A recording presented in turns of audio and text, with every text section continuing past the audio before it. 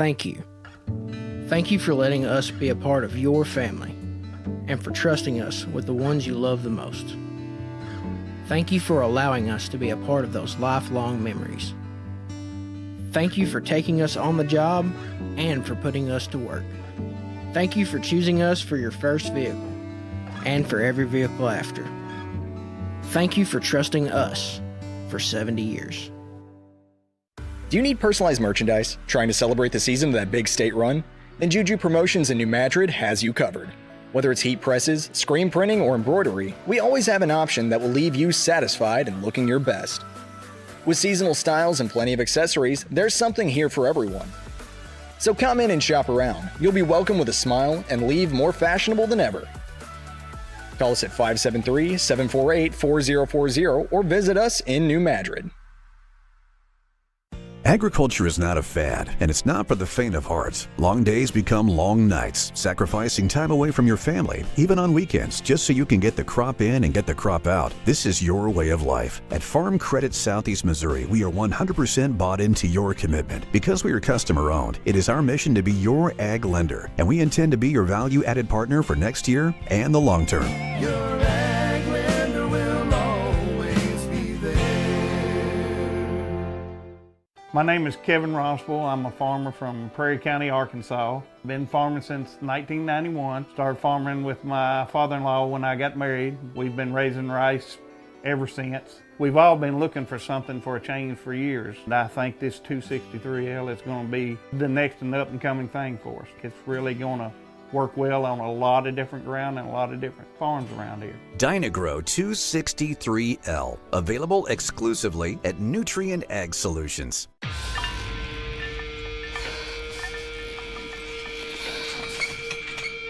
At Southern Bank, we're never not helpful.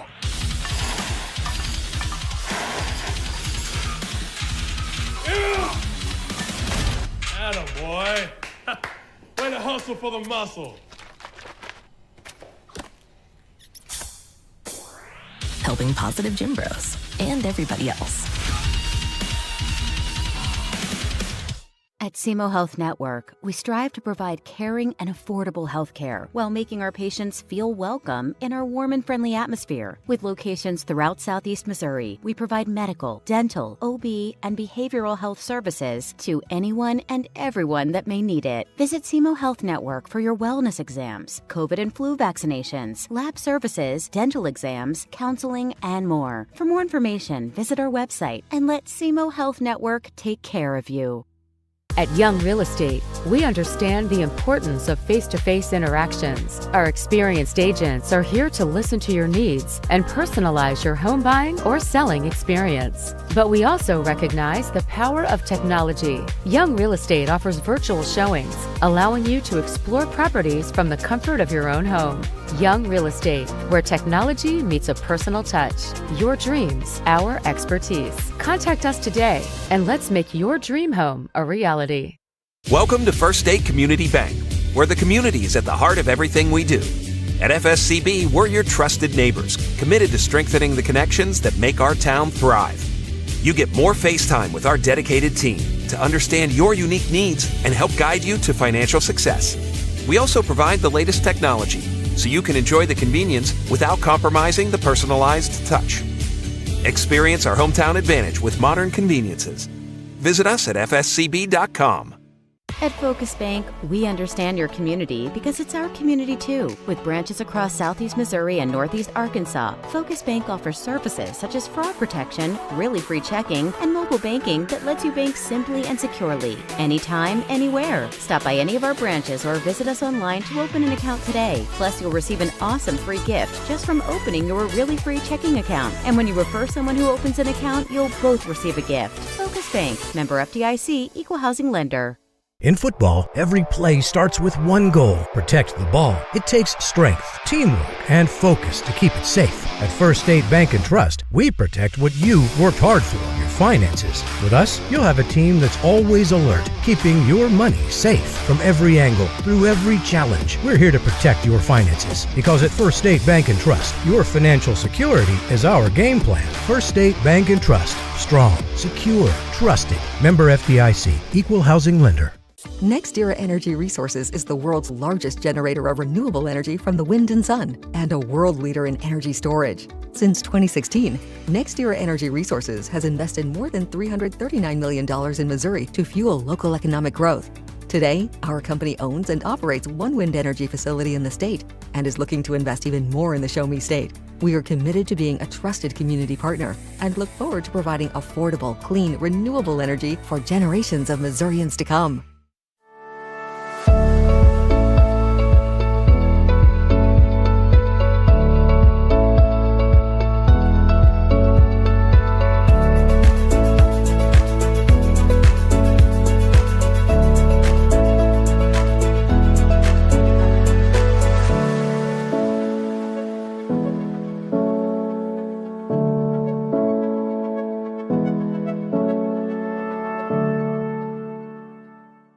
We do things the right way, we do it honestly, and we do it well. We go to trial with confidence that in Southeast Missouri, when we work hard and we do a good job of presenting the case to the jury like we know we can do, justice will be done and the client will be taken care of. If you need someone to represent you at trial, call Cook, Barkett, Ponder & Walsh.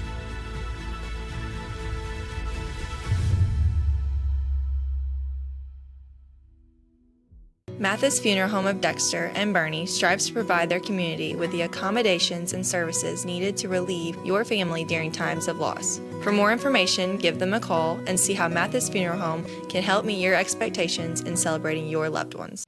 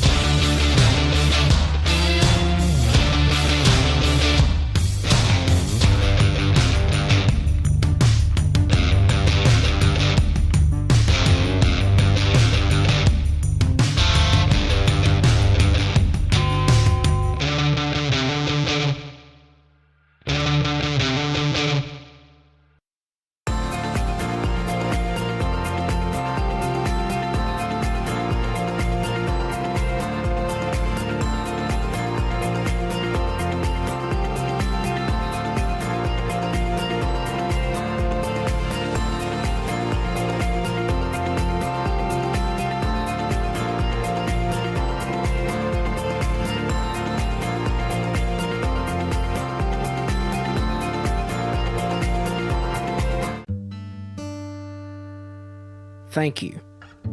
Thank you for letting us be a part of your family and for trusting us with the ones you love the most. Thank you for allowing us to be a part of those lifelong memories. Thank you for taking us on the job and for putting us to work. Thank you for choosing us for your first vehicle and for every vehicle after. Thank you for trusting us for 70 years. Do you need personalized merchandise? Trying to celebrate the season of that big state run? Then Juju Promotions in New Madrid has you covered. Whether it's heat presses, screen printing, or embroidery, we always have an option that will leave you satisfied and looking your best. With seasonal styles and plenty of accessories, there's something here for everyone. So come in and shop around. You'll be welcome with a smile and leave more fashionable than ever. Call us at 573-748-4040 or visit us in New Madrid. Agriculture is not a fad, and it's not for the faint of heart. Long days become long nights, sacrificing time away from your family, even on weekends, just so you can get the crop in and get the crop out. This is your way of life. At Farm Credit Southeast Missouri, we are 100% bought into your commitment. Because we are customer-owned, it is our mission to be your ag lender, and we intend to be your value-added partner for next year and the long term. Your ag lender will always be there. My name is Kevin Rossville. I'm a farmer from Prairie County, Arkansas. Been farming since 1991. Started farming with my father-in-law when I got married. We've been raising rice ever since. We've all been looking for something for a change for years. And I think this 263L is going to be the next and up-and-coming thing for us. It's really going to work well on a lot of different ground and a lot of different farms around here. Dynagrow 263L, available exclusively at Nutrien Ag Solutions.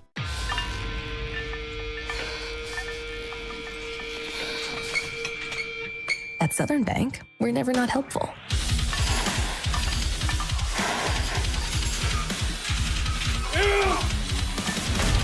Atta boy.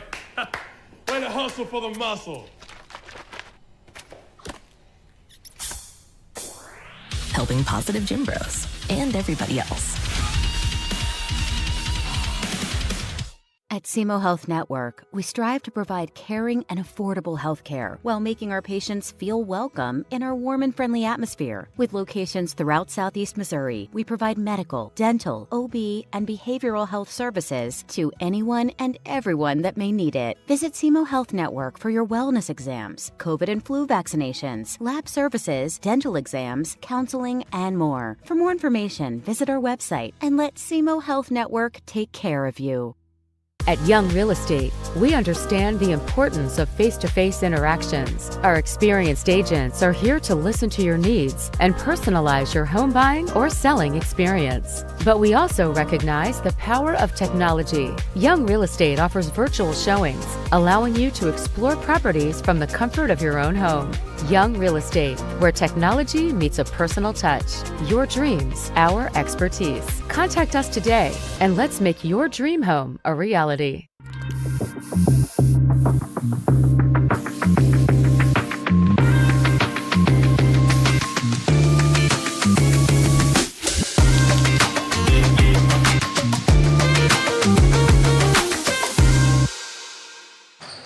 Good afternoon and welcome to Scott City High School for championship night at the Scott, Mississippi Conference Tournament here on Aycorp Sports.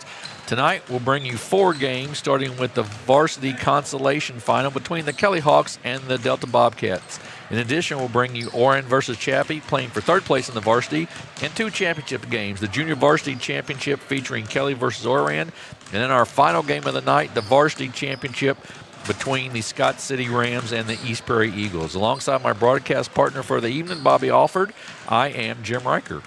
Jim, the Consolation Finals features the Delta Bobcats with a record of 10-9, taking on the Kelly Hawks with a record of 3-18. The 5-seeded Delta Bobcats lost to the 4-seeded Oran in the opening round before defeating Oak Ridge in the Consolation semifinals. Number 7 Kelly went down to East Prairie in round 1 of the tournament before upsetting number 6 seed Scott County Central to advance to this game. These two teams met 2 weeks ago at Delta High School, with the Bobcats claiming an impressive 101-71 victory. And right now I can tell you the Kelly Hawks and Coach Trimmer are looking to avenge that loss here tonight, Jim. Yeah, they are. Coach Trimmer's and his group's had a tough season, but they're looking to try to improve on that tonight as we move along in this championship night here at Scott City High School. First time I know Delta's been on Aycorp Sports, I believe, and we're excited to have them in this whole evening tonight. We're going to take a quick break here as we're getting ready for the national anthem, and then we'll be back with starting lineups and the play-by-play of this Consolation Championship here on Aycorp Sports.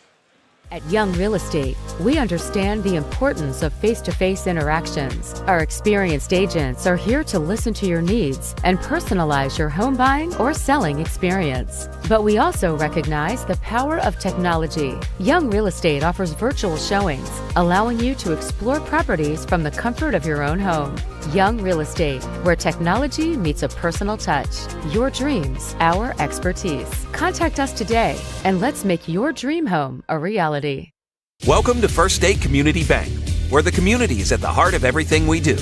At FSCB, we're your trusted neighbors, committed to strengthening the connections that make our town thrive. You get more face time with our dedicated team to understand your unique needs and help guide you to financial success. We also provide the latest technology so you can enjoy the convenience without compromising the personalized touch. Experience our hometown advantage with modern conveniences. Visit us at fscb.com.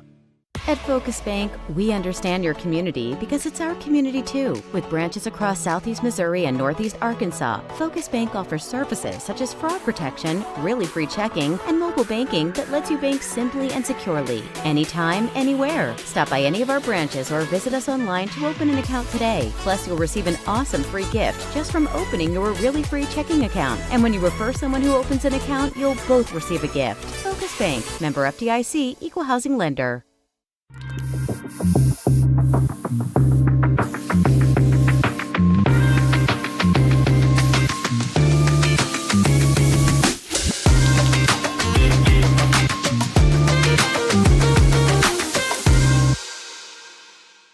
Welcome back to Scott City High School. Jim Riker, Bobby Alford with you for the championship night of the Scott, Mississippi Conference Tournament here on Aycorp Sports. And in our Consolation Championship game, we'll be bringing to you right now, it'll be the Kelly Hawks and the Delta Bobcats. Delta with a nice season this year, 10-9, and you know they've struggled a little bit over the last few years, so been a nice year for them, trying to keep up with their girls program, I guess. I guess so, but I'm going to tell you, when you can put 100 points on somebody, that flat out says you can score. I think it's going to be a guard-heavy game, both teams. Neither team really features a ton of size, but it's who can protect the rim and who just really gets hot and shoots outside very well.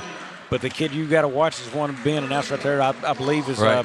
The Peters kid, Ross Peters. He's a shooter outside, and when he gets hot, he is extremely dangerous. You're exactly right.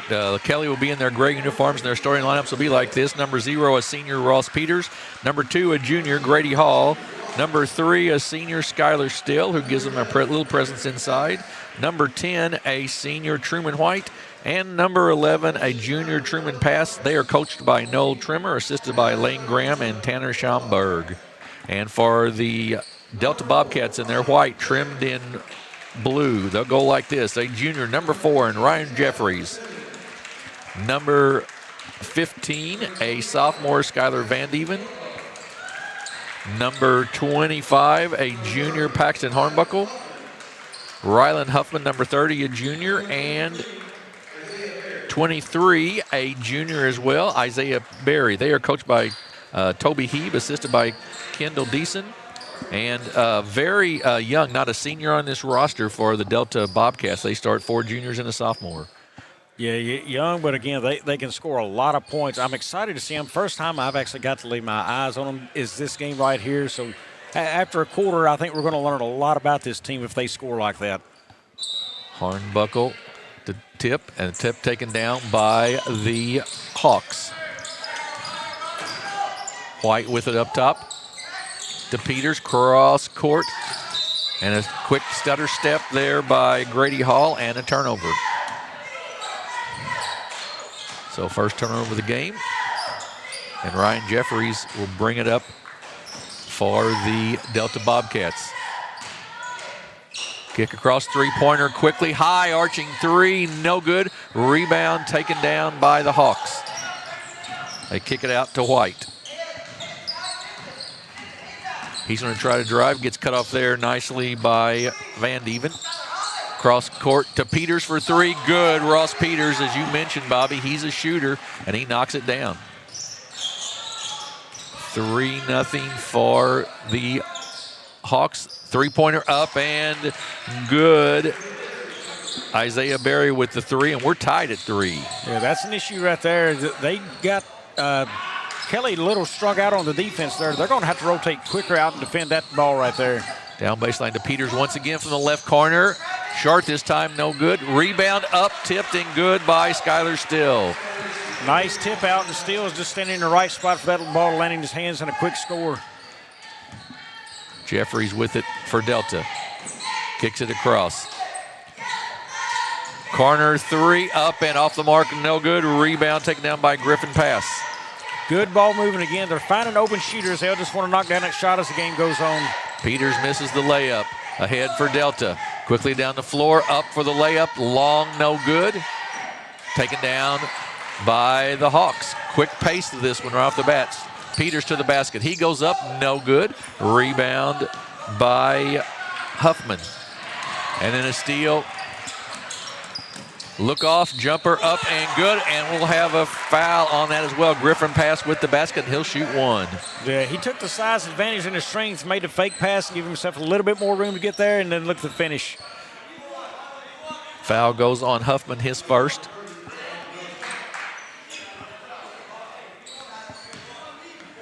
Passes free throw, little long, no good. Rebound, no, Still.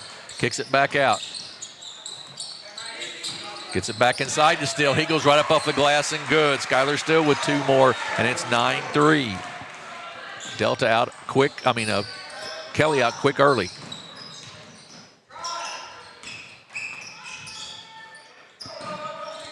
Off to the basket. We'll have a foul there, sort of inadvertent, but Jeffries was tripped, and it'll be out of bounds to the Bobcats.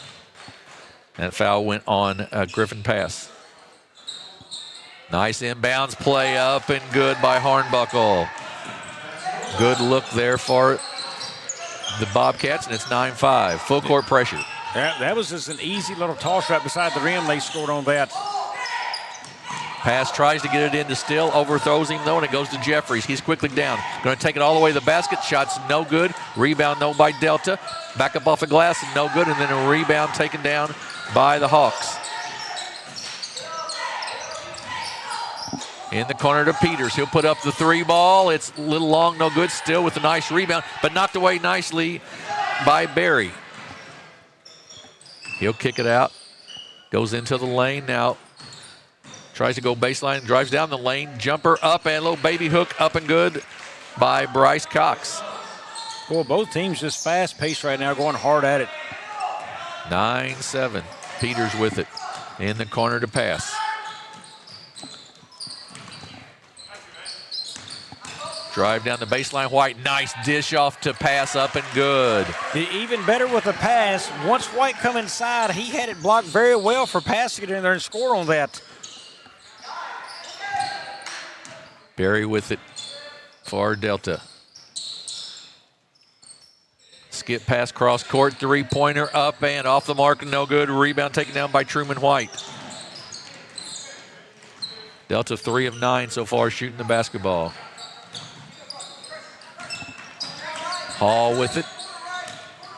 Kicks it to pass in the corner. He gets double teamed, kicks it back out. They rotate it to Peters. The inside to pass. He comes, picks it up in the lane. Little jumper, no good. Gets his own rebound, puts it back up, no good. It's loose, Still with it up and good. Skylar Still, the beneficiary of a loose ball, and it's 13-7. I'm going to tell you, pass and steal right now are cleaning things up for Kelly down low in the rebound department. Delta loses it. Turnover. Out quickly. They get it ahead to Still. He comes away with it. He's going to drive to the basket. He's going to get it partially blocked from behind, and that foul will go on Hornbuckle, I believe. Well, you know, with a fast pace, one thing we're seeing right now, the officials are letting them play. They're playing through contact right here, which I'm fine with. But they're allowing the fast pace to dictate the game, not the whistle right here. It'd stop it a lot. So they're fine with letting this thing play out and go fast. It's the third foul on the Bobcats, and it sends Skylar Still, the senior, to the line to shoot 2 free throws. First one up and nothing but net. Still now with 7. Cohen Palmer checks in, as does Jason Nanny Jr. for the Bobcats.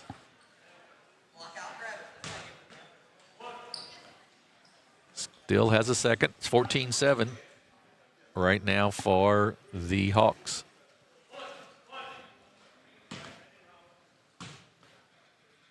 Still's free throw is good. Skylar Still, an outstanding quarterback, good basketball player here for Kelly.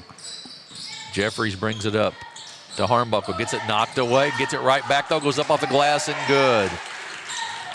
15-9. Cross court now to Peters, open for 3 from the left corner. Long, no good. Long rebound taken down there by Jeffries. He's down quickly. He runs the offense for the Bobcats. Kicks it off down the lane. Little runner partially blocked. And then out of bounds off of Delta will go back to Kelly. I can tell you right now, the word I would use for this first quarter is physical. Both teams really physical down low near the rim. Yeah, you're exactly right. White with it. Gives it off to Peters. Reverse layup, no good. But right there is Truman White. A Griffin pass with another basket. He's got 6. And now that is their 8th rebound of the game, and 5 of them offensively so far for Kelly. Jeffries with a 3. Oh, goes all the way down, comes back out, and that's going to be over the back on Hornbuckle, and that'll be his 2nd. And he is the major size for the Bobcats. Yeah, your biggest size coming out, and you're already losing in that rebound department early on. He will check out, and Robert Heflin will check in for the Bobcats.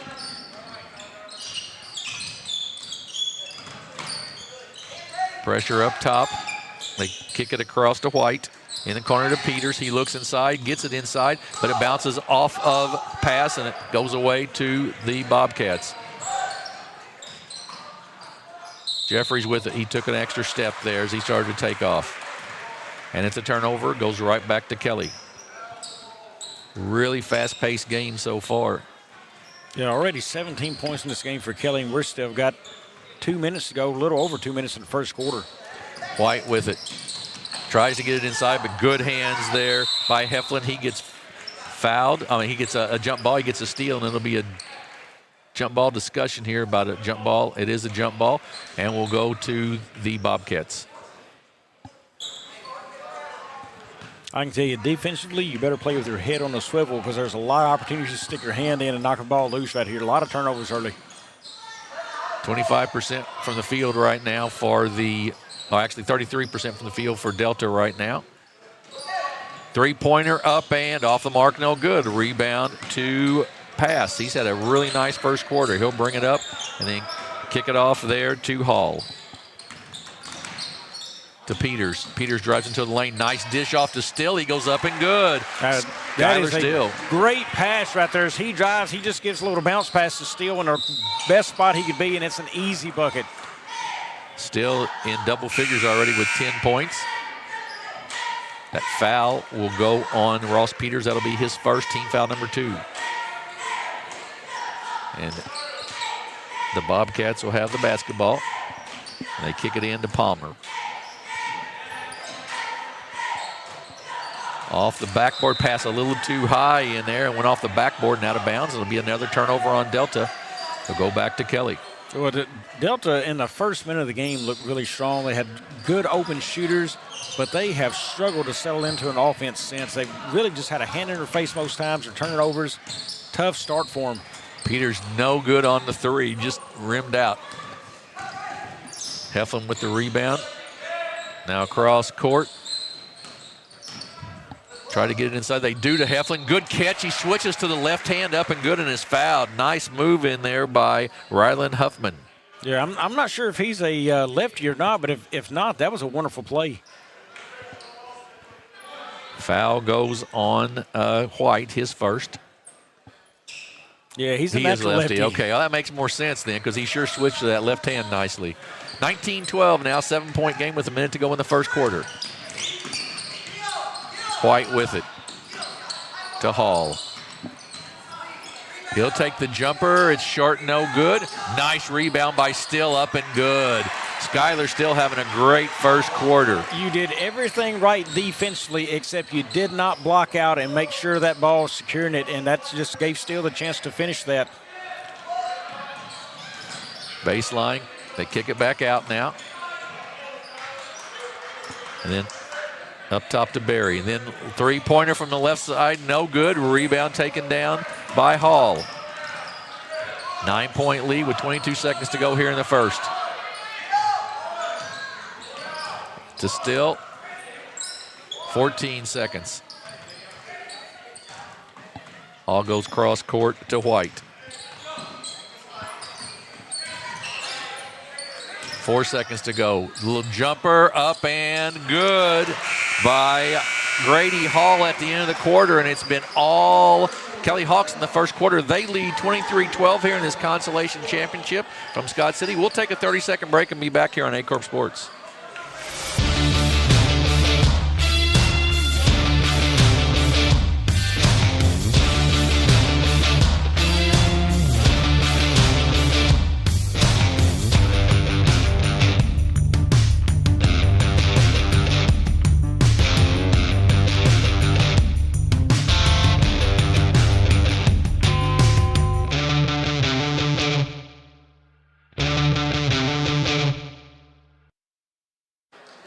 We're back at Scott City High School, Consolation Championship of the Scott, Mississippi County Tournament. It is the Kelly Hawks with a 23-12 lead here at the end of the first quarter. Jim Riker and Bobby Alford with you. And Bobby, we were talking there during the break, Skyler Still has had a heck of a first quarter. Yeah, he's got 12 points and 4 rebounds, but in the team as a whole, he's got 4 rebounds. Most of them, I'd say at least 2 to 3 of these rebounds are offensive.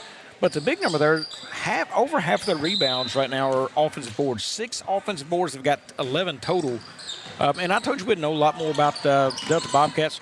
Right now, they're 1 of 7 shooting 3 outside. They've really settled in that shot. They're not attacking the rim. Look, it's a physical, strong game in there.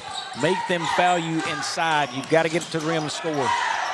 Hornbuckle with the rebound on the miss by White.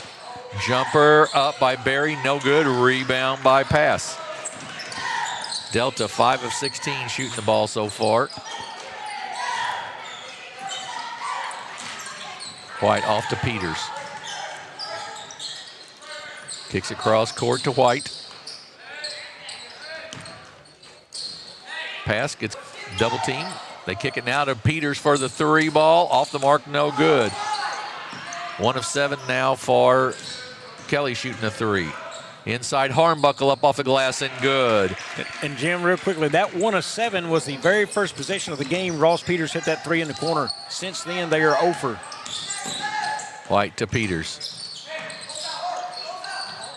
Hall will take the 3. He'll change that statistic, and it's 26-14. What did I tell you in the break at halftime, or in them between quarters? I said that kid needs to shoot the ball more. He's got a really good-looking shot on him. He does. He absolutely does. Out top to Berry. Palmer with it. Now off to Jeffries. He drives in off the glass, no good. Forced that one. Yeah, that's not a good shot. He had 3 people standing in front of him. They're really just struggling to find a way to attack the basket. Hall with it to Peters. In the corner to White.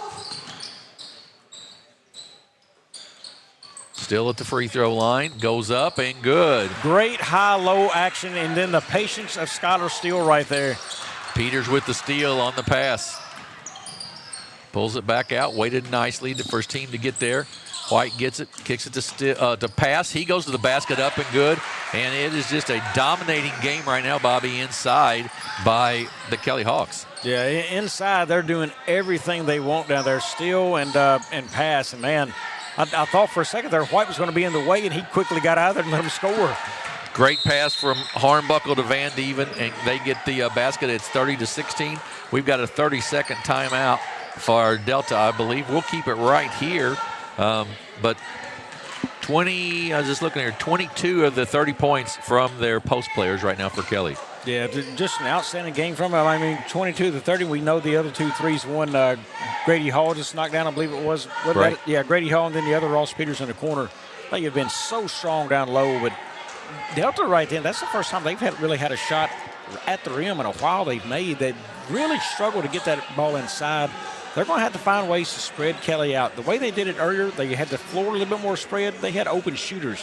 Kelly started chasing a lot more. They're going to have to make Kelly start chasing them on the offensive end out there again. Delta 7 of 19 shooting so far. Kelly, though, 13 of 24, so they're over 50%, and that's because of a lot of good shots inside. 11 of 16 inside the arc, 2 of 8 outside. Full court pressure by Delta. They trail by 14 here in the second quarter of this Consolation Championship. Ahead to Pass. They're still running the floor nicely. Gets it down the lane, and it's good. Yeah, and maybe another defensive adjustment they could make is take off the press and sink back into a tighter 2-3 because you're getting killed down low inside in the paint. Hey, take that away from Kelly if you're Delta. Off of Kelly's hands on the pass, out of bounds. We'll go back to the Bobcats.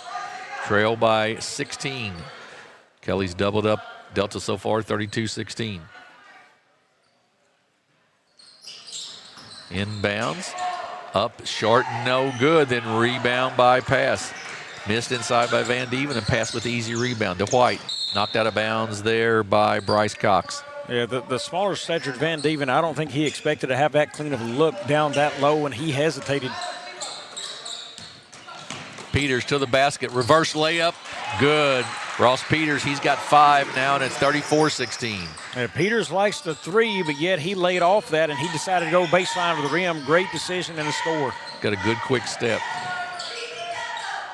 Ball knocked away, but goes right back to Palmer. Then in the corner, up and good by Hornbuckle. And it's 34-19. A 30-second timeout by Coach Heeb of the Delta Bobcats. Once again, Let you know that tomorrow, folks, on Aycorp Sports, we'll be at the Charleston sixth-man shootout for 5 games. Starting at 1 o'clock, it'll be the New Madrid County Central Eagles versus the Richland Rebels. At 2:30, Confluence Prep Academy Titans out of St. Louis versus the Woodland Cardinals. At 4 o'clock, the number 1 ranked team in Class 3, the Principia Panthers, will take on the Cape Central Tigers. At 5:30, the St. Mary's Southside Dragons will play the East Prairie Eagles. And at 7 o'clock, the number 1 team in Class 5, the Sykeston Bulldogs, will take on the Charleston Blue Jays. Follow our social media for Aycorp Sports and Aycorp Media for the links to all of our upcoming games. So, Bobby, good games tomorrow and a couple of number 1 ranked teams in the state. Yep, I've been involved in that tournament, I guess, announcing 2 to 3 years now. I know of 2, maybe 3, but every year it has been a fantastic tournament. Fun place to be on a Saturday afternoon is over there in Charleston. When the gym gets packed and it gets loud, and I think it'll be a pretty good crowd. The last game of the evening, Sykeston and Charleston, it's a fun place to be in that gym at Charleston. Absolutely right. Peters with the basketball. Picks up his dribble, goes cross court to White. White down the baseline, cut off there nicely by Palmer. Still with it up top. Defensive chains, they're going man-to-man now. Yes. Pass to the basket, up and no good. Rebound taken down by Van Dieven. To the basket, no good. Ooh, hard fall there by Ryan Jeffries. Let's hope the young man's okay. He took a tough fall on the foul. Yeah, hard fall, but good for him trying to get inside and score on them. You know, he went right at the bigger, stronger steel there, and he took the brunt of the fall there. Foul will go on Skyler Still. That'll be his first, team foul number 1. Coach Heave going to go out and take a look at his player, Ryan Jeffries. And going back to tomorrow, Bobby, should be some really good games, and some of our teams we haven't seen playing there, like Woodland's playing there this year for the first time. I think Richland, I don't remember playing there before. So we're going to see a few different teams. East Prairie's not played there, I don't think. Yeah, and it's a close game for East Prairie. They'll flip from tonight to tomorrow pretty quickly, but a close game there for them. So. And they're going to be tested. They'll be tested here tonight. They're going to be tested in there tomorrow against St. Mary's. These are what East Prairie needs right this time of year is what East Prairie wants. They want to play those kind of games, preparing for districts. I mean, what a great way to test yourself back-to-back days right there for them. Isaiah Berry will shoot the free throws for Ryan Jeffries, who went to the bench. Free throw is no good. He'll have a second. It's 34-19 with 4:13 to go here in the first half of this Consolation Championship at the Scott, Mississippi County Tournament. We've got 3 other games tonight for you, and that's going to be a foul, quick foul on Cohen Palmer as he tried to reach in. Go right back out of bounds. Full court pressure stays on for the Delta Bobcats. White with it. Goes behind the back, gets it across the timeline. Man-to-man defense, as Bobby mentioned earlier, for Delta now. Off to pass. He looks inside, not there. To Peters. Peters gets to the basket. He'll be fouled and will shoot 2, I believe. See if it's on the floor or shooting free throws. It will be Peters to shoot 2 free throws, and that foul will go on Hornbuckle, and that's his 3rd. And he, I believe, is the leading scorer right now for the Bobcats, so that's a problem. Yeah, and he knocked down the 3 in the corner just a minute ago, so that's the person they need in the game who's going to probably check out here. Peters' free throw, no good. He'll have a second. Hornbuckle will check out, and Rylan Huffman checks in.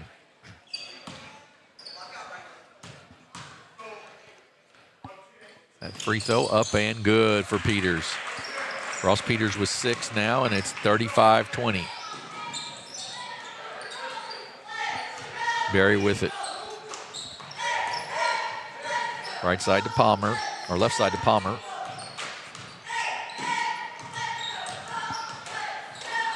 Inside, lost, but Delta comes back with it. Palmer's open for 3, decides not to take it. They kick it back out to Berry.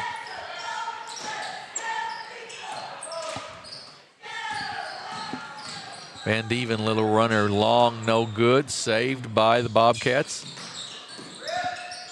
Berry with it. Tries to drive the basket. Behind the back pass, up and good to Rylan Huffman. Well, they had to stay with Berry right there, and once he saw that guy stay with him, he just went behind the back and made the easy play for the guy. Kelly with the basketball. Inside to Steele. Went right through the hands of the defender. Up and good, 37-22. Now, I will say that we've not seen any subs so far for the Hawks. We'll see if that comes into play in the second half. Little runner in the lane. Up and good by Bryce Cox.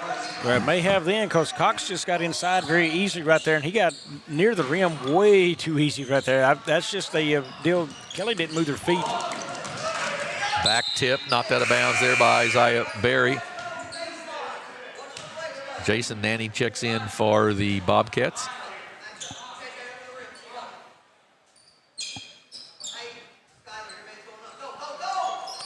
Out to Peters. From behind the screen, it's short, no good. Rebound taken down by Berry. Berry with it, cross court. Nanny. And jumper up and good by Skylar Van Dieven. Well, nice little mid-range jumper there by the Van Dieven. 37-26. Cut it back down to 11. There's going to be a foul on the floor. On the Bobcats, it'll be out of bounds with no shooting foul. That's going to go, I believe, on Van Dieven, his first team foul number 3. I'll tell you, the Bobcats have been down quite a bit. If you can cut this under 10 before the half, very doable. That is success, and they could even cut it more than that. Hall misses it. It's out of bounds. And we'll go back to the Bobcats with a chance to cut it underneath that 10-point lead. Jim, I want to say 0 for 3 since they've gone back to the man-to-man defense right here. I think that's right. In the corner to Nanny. Knocked away, and a steal by Pass. Gets it ahead to Still. About took it in the head that time. He wasn't quite ready for that. White with it up top. A lot of motion offense here for the Hawks. White kicks it out. Hall for 3, good. Grady Hall for 3. He's got 8, and it's 40-26. I'm telling you, I really like that shooter right there, Grady Hall. Good size to him, brings the ball up well. Boy, great look that time inside from Berry to Huffman for the basket. And then a steal, loose on the floor, tied up. Will go to the Bobcats with 1:05 to go here in the quarter.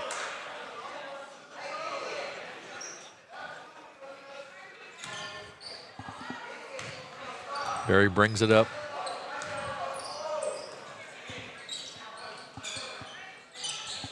Right side to Nanny. Van Dieven with it, pulls it back out, goes cross court to Nanny. He'll take the 3 ball, good. Jason Nanny Jr. with the 3, and it's 40-31 underneath that 10-point lead. Yep, they've cut it to 9. Now they need a defensive stop right here.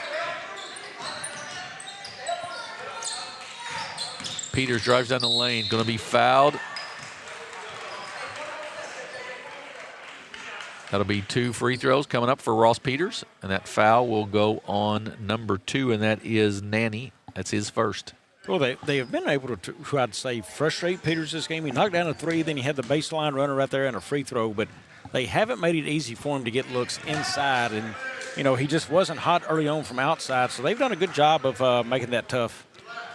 The rebounds have evened up a little bit from where they were. It was 11-5, now 13-10. Kelly with the lead. Second free throw by Peters is good. Van Dieven with it for the Bobcats. Down the lane, they kick it back out. Nanny just made a 3. Missed that one, though. Runs down the rebound. Kicks it back out. Drive to the basket. Up and good by Bryce Cox, and it's 41-33. 8-point game now.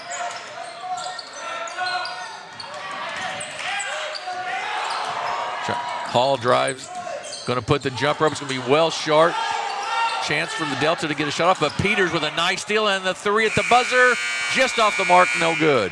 So we are at halftime in what's been a high-scoring affair. It is the Kelly Hawks, the number 7 seed, 41. The number 5 seed, Delta Bobcats, 33. We'll take a break here for some commercial messages, and then we'll be back with some stats in the second half of this Consolation Championship from the Scott Mississippi County Tournament here on Aycorp Sports. At Focus Bank, we understand your community because it's our community too. With branches across Southeast Missouri and Northeast Arkansas, Focus Bank offers services such as fraud protection, really free checking, and mobile banking that lets you bank simply and securely, anytime, anywhere. Stop by any of our branches or visit us online to open an account today. Plus, you'll receive an awesome free gift just from opening your really free checking account. And when you refer someone who opens an account, you'll both receive a gift. Focus Bank, member FDIC, equal housing lender. In football, every play starts with one goal: protect the ball. It takes strength, teamwork, and focus to keep it safe. At First State Bank and Trust, we protect what you worked hard for, your finances. With us, you'll have a team that's always alert, keeping your money safe from every angle, through every challenge. We're here to protect your finances because at First State Bank and Trust, your financial security is our game plan. First State Bank and Trust. Strong, secure, trusted. Member FDIC, equal housing lender. NextEra Energy Resources is the world's largest generator of renewable energy from the wind and sun, and a world leader in energy storage. Since 2016, NextEra Energy Resources has invested more than $339 million in Missouri to fuel local economic growth. Today, our company owns and operates one wind energy facility in the state and is looking to invest even more in the Show Me State. We are committed to being a trusted community partner and look forward to providing affordable, clean, renewable energy for generations of Missourians to come.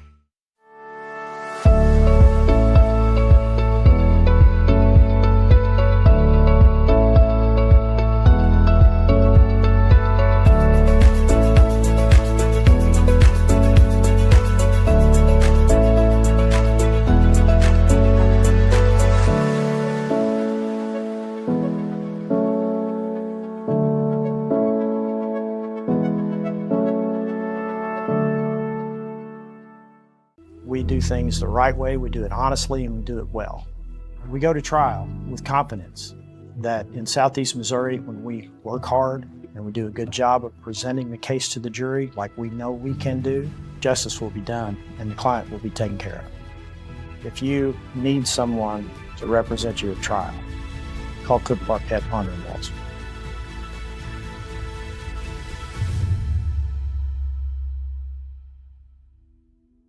Mathis Funeral Home of Dexter and Bernie strives to provide their community with the accommodations and services needed to relieve your family during times of loss. For more information, give them a call and see how Mathis Funeral Home can help meet your expectations in celebrating your loved ones.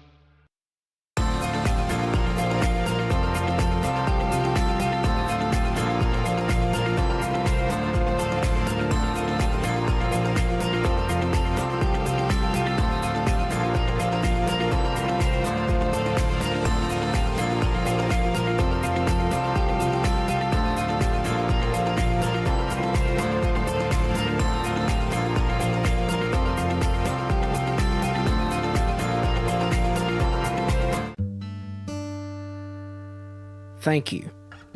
Thank you for letting us be a part of your family and for trusting us with the ones you love the most. Thank you for allowing us to be a part of those lifelong memories.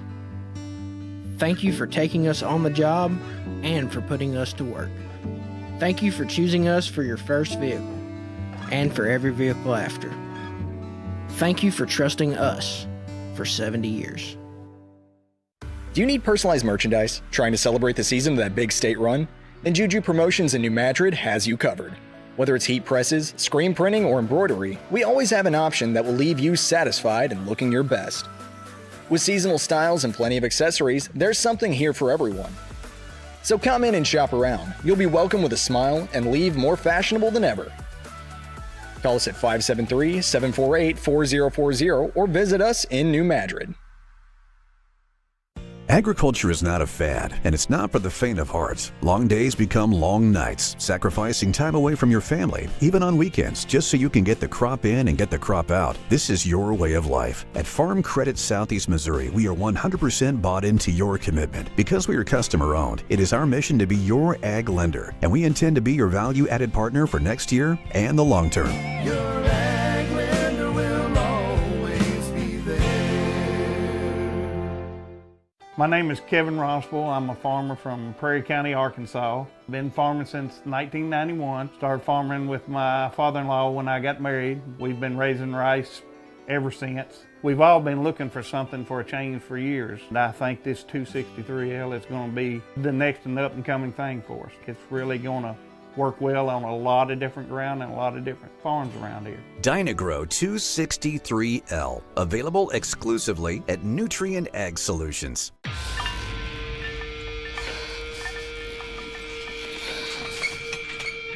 At Southern Bank, we're never not helpful.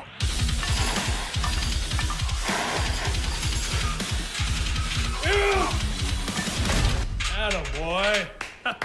Way to hustle for the muscle. Helping positive gym bros and everybody else.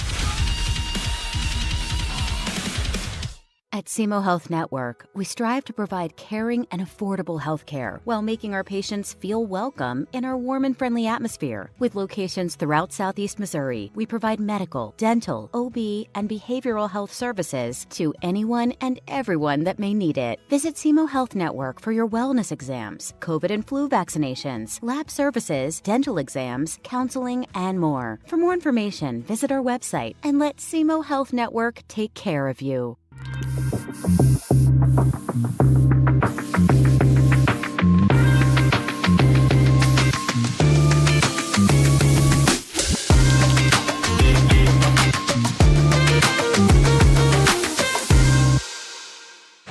Welcome back to Scott City High School. We're at the halftime of the Consolation Bracket Championship game, and the Kelly Hawks lead the the Delta Bobcats 41-33. Jim Riker, Bobby Alford with you. And Bobby, let's look at some stats from that first half. Yeah, for the Delta Bobcats, they look like it's in the books. It is Jason Nanny with 3, Bryce Cox with 6, Skylar Van Dieven with 4, Paxton Hornbuckle with 9, Rylan Huffman with 4, Robert Heffling with 3, and Isaiah Berry with 4. That's their 33 points.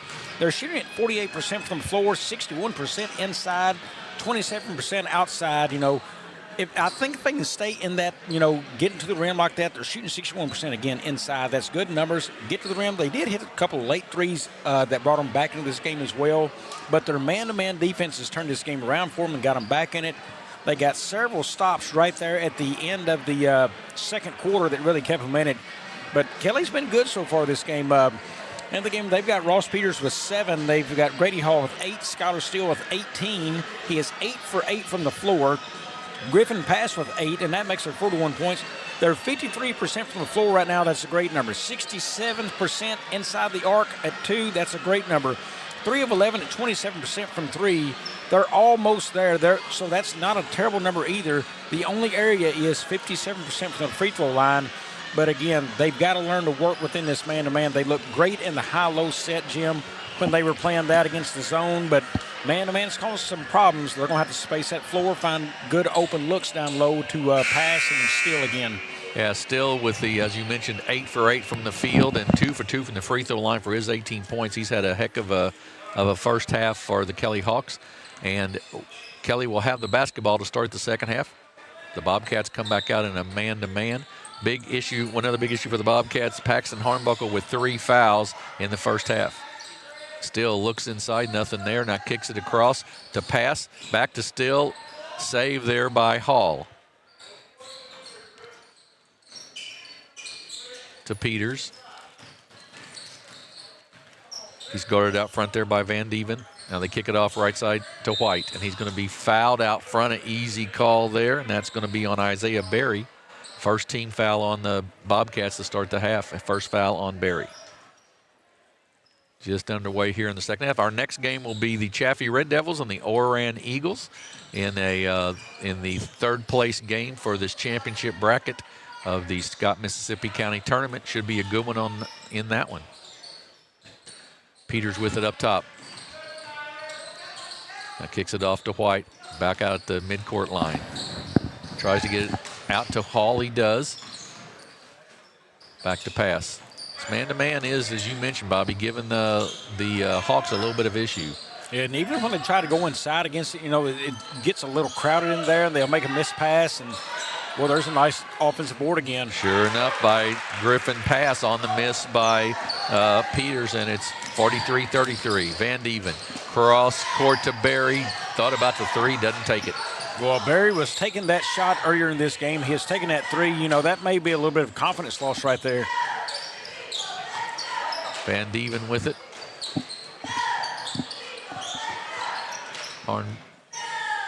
They've got Cox at the high post here. To Hornbuckle. Cross court. There's the three ball up and off the mark, no good. Hornbuckle with the rebound. He goes up, it's short, no good, but still is going to pick up a foul. His second, and that'll send Paxton Hornbuckle to the line to shoot 2 free throws. I'm not sure that was a lack of confidence. I think they were trying to make sure, because it only went back and forth up top right there forever on the pass, and then his skip pass. They're trying to get that ball inside. Yes. I mean, there was concerted effort. They were being patient, wanting somebody open down low. When Barry was that open for three on that after that skip pass, that they had to take it there. Hornbuckle's free throw is good. That's going to put him in double figures.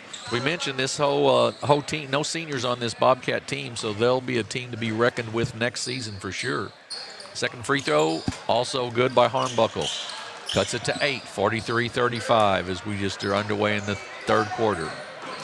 Hall with it, little jumper up and good. Boy, he's got that nice little left-hand jumper. You're exactly right, Bobby. He's got 10 now, and he's looked good doing it. If you want to see a good shot for him, when he pulls up, that wrist is all the way back, and that ball is sitting flat in that hand right there. You got that little spacing, but, he's got a really good form to his shot. Barry with it up top to Cox. And it's going to be a jump ball, and will go to the Bobcats. Yep. I think the Bobcats going to have to get a little bit more physical of creating that look they want inside right there, because, that's, again, they're trying to get that ball inside for a look at the rim. Delta with the basketball here. And look, I say that like it should be no big deal, but when you go up against Steele or Pass down there, they're big boys in their own, so it is hard to post up against those kids. Yeah, it's not an easy task. In the corner to Van Dieven for three, good. Skylar Van Dieven with three, and it's a 7-point game, the closest the Bobcats have been in a while. Hall with it.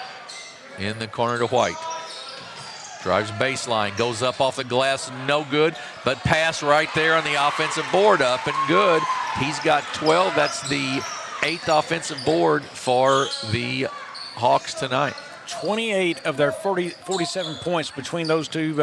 I'm sorry, that's Grady Hall. I was looking at Hall. That's Steele and Pass. 30 of them. Yeah, 30 of the 47 points between those two guys. Ball's knocked away, out of bounds, will stay with the Bobcats. Bryce Cox will trigger the inbounds.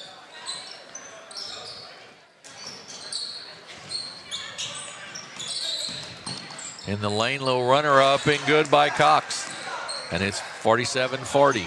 Again, another effort by the Bobcats to get inside and score, and they did. Nice to see Ryan Jeffries back in the ball game after that hard fall in the first half. To the basket, and just say that, Jeffries going to pick up a foul there as Grady Hall, he's feeling it a little bit. First time we saw these kids up at, I believe it was at the Oran Invitational, Hall didn't shoot the ball very much. No, didn't a lot at all. I mean, it was mostly a Ross Peters show, and Peters is now kind of taking a little bit of step back, and the rest of the team getting involved, which should make them a better team. I mean, they have struggled this season 3-18, but, well, you see a lot of good going on the floor, and Peters is still a kid who can explode for 30 on any given night. Absolutely. Second free throw, up and good. 9-point game, 49-40. I'll take that back, 48-40, excuse me. Barry thought about the three, doesn't take it for the Bobcats.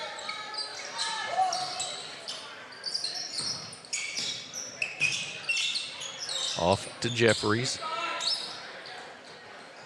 To Hornbuckle. Steps back out with it. Picked up his dribble. Bad pass taken away by White. He's going to go down for the layup. Up and good. 50-40.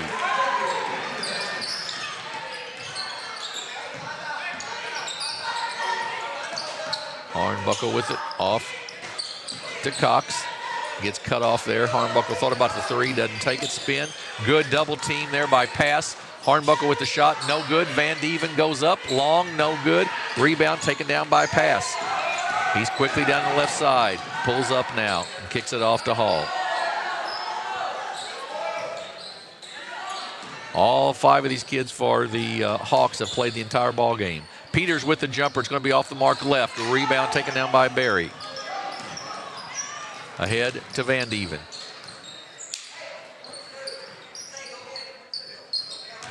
Right side to Berry.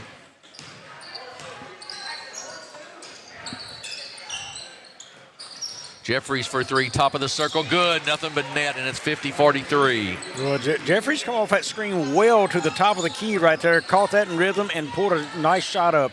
His first points of the evening.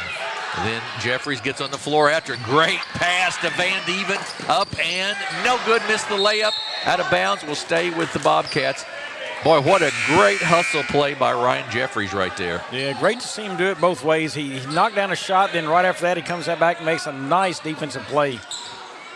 Huffman, Palmer, and Nanny check in for the Bobcats, and Coach Heeb is going to take a timeout, I believe. No, that's actually Coach Trimmer down there, yeah. Okay, Coach Trimmer takes the timeout.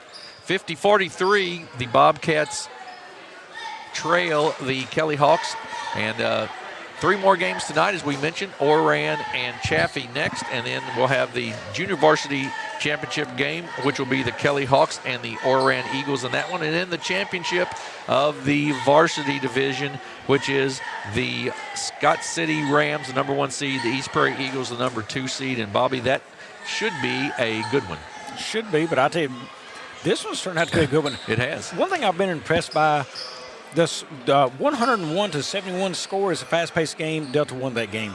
This one started out fast-paced. Delta trailed, so now Delta's tried to slow this game down some, play more of a half-court offense, look to try to pass the ball inside. If it's not there, work it around. You can definitely see a different playing style. I'm impressed with that because they can play both ways. You know, when they play fast, they want to play fast and keep it up. Right now, they've had to slow it back down and play a different style because Kelly was doing so good early. 3-pointer by Jeffries, good. And maybe that was the difference in the game, too. Jeffries wasn't in there. Right, 50-46. Ahead to Still. Then off to Peters for the layup, up and good. They broke through the press with no problem. It's 52-46. Ahead. Got the ball to the middle right there, and Peters just ran the baseline well. Back out. Palmer for 3, off the mark. Hornbuckle right there, though, for the putback, up and good. And now it's Delta who's hitting the offensive boards. Hall with it, goes up the left side. Kicks it off to Still. Back out to White. Peters was asking for it in the corner. That's going to be an offensive foul on the Hawks. Jim, I want to say at one time this game was 32-16, so they were down 16, and now they've closed it to 4 and playing a really good ball. Third foul on Skylar Still. 52-48. Delta with it and the basketball. And since switching to the man-to-man, they have not allowed a whole lot of scores from Kelly. Jeffries with it.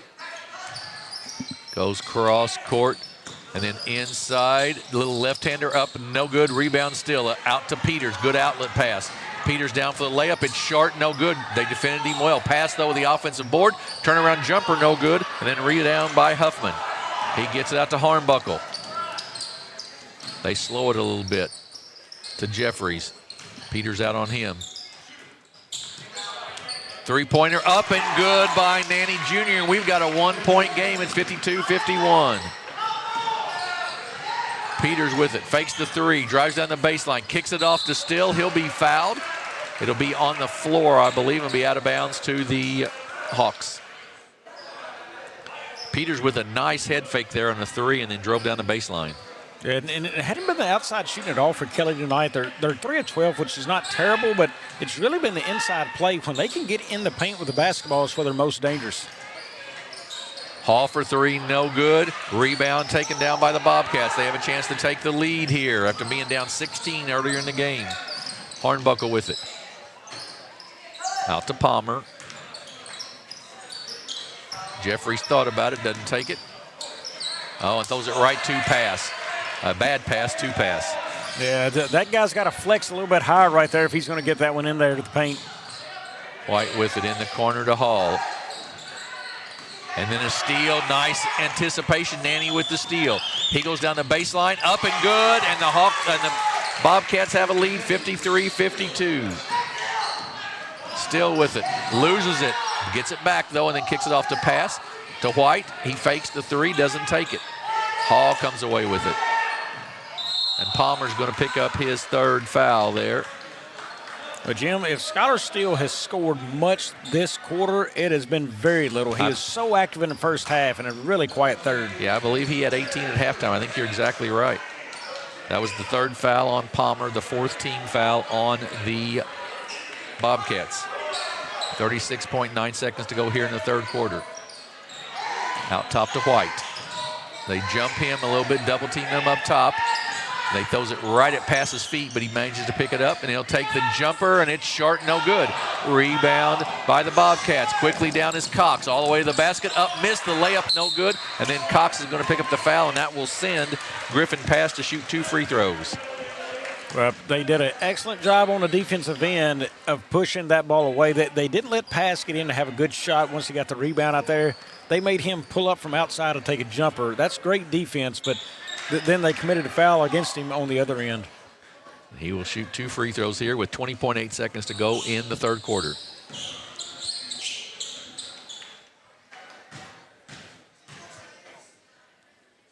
Free throw up and no good, bounces off. Pass already got the double-double. He is sitting 12 points, 11 rebounds tonight. Kelly 5 of 10 now from the free throw line. Second one up and also no good. Out to Barry. Cross court.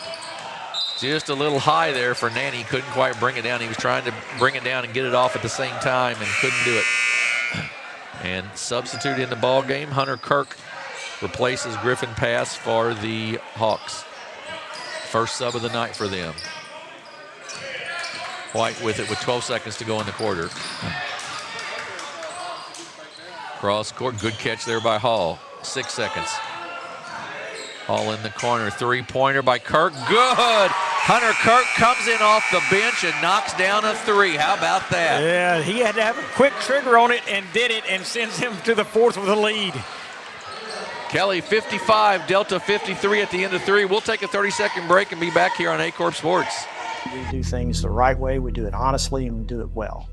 We go to trial with confidence that in Southeast Missouri, when we work hard and we do a good job of presenting the case to the jury like we know we can do, justice will be done and the client will be taken care of. If you need someone to represent you at trial, call Cook Barkett, Honda & Walls.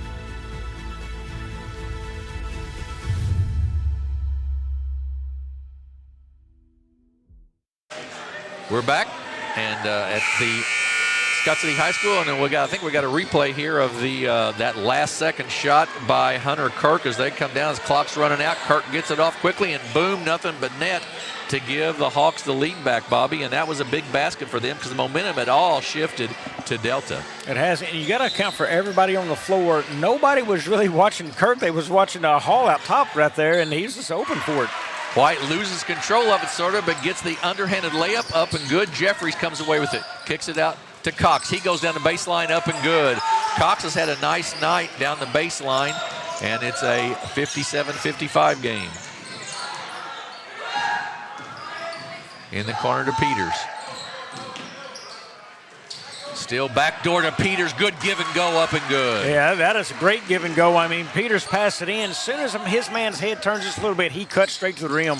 Lost it. White comes away to Peters. He stops, kicks it back out to Hall. Hall will take the jumper. It's short, no good. Rebound taken down by Cox. You wonder if that's a little bit of the legs right there. Hall left that one short. He had a flat shot earlier. Three-pointer, no good. Rebound, run down by Jeffries. Good rebound there. To Hornbuckle, jumper up and off the mark, no good. Still with the rebound, and he'll be fouled. That'll be the first foul of the quarter on Delta. Well, you talk about rhythm a lot, and that was a shot you see right there with Hornbuckle. He kind of caught that in between, pulled up really quickly and shot. The timing was just not there for him, but that's a shot he can very well knock down. Second foul on Van Dieven. Hall with it, guarded by Cox. Kirk inside to Still. He gets it knocked away. That'll be 2 free throws, and Hornbuckle will pick up his 4th, I believe. Well, Hornbuckle stayed behind Still the whole time. Never tried to get out and deny that. I'm going right back to it again, see if you can foul Hornbuckle out next possession. Actually, my mistake, it was on Barry, so good. Delta's got to be happy with that, I would think. Yeah, so, because that would have been number 4 on that's right. Hornbuckle, yeah.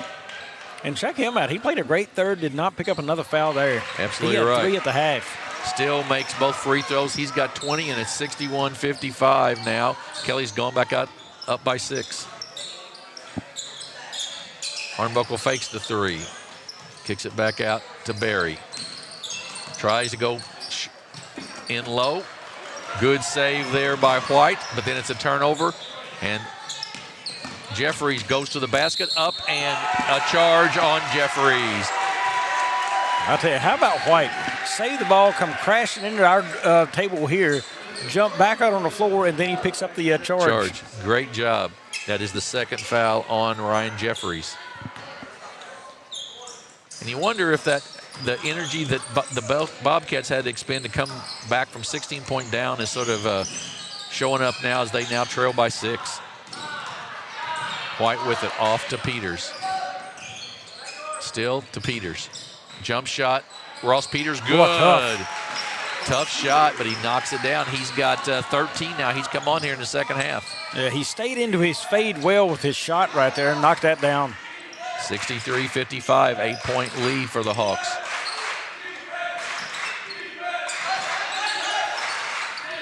Out to Barry. They've got Cox at the high post. They get it to him and kick it off. Hornbuckle for 3. Nice rotation, but shot short. But Cox gets the offensive board and goes up and good. 63-57. Cox has got 12 now for the Bobcats. Peters down the lane, loses it. It's loose on the floor, still loose. White comes away with it, and a timeout by Coach Trimmer to save that basketball in this 6-point game, 63-57. And it's been a good one. It's a 30-second timeout, so we'll keep it here. And Bobby, it's been a good one. 16 points that the Bobcats were down from Delta early, and then they come back, took a lead, and now after that 3-pointer at the end of the quarter, then they've sort of got the momentum right back. Yeah, and probably not the timeout Coach Trimmer wanted to take there, but he needed to do that for the possession. But the timing, you didn't want to mess up the flow right there. Man, they have been playing really good basketball here starting this fourth quarter, and, you know, everything was just there the way they wanted it. Even that cut. It was a good cut, just the bobble right there, because if he couldn't go to the rim, he had a wide-open shooter out there on the wing he could cut it to. Right now, the floor is going Kelly's way, no doubt. Absolutely right. They have the basketball and lead by 6, 63-57, 5:21 to go here in this game. Of no pass, not in the game. That's Kirk still in. Peters with the miss. Rebound by the Bobcats. Palmer with it. Off to Jeffries, back to Palmer. Jeffries open for 3, sort of a hand in his face, but he knocks it down. He didn't score in the first half. He's got 9 now in the second, Bobby, and obviously he is one of their 3-point shooters. Yeah, I'm a little surprised with him shooting the ball as well as he is from outside. They're playing them a zone right there, and that's just begging him to knock down shots. Kirk's 3's no good, and that's going to be an over the back on Skylar Still, and that's going to be his 4th. Here comes a pass back into the game on this possession right here. Here he comes. He checks back in for Hunter Kirk.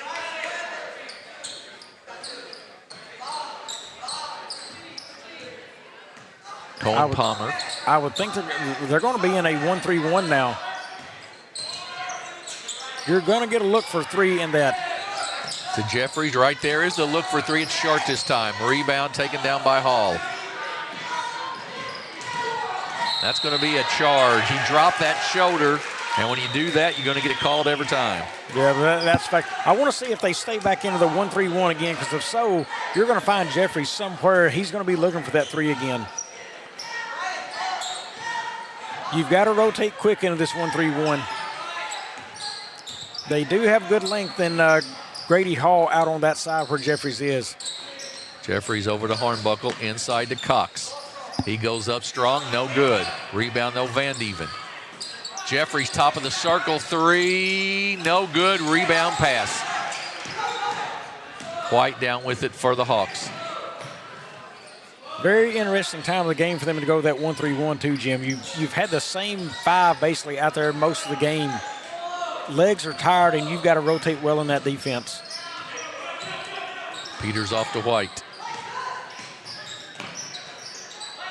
To Still, pass in the lane, kicks it back out to Peters, is wide open for 3, no good, rims out. Hornbuckle with the rebound, gets it ahead to Van Dieven. Peters tries to get the steal, White gets it then. To pass, did it go too far? Out of bounds, will go back to the Hawks. Well, credit Ross Peters on that. Great hustle to the other end here in front of us, knocking that ball loose. Created a turnover. Barry checks in for Delta to replace Van Dieven. Up top to Peters.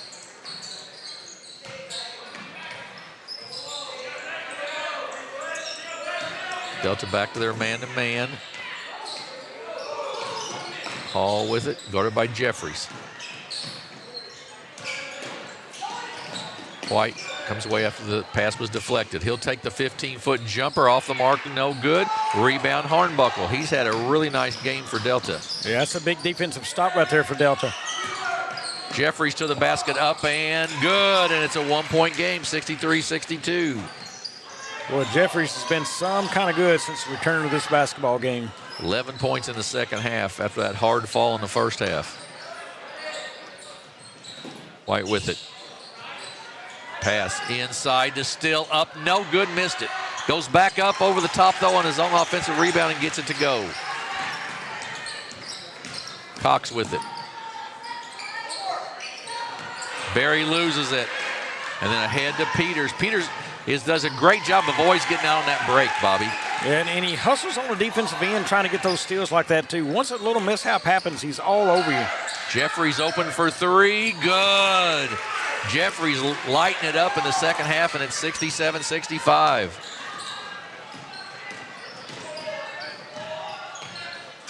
Pass with it up top, inside to Still. Then to Peters. 2 minutes to go in the ball game, a 2-point game.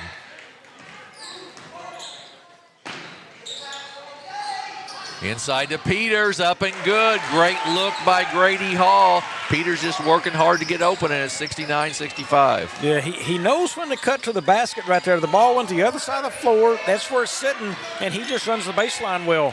Hornbuckle for 3, off the mark, no good. Cox with the rebound. Up off the glass, missed it, it rims out. Pass with the rebound, ahead now to Peters. He's going to go to the basket. Oh, nice dish to Still. Good, and Hornbuckle will pick up his 4th. Boy, that's a biggie right there. 1:32 left. He knocked down a shot and going to the line. Really good pass by Peters right there to Still. He makes it, and then the free throw coming up for Skylar Still. A chance to go to 25 for him on the night. Jim, right there nearing the half, I remember I talked about, Peters been a little frustrated, 6 points in the game. He has really played passing, shooting, defense. He's played a really nice second half. He absolutely has. Hornbuckle in the corner to Barry for 3. Long, no good. Rebound loose. Back to Cox, no good. Tipped. Hornbuckle right there to put it back in.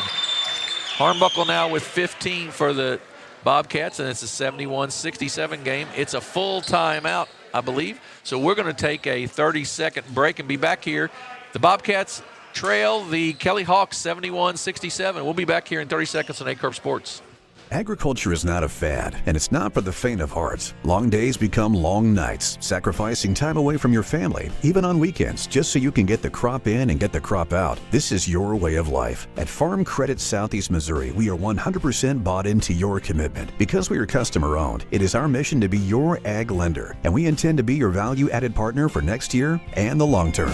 Your ag lender will always be there. Back at Scott City High School, Kelly Hawk 71, the Delta Bobcats 67 in this Consolation Championship of the Scott Mississippi County Tournament. And like you said, Bobby, you said off the air to me there, this has been a great game for a Consolation Championship. Yeah, and, defense, I think what we're about to see here, I think Delta Bobcats are going to come in and they're going to press coming out of this pass right here. Why would they do that? Well, if you sit back in a half-court defense, I think that sets it up for them just to be able to pass the ball around, set up their offense there, and run the clock out. So here comes the press. No doubt they want to steal the trap. White catches the inbounds pass. It's loose, and they get the steal off to Hornbuckle. Then to Barry. Chance to cut it to 1 or 2 here, depending on the basket.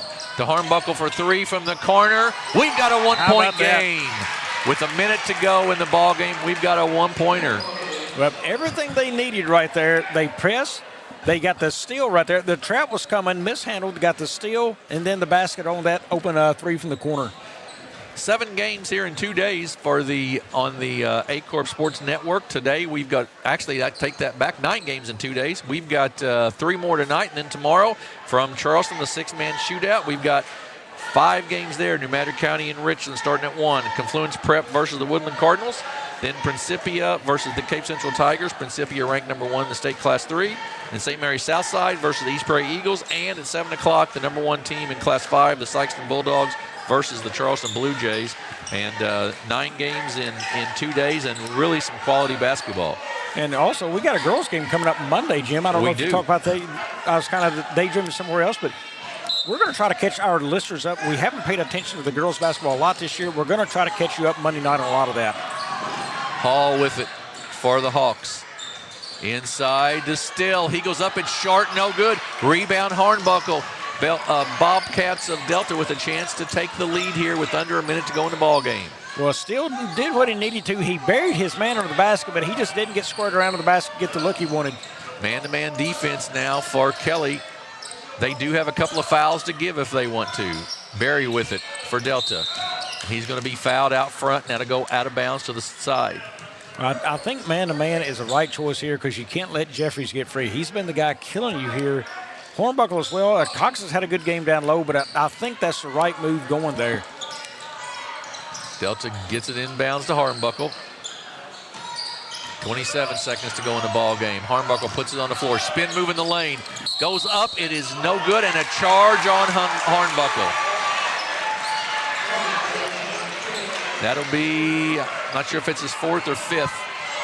It's his 5th. Boy, that one hurts. Paxton Hornbuckle will foul out with 18 points and 10 rebounds for the Bobcats. Delta still in the game, though. 22 seconds to go. And a 1-point lead for Kelly. They get it inbounds to Still. He gets it to Peters. It's knocked away. Stolen by Delta. Cross court. They get it out to Jeffries. Barry inside. Shot up. It's no good, but that will send Skylar Van Dieven, the sophomore, to shoot 2 free throws with 8.8 seconds left. Boy, do you think the nerves are in this young man's stomach right now? Absolutely right. Second foul on Truman White. Van Dieven will shoot 2. He's got 7 points so far in the ball game. Free throw up and short, no good. He's got a second one, chance to tie it up. Game could very well hang on this free throw shot, Jim.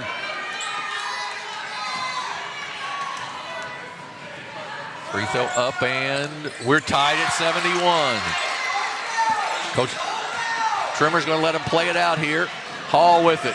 Kicks it inside. Peters for 2. It's good. 2 seconds, 1.6 seconds to go, and a timeout by Delta.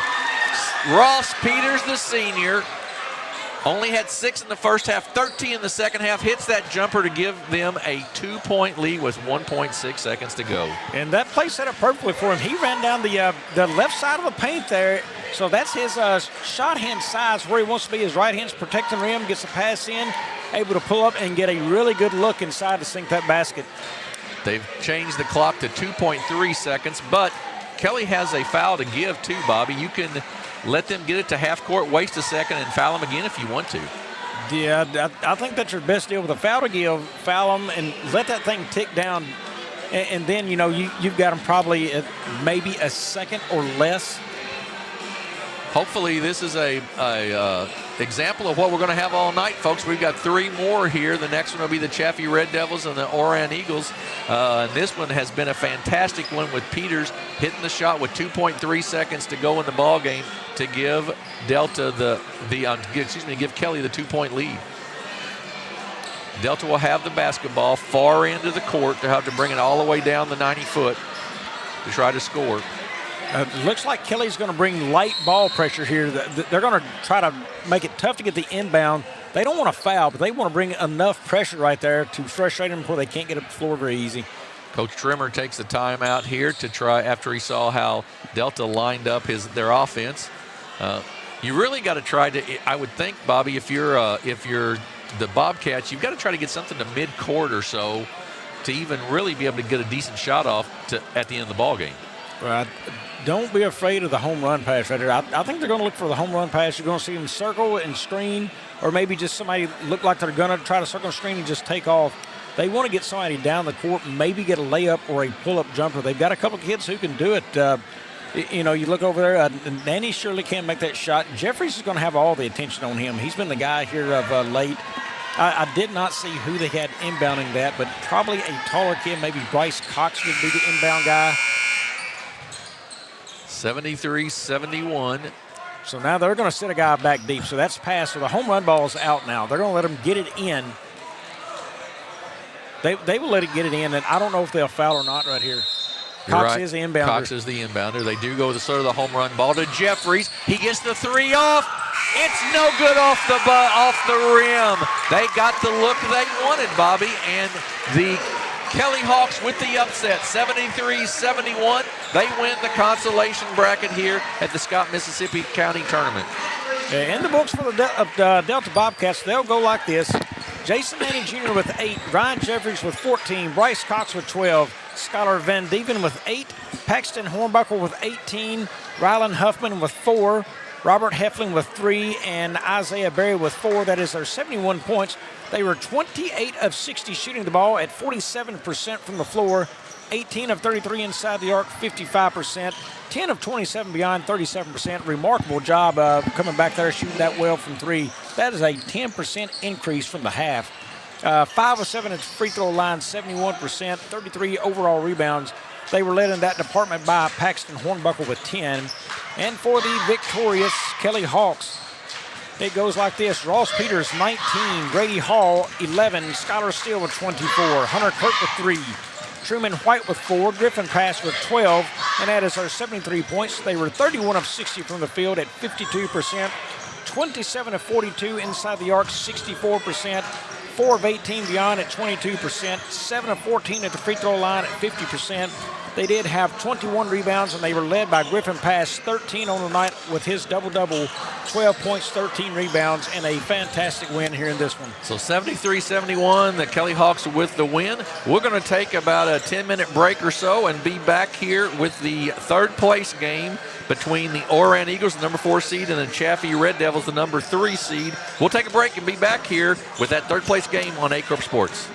At Semo Health Network, we strive to provide caring and affordable health care while making our patients feel welcome in our warm and friendly atmosphere. With locations throughout Southeast Missouri, we provide medical, dental, OB, and behavioral health services to anyone and everyone that may need it. Visit Semo Health Network for your wellness exams, COVID and flu vaccinations, lab services, dental exams, counseling, and more. For more information, visit our website and let Semo Health Network take care of you. At Young Real Estate, we understand the importance of face-to-face interactions. Our experienced agents are here to listen to your needs and personalize your home buying or selling experience. But we also recognize the power of technology. Young Real Estate offers virtual showings, allowing you to explore properties from the comfort of your own home. Young Real Estate, where technology meets a personal touch. Your dreams, our expertise. Contact us today and let's make your dream home a reality. Welcome to First State Community Bank, where the community is at the heart of everything we do. At FSCB, we're your trusted neighbors, committed to strengthening the connections that make our town thrive. You get more face time with our dedicated team to understand your unique needs and help guide you to financial success. We also provide the latest technology so you can enjoy the convenience without compromising the personalized touch. Experience our hometown advantage with modern conveniences. Visit us at fscb.com. At Focus Bank, we understand your community because it's our community too. With branches across Southeast Missouri and Northeast Arkansas, Focus Bank offers services such as fraud protection, really free checking, and mobile banking that lets you bank simply and securely, anytime, anywhere. Stop by any of our branches or visit us online to open an account today. Plus, you'll receive an awesome free gift just from opening your really free checking account. And when you refer someone who opens an account, you'll both receive a gift. Focus Bank, member FDIC, equal housing lender. In football, every play starts with one goal: protect the ball. It takes strength, teamwork, and focus to keep it safe. At First State Bank and Trust, we protect what you worked hard for, your finances. With us, you'll have a team that's always alert, keeping your money safe from every angle, through every challenge. We're here to protect your finances because at First State Bank and Trust, your financial security is our game plan. First State Bank and Trust. Strong, secure, trusted. Member FDIC, equal housing lender. NextEra Energy Resources is the world's largest generator of renewable energy from the wind and sun, and a world leader in energy storage. Since 2016, NextEra Energy Resources has invested more than $339 million in Missouri to fuel local economic growth. Today, our company owns and operates one wind energy facility in the state and is looking to invest even more in the Show Me State. We are committed to being a trusted community partner and look forward to providing affordable, clean, renewable energy for generations of Missourians to come.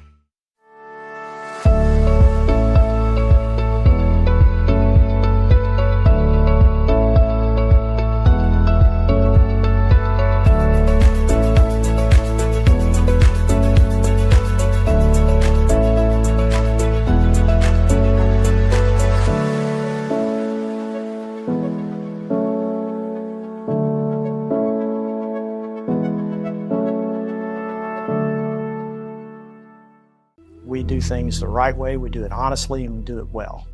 We go to trial with confidence that in Southeast Missouri, when we work hard and we do a good job of presenting the case to the jury like we know we can do, justice will be done and the client will be taken care of. If you need someone to represent you at trial, call Cook, Barkett, Ponder, and Walter.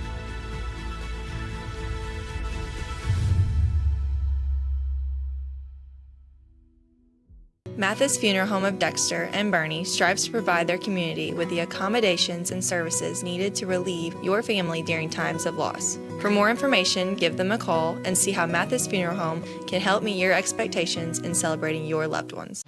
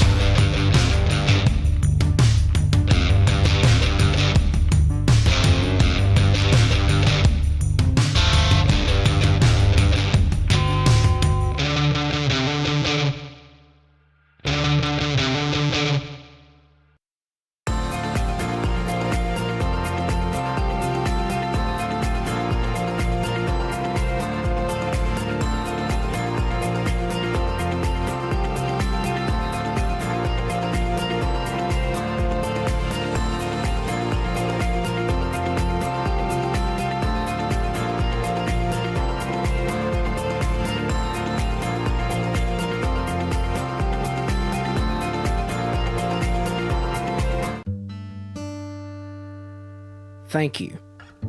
Thank you for letting us be a part of your family and for trusting us with the ones you love the most. Thank you for allowing us to be a part of those lifelong memories. Thank you for taking us on the job and for putting us to work. Thank you for choosing us for your first vehicle and for every vehicle after. Thank you for trusting us for 70 years. Do you need personalized merchandise? Trying to celebrate the season of that big state run? Then Juju Promotions in New Madrid has you covered. Whether it's heat presses, screen printing, or embroidery, we always have an option that will leave you satisfied and looking your best. With seasonal styles and plenty of accessories, there's something here for everyone. So come in and shop around. You'll be welcome with a smile and leave more fashionable than ever. Call us at 573-748-4040 or visit us in New Madrid. Agriculture is not a fad, and it's not for the faint of heart. Long days become long nights, sacrificing time away from your family, even on weekends, just so you can get the crop in and get the crop out. This is your way of life. At Farm Credit Southeast Missouri, we are 100% bought into your commitment. Because we are customer-owned, it is our mission to be your ag lender, and we intend to be your value-added partner for next year and the long term. Your ag lender will always be there. My name is Kevin Rossville. I'm a farmer from Prairie County, Arkansas. Been farming since 1991. Started farming with my father-in-law when I got married. We've been raising rice ever since. We've all been looking for something for a change for years. And I think this 263L is going to be the next and up-and-coming thing for us. It's really going to work well on a lot of different ground and a lot of different farms around here. Dynagrow 263L, available exclusively at Nutrien Ag Solutions.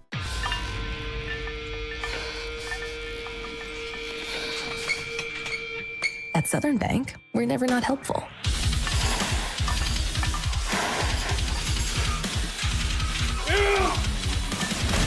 Attaboy. Way to hustle for the muscle. Helping positive gym bros and everybody else. At Semo Health Network, we strive to provide caring and affordable health care while making our patients feel welcome in our warm and friendly atmosphere. With locations throughout Southeast Missouri, we provide medical, dental, OB, and behavioral health services to anyone and everyone that may need it. Visit Semo Health Network for your wellness exams, COVID and flu vaccinations, lab services, dental exams, counseling, and more. For more information, visit our website and let Semo Health Network take care of you. At Young Real Estate, we understand the importance of face-to-face interactions. Our experienced agents are here to listen to your needs and personalize your home buying or selling experience. But we also recognize the power of technology. Young Real Estate offers virtual showings, allowing you to explore properties from the comfort of your own home. Young Real Estate, where technology meets a personal touch. Your dreams, our expertise. Contact us today and let's make your dream home a reality. Welcome to First State Community Bank, where the community is at the heart of everything we do. At FSCB, we're your trusted neighbors, committed to strengthening the connections that make our town thrive. You get more face time with our dedicated team to understand your unique needs and help guide you to financial success. We also provide the latest technology, so you can enjoy the convenience without compromising the personalized touch. Experience our hometown advantage with modern conveniences. Visit us at fscb.com. At Focus Bank, we understand your community because it's our community too. With branches across Southeast Missouri and Northeast Arkansas, Focus Bank offers services such as fraud protection, really free checking, and mobile banking that lets you bank simply and securely, anytime, anywhere. Stop by any of our branches or visit us online to open an account today. Plus, you'll receive an awesome free gift just from opening your really free checking account. And when you refer someone who opens an account, you'll both receive a gift. Focus Bank, member FDIC, equal housing lender.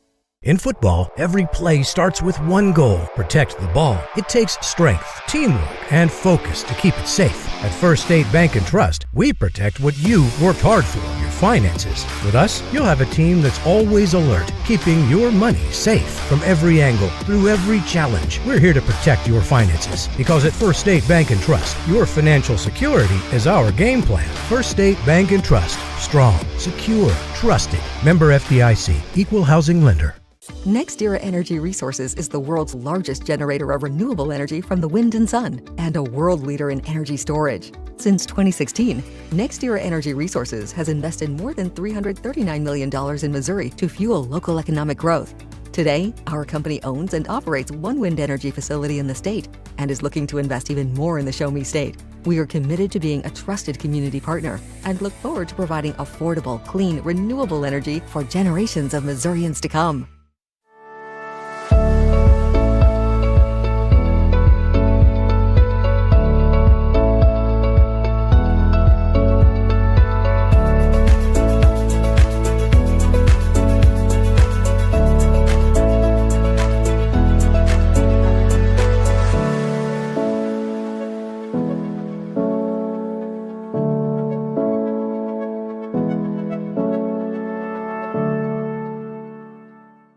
We do things the right way, we do it honestly, and we do it well.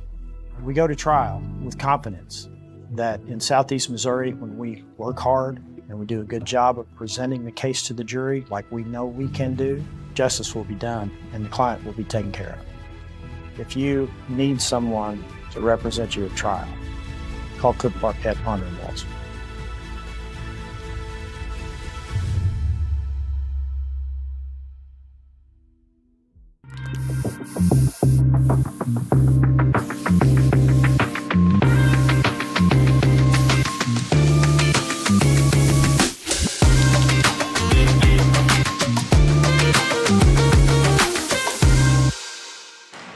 Welcome back to Scott City High School in the championship night of the Scott Mississippi Conference Tournament here on Aycorp Sports. Our next matchup features the number 3 seeded Chaffee Red Devils taking on the number 4 seed Oran Eagles for third place in the varsity division. Back alongside my broadcast partner Bobby Alford, I am Jim Riker. Our varsity third place game is the third time the Chaffee Red Devils and Oran Eagles have met this season. The first matchup was during the first round of the Southeast Missouri Christmas Tournament, where Chaffee defeated the Oran Eagles by 5 points, 39-34. Chaffee went on to give the eventual champs, the Jackson Indians, a good game in round 2, losing 49-38. The second game between these two teams was on January the 21st and ended with another win for Chaffee, but only by 3 points this time, 48-45. It is always hard to beat a team for the third time in one season, especially when the first two games were that close. This promises to be a really good matchup, Jim. And I tell you, I think both of these teams have players to watch. I think when you look at Oran, Carson Kerner, he's a real deal down there. We saw him at the Oran Invitational. He played a fantastic tournament there. When you look at this Chaffee team, Devin Best and I remember Easton Fowler, both of those guys are tough to watch out there as well. They're going to be big parts of this game. Both teams can score. Chaffee is one I thought that earlier this season was going to be a dominant team. They've been kind of hot and cold. I think it's going to be interesting to see how they flow throughout this game and their scoring and consistency, but I can tell you who's going to be consistent again, and that's Carson Kern. He's tough all over the floor. He is a player, no doubt, to watch. Absolutely right. Oran will be in their road blue uniforms. They come in with a record of 8-11 and are led by Corey Davis and assisted by John Simpfer. And their starting lineups will go like this. A 6-foot junior, number 11, Cole Diebold.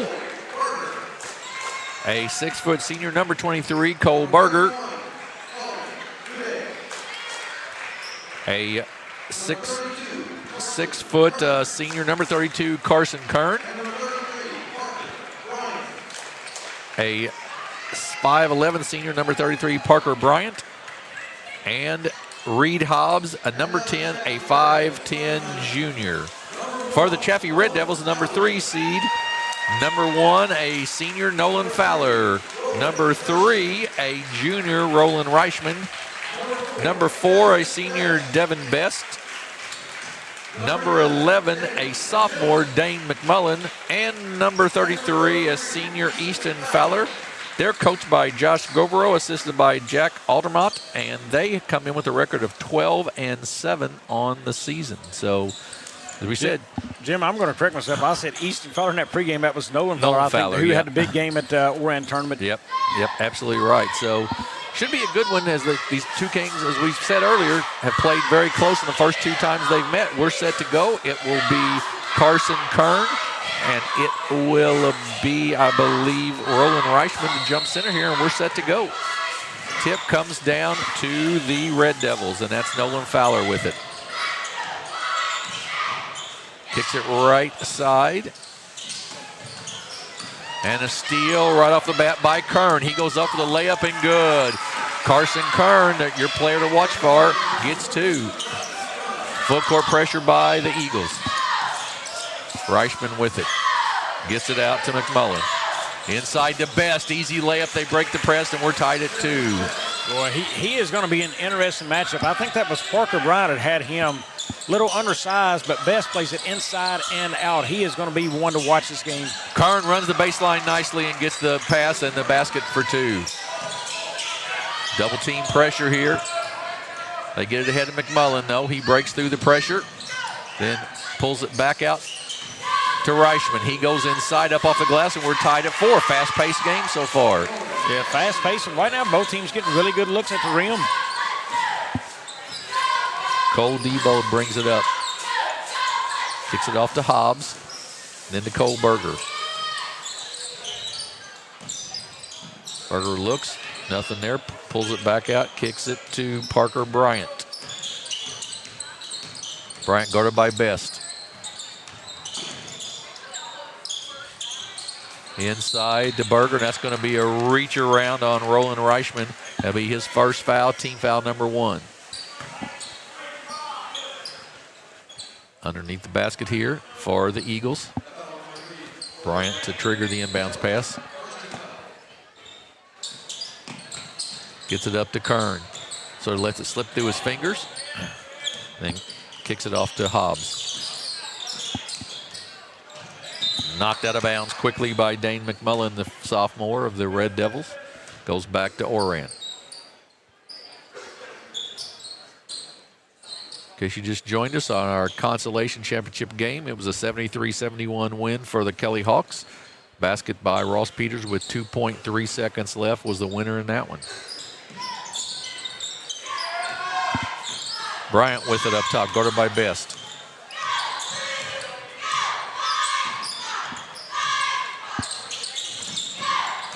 Hobbs, jumper in the lane, off the glass, no good. Rebound, good one by Nolan Fowler.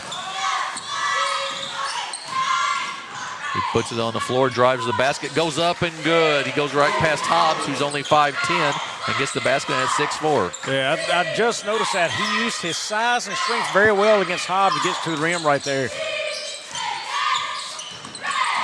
Bryant with it to Kern for 3. Good. Carson Kern's got all 7 for the Eagles, and it's 7-6. I tell you, is there anything the guy can't do? I think he even got a phone number from a cheerleader on the way down the floor. I think that's exactly right, man. He's a dandy. Fowler kicks it outside. Then he gets it back.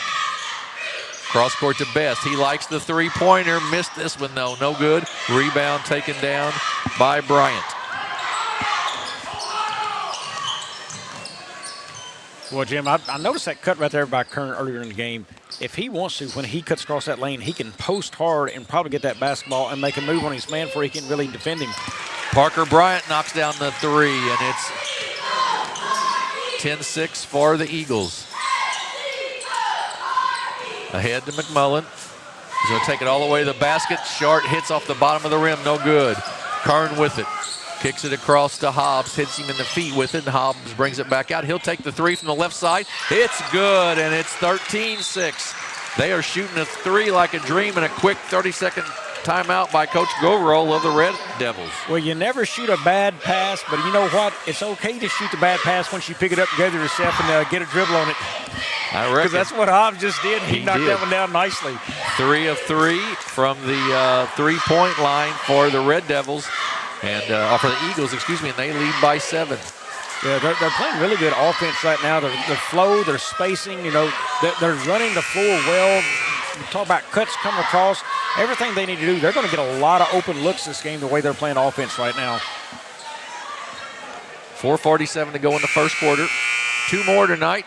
Our championship of the junior varsity division, which will be next, is the Kelly Hawks and the Oran Eagles in that one, and then the championship game in the varsity, the East Prairie Eagles and the Scott City Rams. McMullen with it in the backcourt, guarded by Hobbs.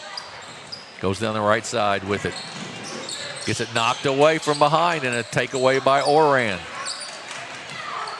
Well, Oran looks hungry this game. They are playing really well. Berger brings it up. Debo tries to lob it inside, but is it too much? And then taken away by Reichman. And then loose. Still loose on the floor. And finally, Kern comes away with it. Well, credit Cole Berger on that steal, his hustle. Berger with the shot, no good. Tip, no good. Still loose. Then ahead, and McMullen breaks out of the pack. He goes up the layup and good for the Red Devils. It's 13-8.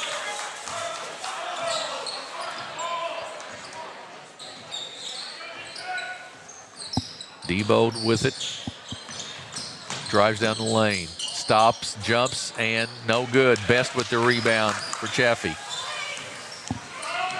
Kicks it out to Easton Fowler. Goes in the corner to Reichman. Strong down the baseline, then kicks it out to Best for three from the left side. Rims out, no good. He's had two rim out just like that tonight. And the Eagles will walk it up with Cole Berger handling it. Well, you got to like this, too. You know, they're going to slow this game down. They've been so good in their half-court sets right now, but Oran, they don't want to rush this ball down the floor any. Hobbs with it, kicks in the corner to Kern. He drives into the lane, goes up a little runner, good. Strong take to the basket, that time by Carson Kern.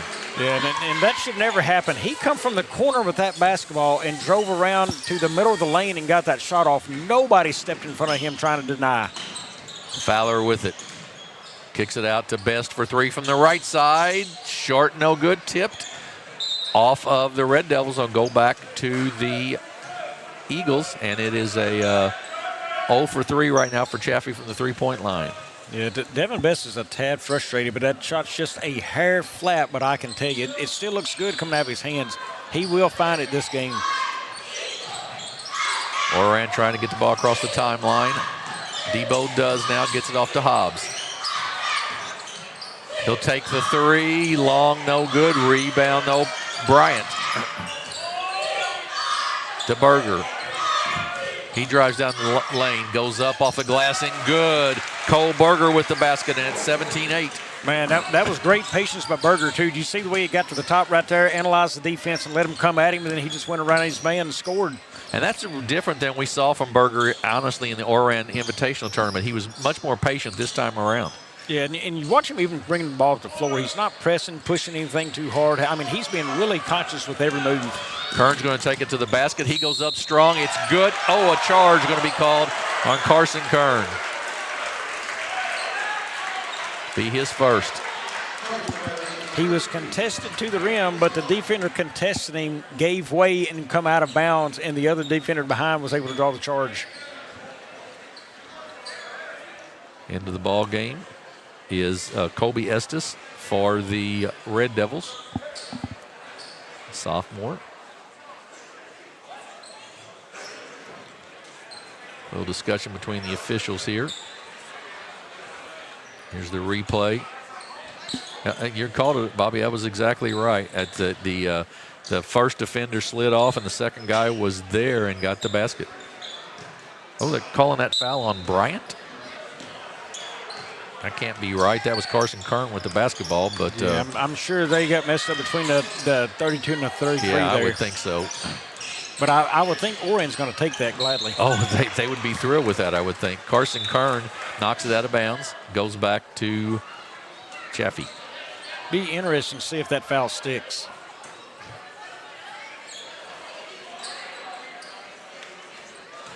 Looks like it is. Nobody's correcting that at the table or the scoreboard. If I'm the coach of Chaffee, I'm definitely noting that and saying, hey, we need to get that changed. Yeah, exactly right. Three-pointer by Fowler, off the mark and no good. Rebound taken down by Bryant. 9-point lead for Oran. Minute 20 to go here in the first quarter. Berger with it up top. Puts it on the floor, gets cut off there nicely by Easton Fowler. With some help from Estes. Debo runs it down in the corner. Nice head fake.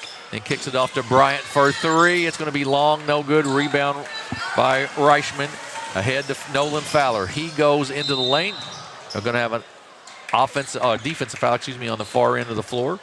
Yeah, I think they're going to get Berger on that one.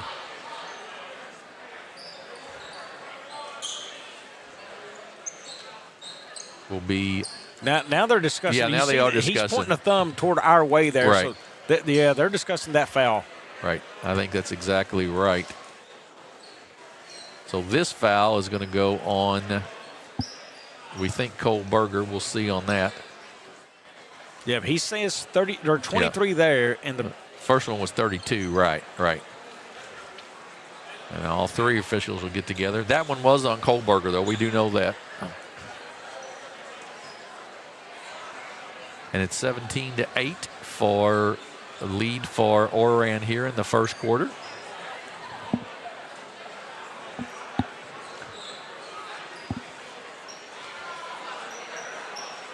A lot to be discussed there. Yeah. I think they're trying to get this deal right, and I'm not sure that's going to get overturned from the score table.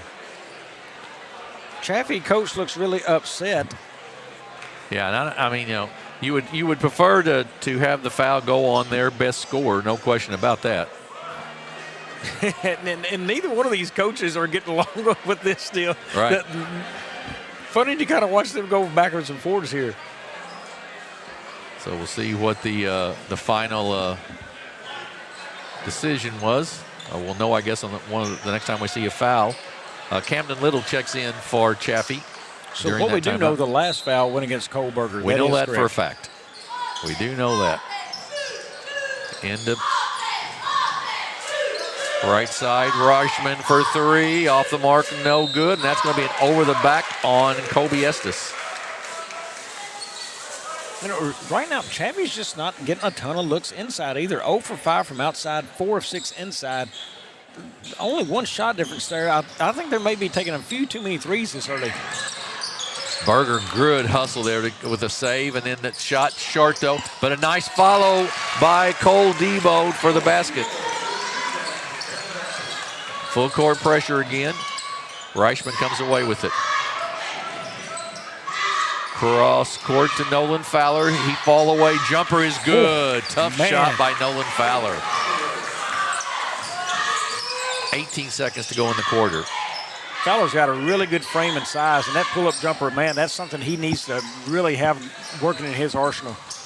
Bryant to Berger. 7 seconds to go in the quarter. Now they get it open to Bryant for three. Off the mark, no good. Reichman with the rebound, and that'll end the first.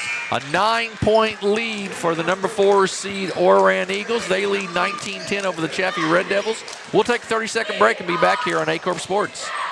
Welcome to First State Community Bank, where the community is at the heart of everything we do. At FSCB, we're your trusted neighbors, committed to strengthening the connections that make our town thrive.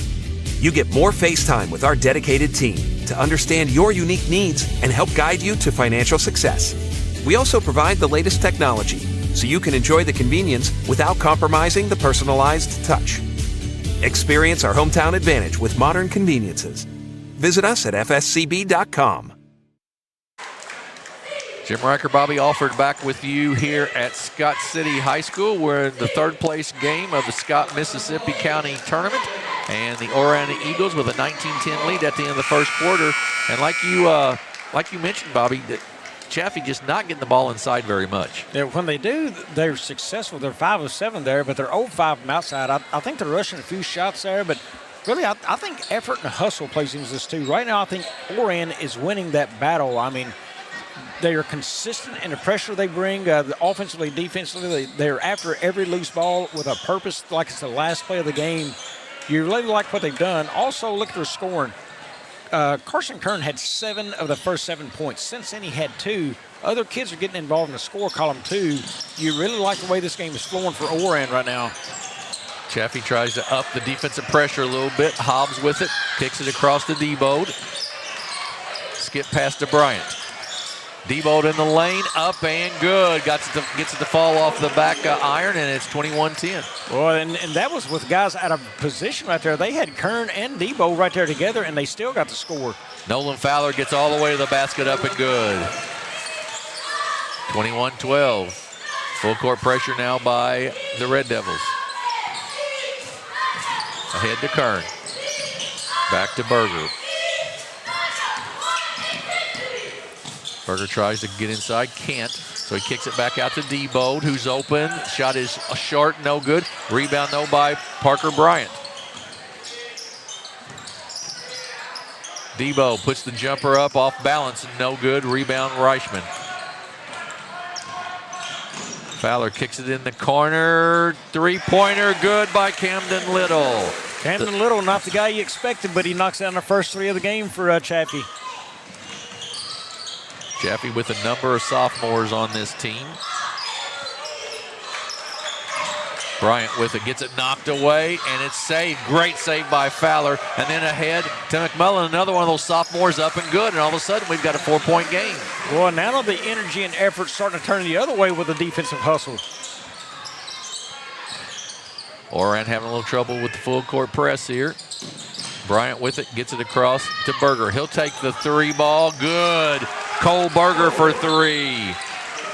24-17, and a timeout by, I believe, Oran.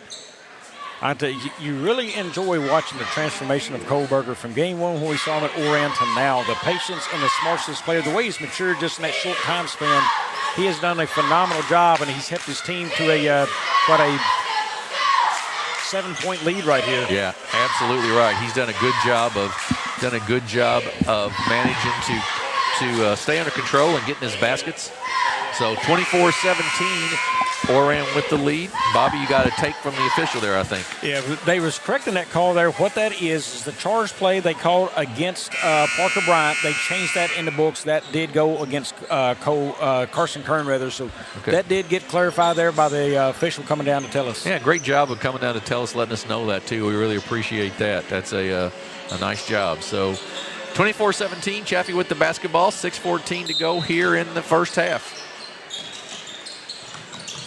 McMullen with it to Little, gets it cross court, but unfortunately Parker Bryant's right there. And then Hobbs with the pass.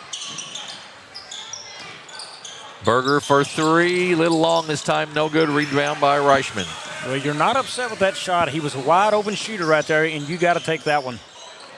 Up and good by Kobe Estes, another one of the sophomores, and he'll shoot one.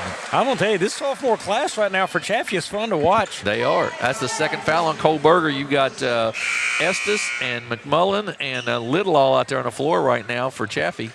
And as sophomores, doing a nice job. Reichman only a junior. Fowler the only senior out there. Kobe Estes. Shoot the free throw, up and good, 24-20.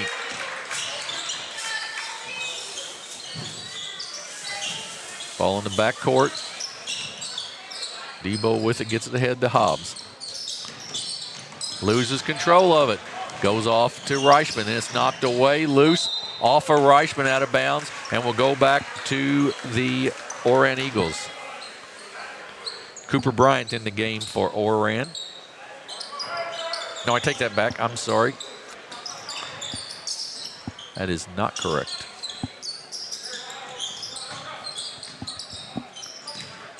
Parker Bryant with it, off to Hobbs.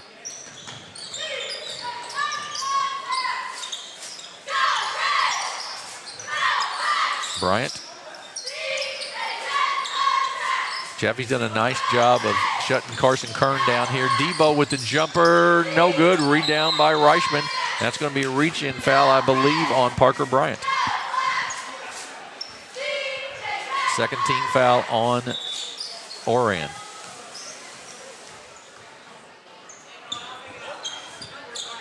And Oran's going to have to find a scorer here, Bobby, with sort of shutting Kern down a little bit. Nobody else shooting it real well right this second. Yeah, and they just going to have to find a way to get him a pick and roll, some kind of post-up move down low. That they've got to give him a look. He has not scored in a while. Nolan Fowler looks off. Nice pass inside to Estes, partially blocked by Debo there. He gets it back, though, then kicks it out to Fowler. Good head fake once again. He goes all the way to the basket. It's no good because he's going to be called for a charge. Boy, I tell you, that's so tough for Fowler right there trying to get to the basket and getting the charge. But Estes, underneath, nowhere to go with it, finding the open guy to wing. That's maybe almost that pull-up jumper we talked about. Fowler had that in his repertoire. He didn't have to go all the way to the rim there. Again, one of those deals, nobody wants to do the pull-up jumper off the glass. They don't want to kiss it off the glass anymore. Once again, we got a little confusion here. They called that on Easton Fowler. It was not. It was on Nolan Fowler, I believe.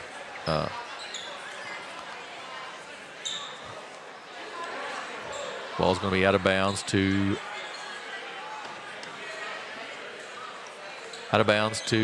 Oran.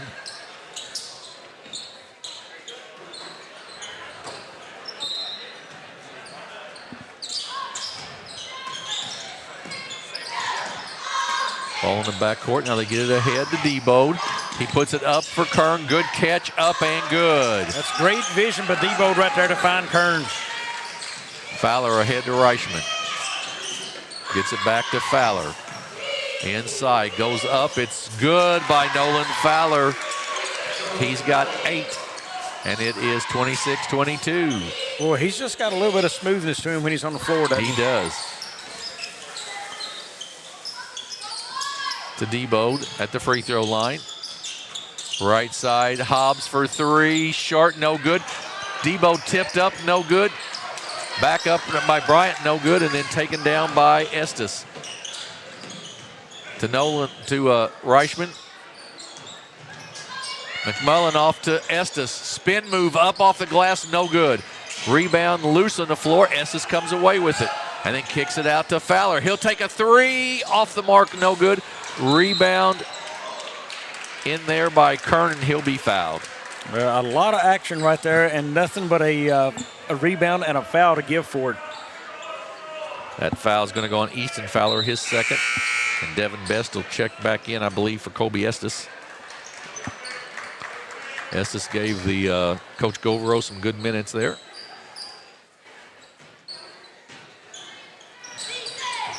Bryant off to Reed. Nice pass to Kern, up and good. Boy, good look by Reed Hobbs. That ball barely touched his hand before he got rid of it. Yeah, and they attacked backside of Best coming off the bench right there. They let that play develop, and when Best turned to defend, they just cut backside of him and got the score for Kern. Fowler with it. Easton Fowler now with it. Nolan Fowler, 17-foot jumper off the mark, no good. Rebound taken down by Debo. He kicks it across to Hobbs. He'll take the 3 ball. Good. Reed Hobbs for 3. 31-22. All of a sudden back up to a 9-point lead for the Eagles. Nolan Fowler with it for Chaffee. Crossover by McMullen. He goes to the basket, up and good, and he'll be fouled. That was a quick first step by the sophomore. Yeah, I'm telling you, this sophomore class next season as juniors, they are going to be really, really tough. And they're tough already as sophomores this season, but a lot of fun to watch. Yeah, nice take that time by McMullen. Free throw up and good, 31-25.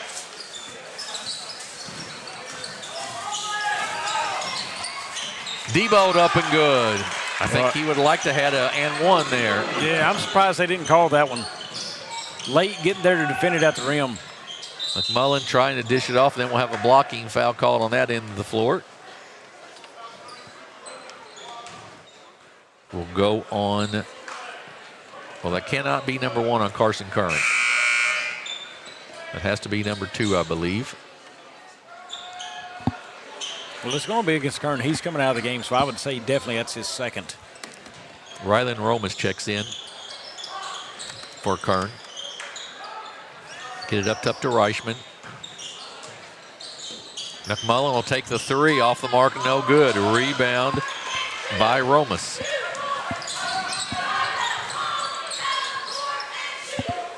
Parker Bryant up top with 2:06 to go in the quarter. He's content to hold on to it. He's a little gassed right now, I think. Yeah, and a smart play right there. You didn't need to push the issue. Your best player's on the bench over there. Just slow that thing down. And they get a backdoor into Cooper Bryant for 2. Fowler step back three, long, no good. Rebound taken down by Parker Bryant. Out to Debo. Kicks it back out with 1:35 to go in the half.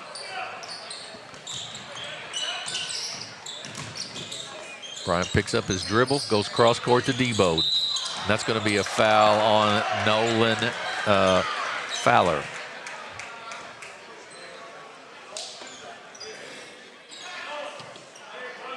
The turn foul there, don't do that. It's the push is where they're seeing that. The crowd kind of erupted, and they saw that when he ran into him, he just kind of pushed the hands and extended him away. Yeah, exactly right. I don't think he's trying to do anything intentional there, but I think they're trying to shut down anything that could blow up in the game. Right. Second foul on Fowler.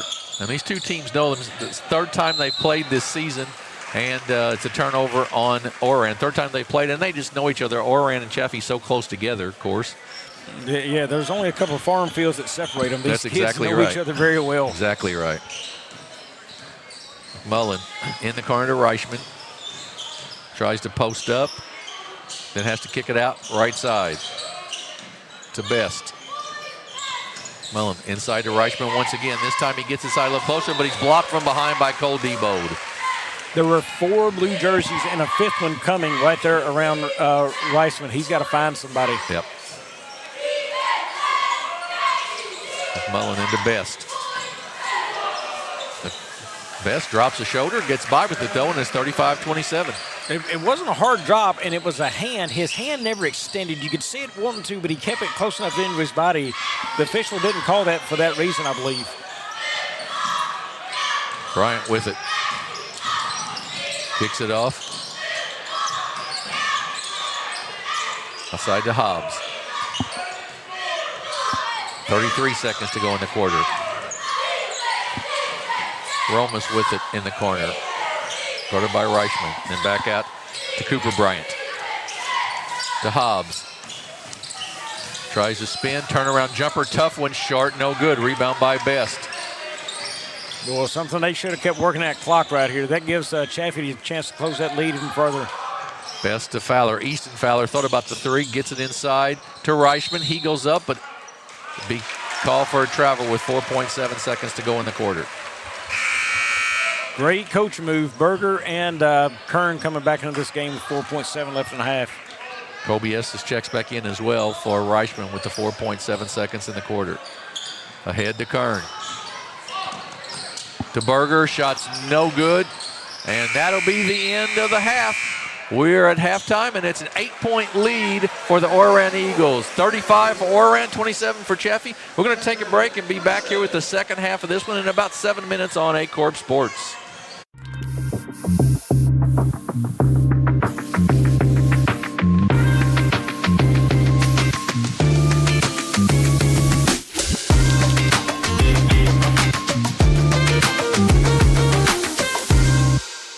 We do things the right way, we do it honestly, and we do it well.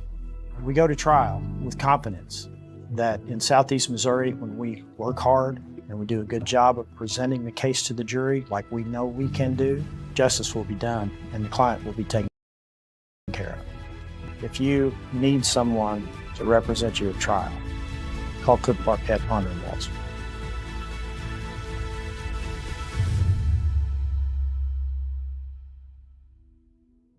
At Young Real Estate, we understand the importance of face-to-face interactions. Our experienced agents are here to listen to your needs and personalize your home buying or selling experience. But we also recognize the power of technology. Young Real Estate offers virtual showings, allowing you to explore properties from the comfort of your own home. Young Real Estate, where technology meets a personal touch.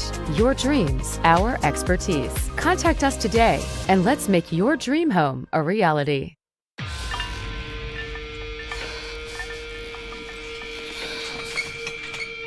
At Southern Bank, we're never not helpful.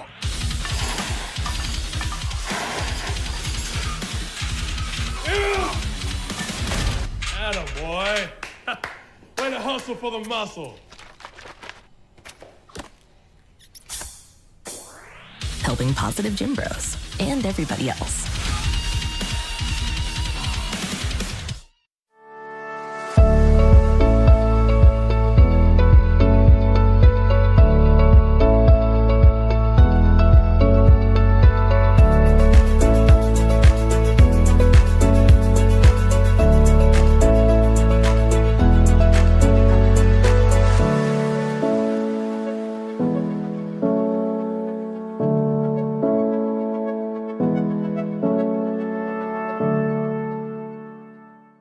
At Semo Health Network, we strive to provide caring and affordable health care while making our patients feel welcome in our warm and friendly atmosphere. With locations throughout Southeast Missouri, we provide medical, dental, OB, and behavioral health services to anyone and everyone that may need it. Visit Semo Health Network for your wellness exams, COVID and flu vaccinations, lab services, dental exams, counseling, and more. For more information, visit our website and let Semo Health Network take care of you. Thank you. Thank you for letting us be a part of your family and for trusting us with the ones you love the most. Thank you for allowing us to be a part of those lifelong memories. Thank you for taking us on the job and for putting us to work. Thank you for choosing us for your first vehicle and for every vehicle after. Thank you for trusting us for 70 years. Do you need personalized merchandise? Trying to celebrate the season of that big state run? Then Juju Promotions in New Madrid has you covered. Whether it's heat presses, screen printing, or embroidery, we always have an option that will leave you satisfied and looking your best. With seasonal styles and plenty of accessories, there's something here for everyone. So come in and shop around. You'll be welcome with a smile and leave more fashionable than ever. Call us at 573-748-4040 or visit us in New Madrid. In football, every play starts with one goal: protect the ball. It takes strength, teamwork, and focus to keep it safe. At First State Bank and Trust, we protect what you worked hard for, your finances. With us, you'll have a team that's always alert, keeping your money safe from every angle, through every challenge. We're here to protect your finances because at First State Bank and Trust, your financial security is our game plan. First State Bank and Trust. Strong, secure, trusted. Member FDIC. Equal housing lender. Welcome to First State Community Bank, where the community is at the heart of everything we do. At FSCB, we're your trusted neighbors, committed to strengthening the connections that make our town thrive. You get more face time with our dedicated team to understand your unique needs and help guide you to financial success. We also provide the latest technology, so you can enjoy the convenience without compromising the personalized touch.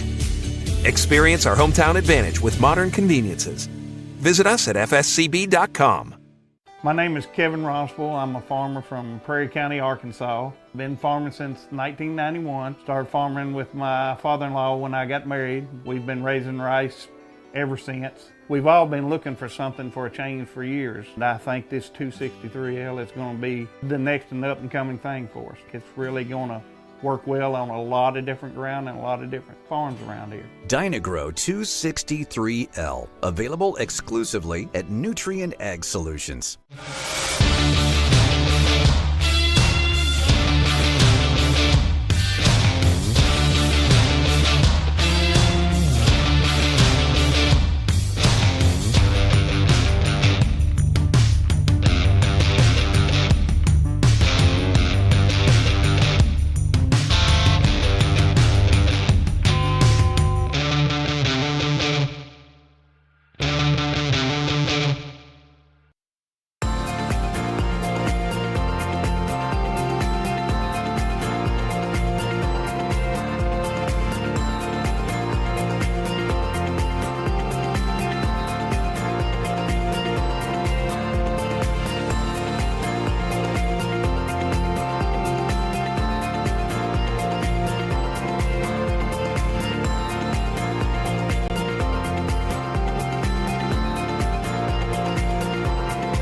Mathis Funeral Home of Dexter and Barney strives to provide their community with the accommodations and services needed to relieve your family during times of loss. For more information, give them a call and see how Mathis Funeral Home can help meet your expectations in celebrating your loved ones.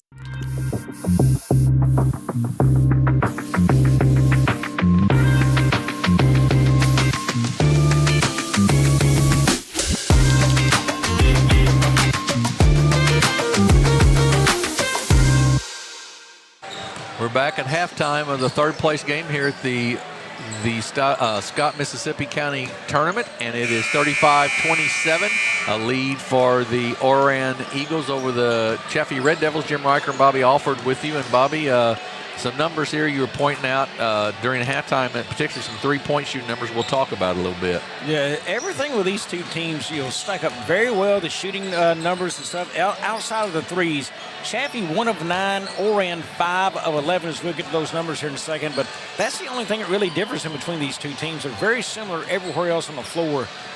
In the books for the Chaffee Red Devils right now, it is Nolan Fowler with 8, Camden Little with 3, Roland Reisman with 4, Devin Best with 4, Kobe Estes with 3, Dane McMillan with 5, and that's their 27 points. They're shooting 12 of 26 right now at 46% from the floor, 65% inside the arc, and only 11% beyond. And that's been their big bugaboo right there. They do have 12 rebounds in the game so far at the half. And for the Oran Eagles, it will look like this. It's Reed Hobbs with 6, Cole Debo with 6, Cooper Bryant with 2, Cole Berger with 5, Carson Kern 13, Parker Bryant 3. That's their 35 points. They are 15 of 31 shooting the basketball, 48%, 50% inside the arc, and a 5 of 11, 46% clip beyond it. It's been a great job there. They have not been to the free throw line yet tonight, Jim. That's a little bit concerning when you're not getting inside and scoring there. So, we'll see what they do in the second half in that number. They have 13 rebounds in this game right now. Parker Bryant leading the way for them with 7 right now on the board. And only 2 free throws for either team, only 2 for Chaffee. So neither team went to the free throw line very much in that first half whatsoever. We've got 2 more here. We've got 5 on tomorrow for you from Charleston. And then on Monday, starting Monday next week, Monday night, we feature a girls matchup at Jackson High School with the Class 6, number 6th ranked Jackson Indians hosting the Class 3, number 1 ranked Principia Panthers. Then on Thursday, the number 7 ranked team in Class 2, the Campbell Camels, will come to town to visit the Bernie Mules. And finally, on Friday night, we'll be at the Sykeston Fieldhouse with the number 1 ranked team in Class 5. The Sykeston Bulldogs will take on the Cape Central Tigers. So between this weekend and next week, you're going to see a whole lot of state-ranked teams here on Aycorp Sports. 35-27, Oran with the lead as we start the second half of this third-place game. And the ball will go to the Chaffee Red Devils, I believe, to start the half. Same starting 5 that started for Oran: Hobbs, Debo, Berger, Kern, and Bryant. And for the Red Devils, it's Fowler, Reichman, Best, McMullen, and Easton Fowler to start this half. Reichman in the left corner with it. Back out to Best.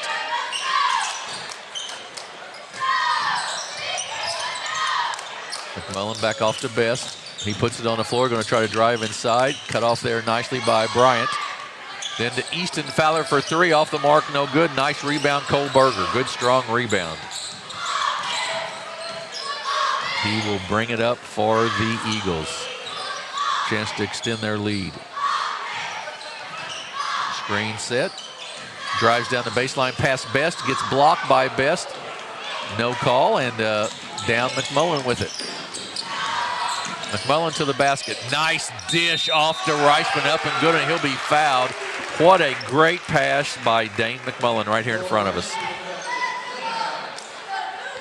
See that one again on the instant replay, hopefully.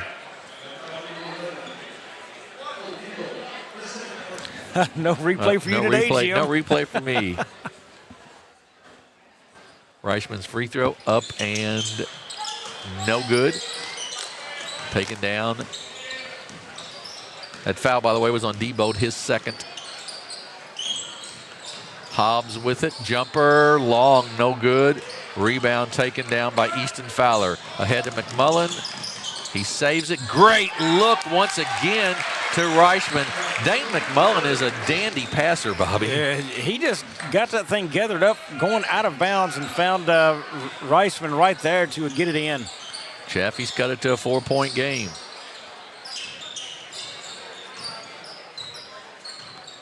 Parker Bryant, guarded by Best. He puts it on the floor, goes all the way to the basket, goes up off the glass, and good. The 5'11 senior puts it in, and it's 37-31. Yeah, nice job of going high up off the glass right there to get that over the defender. Nolan Fowler, good for 3. You got to stay off of him because he can get to the basket, but when you do, he's also a good three-point shooter. Yeah, he's so good on a pull-up shot. You know, some people like to shoot off of a set shot and others off the dribble, and he is really dangerous shooting off the dribble. I guess that last one was actually a 2. He must have had his foot on the line, so it's 37-33. Berger with it for Oran and kicks it off to Parker Bryant. Then out to Hobbs.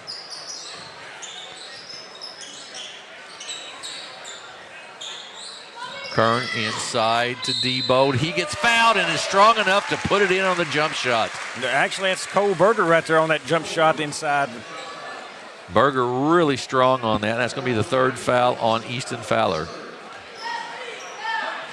Yeah, curled right around his man. The attention's out on Kern with the basketball, and he just put that thing inside the Berger for the basket inside. Misses the free throw. Reichman with the rebound. Off to Fowler. To McMullen, he drives inside, dishes it off, up and good to Easton Fowler. That's a pass from McMullen again. I mean, that was a great play. 3 straight times down the floor, he's had the assist on really nice passes for the Red Devils.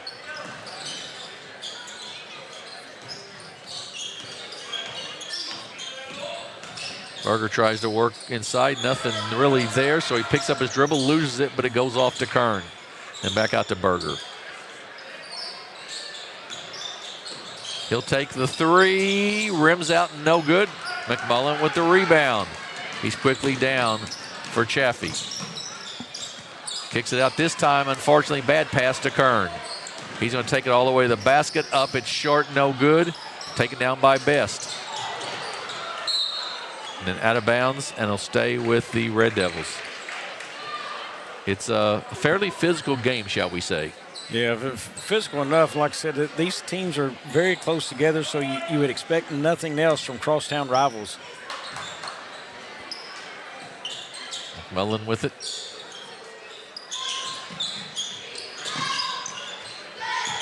Nolan Fowler now. He'll take the 3 shot again and good.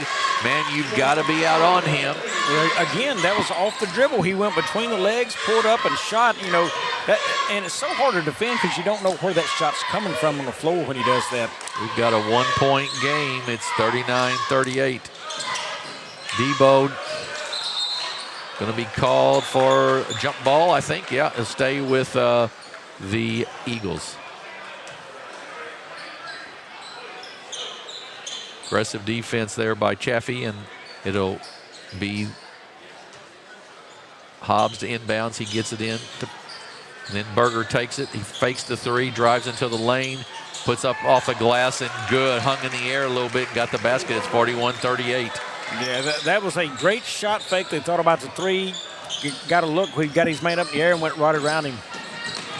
Fowler loses it. Still loose on the floor.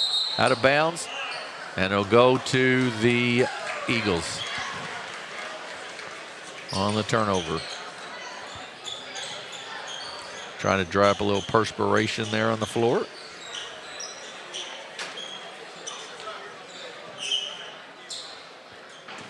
And Oran with the basketball. Lead by 3, 41-38.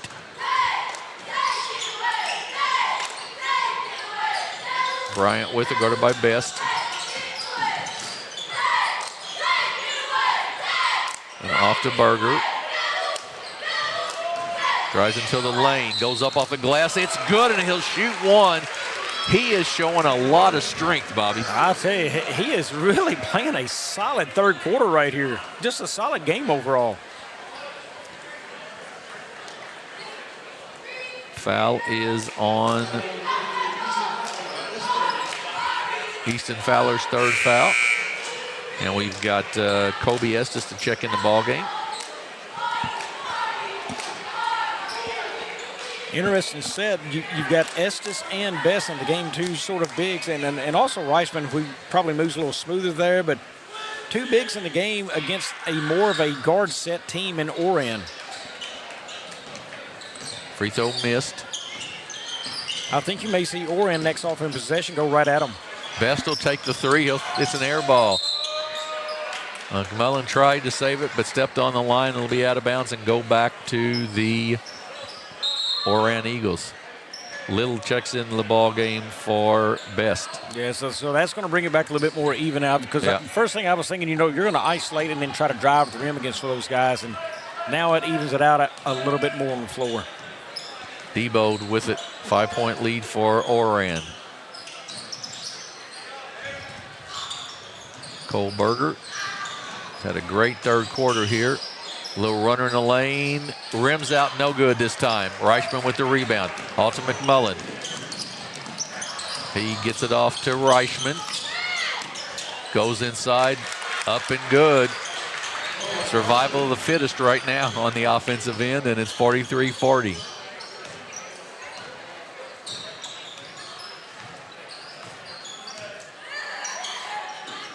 Deboed inside to Kern. He goes up, missed the shot, no good. But it bounces right out to Bryant. Inside to Kern, up and good. How about that? I'm sitting here thinking the whole time, Bryant, you need to shoot that basketball. So patient, and he found Berger Kern right under the rim. Kern now with 15. And it's 45-40. Fowler puts it on the floor, loses it, goes away, but nice job there. And we're going to have a foul on the floor, I believe, before the shot go out of bounds to the Red Devils. The separation of shots, Oran had 42 shots this game. Chaffee had 34, and Chaffee is finding a way to hang around. That was the third foul on Cole Deboed. McMullen with it. Over the top to Reichman, just a little too high and out of bounds. Cooper Bryant's going to check in for Cole Deboed for the Eagles.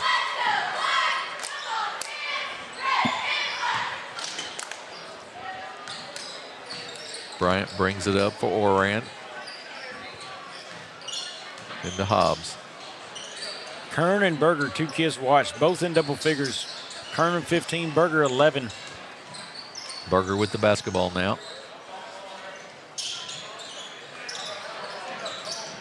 Kern flashes, gets it, goes up. Wild shot, no good. Rebound, no, inside by Cooper Bryant, and it's blocked. McMullen quickly down with it.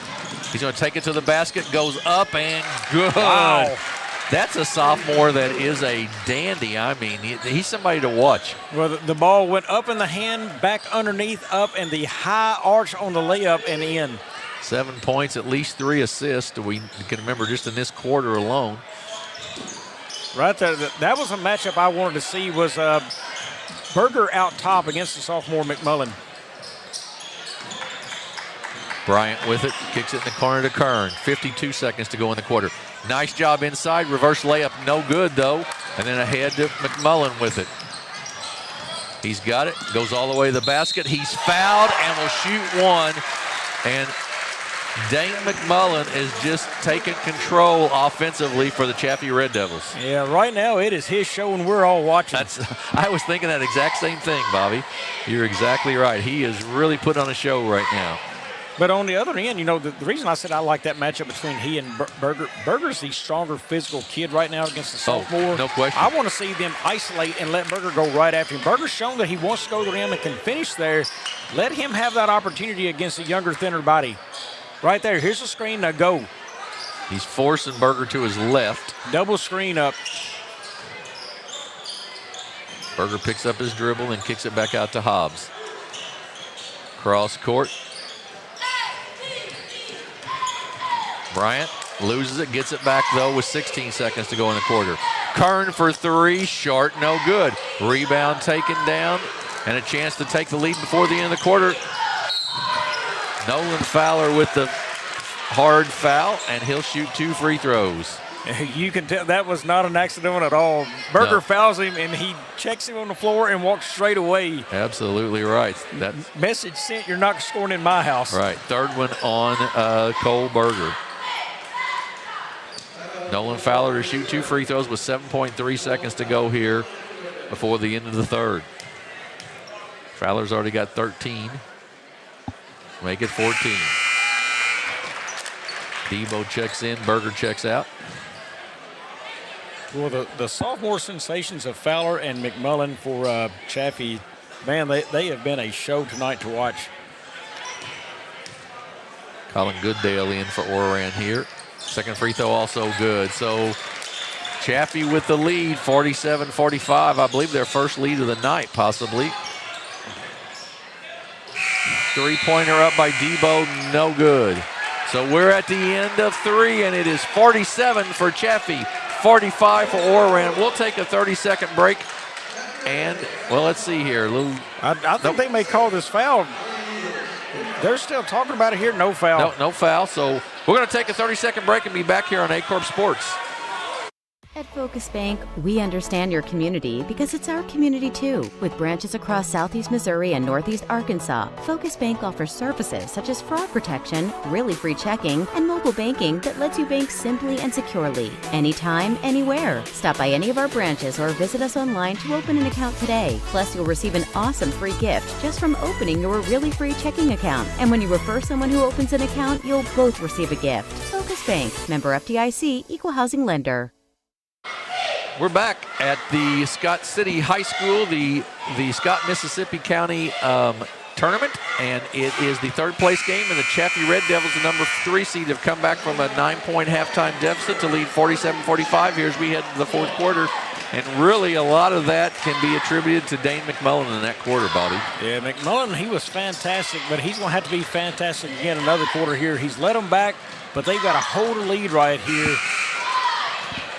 Kern has been quiet for a while for Oran. He's had a couple of points here or there, but not extremely involved. He needs to have a big fourth quarter, I feel like, Jim, if they want to come back and win this game. I would agree with that. We are set to go here to start the fourth. And Nolan Fowler will start it for the Red Devils. Kick it to Reichman, back out to Fowler. Back door to Reichman, good defense there by Kern. Estes, though, the sophomore with the shot, no good. Bryant with the rebound on the miss. That was a design curl by Reichman right there, and they just could not convert on the play. Debo with it, kicks it off, and then Debo gets it back. He goes up off the glass and good.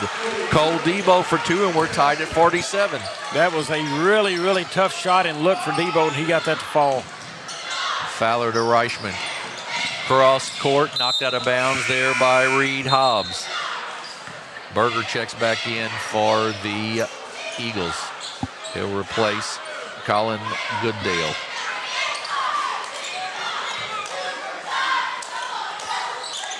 Fowler to inbounds. Gets it in to Estes, up off the glass, no good, but he'll be fouled. There was a reach in there, and he will shoot 2. Colby Estes, the sophomore, to shoot 2 free throws. Third foul on Berger.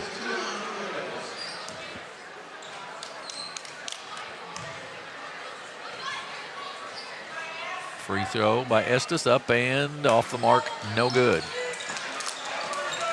Chaffee now 5 of 7 from the free throw line.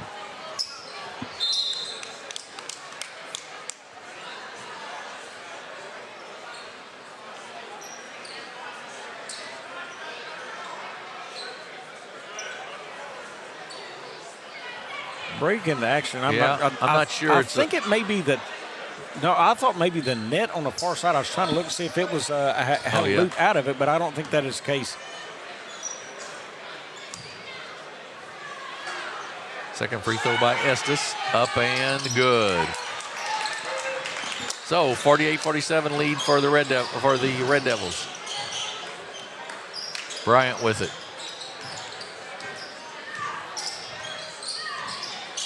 Off to Berger. Well, good job right there by Reichman. He just moved right around Kern and then shut him down right there. Great denial. And again, look at him. He fronted his man. That's a good job. Berger to the basket this time, up and good. Floated nicely. Fowler was there, but he managed to not hit him first and gets the basket. Off to McMullen. Gets across the timeline to Fowler. To Reichman in the lane. Tries to go inside, but Berger with the steal. Ahead to Kern, up, he left it short on the rim. Then ahead to Fowler. He loses it, and Berger comes with it, and Fowler with a frustration foul trying to tip it from behind, picks up the foul. Well, down here on the other end, Estes didn't know he made the wrong move inadvertently. He had the block in the screen all the way for the layup to the basket, and he was trying to get out of the way and instead caused the turnover. Berger gets it into Debo. To Bryant. Kern flashes across and gets the basket. Tough shot. He never got his body squared at all and still got that to fall. Fowler to Reichman. To McMullen, inside to Estes. Little runner in the lane, no good. Rebound, Berger. He'll bring it up for Oran. Cole Berger, 13 points on the evening. Now Hobbs with it.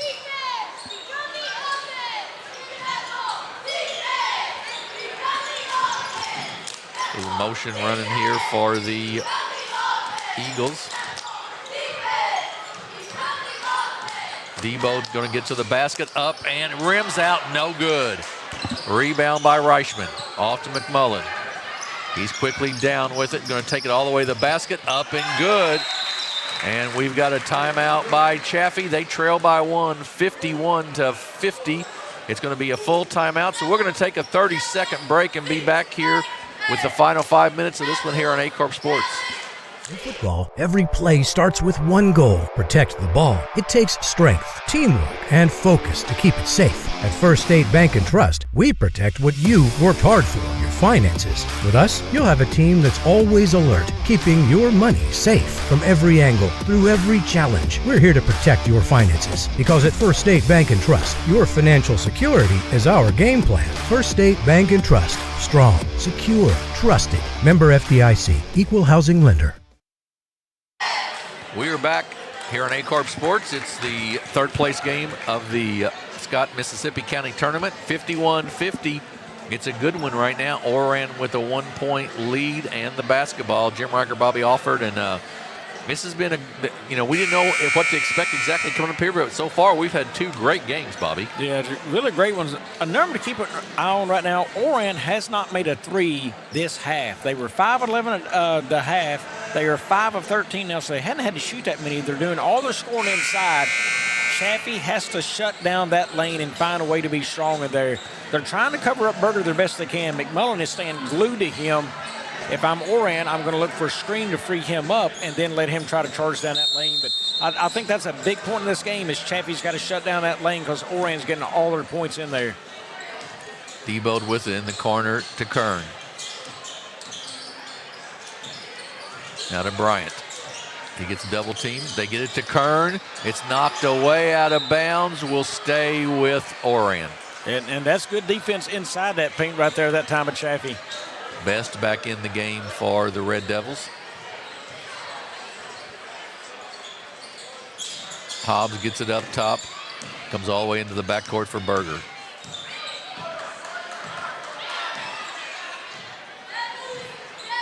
Walks it across the timeline and gives it off to Debo, then to Parker.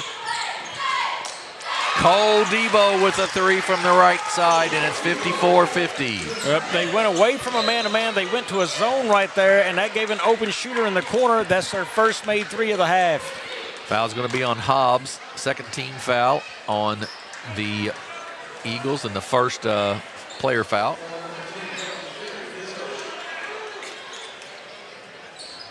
Just under 5 minutes to go in this one. It's 54-50. Oran with the lead. Fowler will bring it up, the senior for the Red Devils.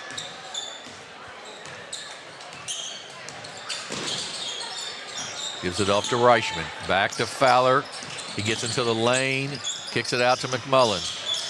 McMullen, a little jumper off the mark, no good, tipped, loose, run down by Easton Fowler. Into Reichman. And Reichman with the basket for two. Boy, interesting. So they did not call a flop, and yet they did not call a charge either there. It has to be one of the two. Debo takes it, no good. Rebound taken down by Reichman. You're right. I think it has to be one or the other, either a flop or a charge or a block or something. But Fowler with it.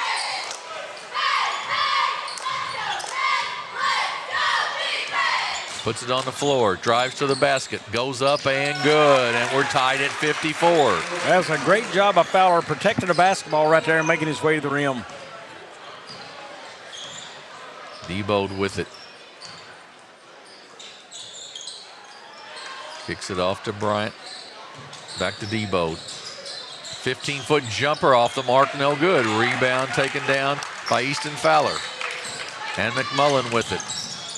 He's cut off up top and gets it to Reichman. It's going to be long, no good. Taken down by Berger. Boy, good physical rebound right there for Berger. That was. Berger to the basket, loses it. Kern picks it up, misses the shot. Best with the rebound. McMullen gets it ahead. Up and good. Oh, good. Easton Fowler missed it. And then a foul, and it'll be 2 free throws for Chaffee. Well, what a job by Hobbs right there. Debo is upset because he got the foul. He felt like he didn't, and he was going toward the referee, and Hobbs grabbed him and got him away from there. That's the 4th one on Debo. And it will send Easton Fowler to the line to shoot 2 free throws, the senior. Free throw up and good.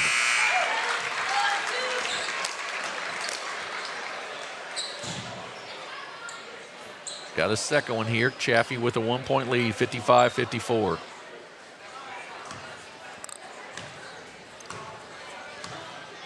Second one is good. So 2-point lead now for Chaffee, 56-54 after the 2 free throws by Fowler. Off to Hobbs. Seems as if Oran has had to work way harder to score here than Chaffee has in the second half. It's been kind of a two-man show, Berger and Kern. And look at there. Speaking of which, Berger with the basket, and he'll be fouled and will shoot 1. Yeah, they've had be the people to get it done, and really, Berger's kind of stole the show for Oran here the second half, and it's his strength to the rim that has done it. Berger are best with the foul, and Berger with a chance to give Oran the lead. Chaffee with a 5-point win the first time they played, a 3-point win the second time they played, and we're right now tied with 2:56 to go in the third matchup. Fowler with it. Spin move down the lane. It's short, no good, but he'll shoot 2 free throws.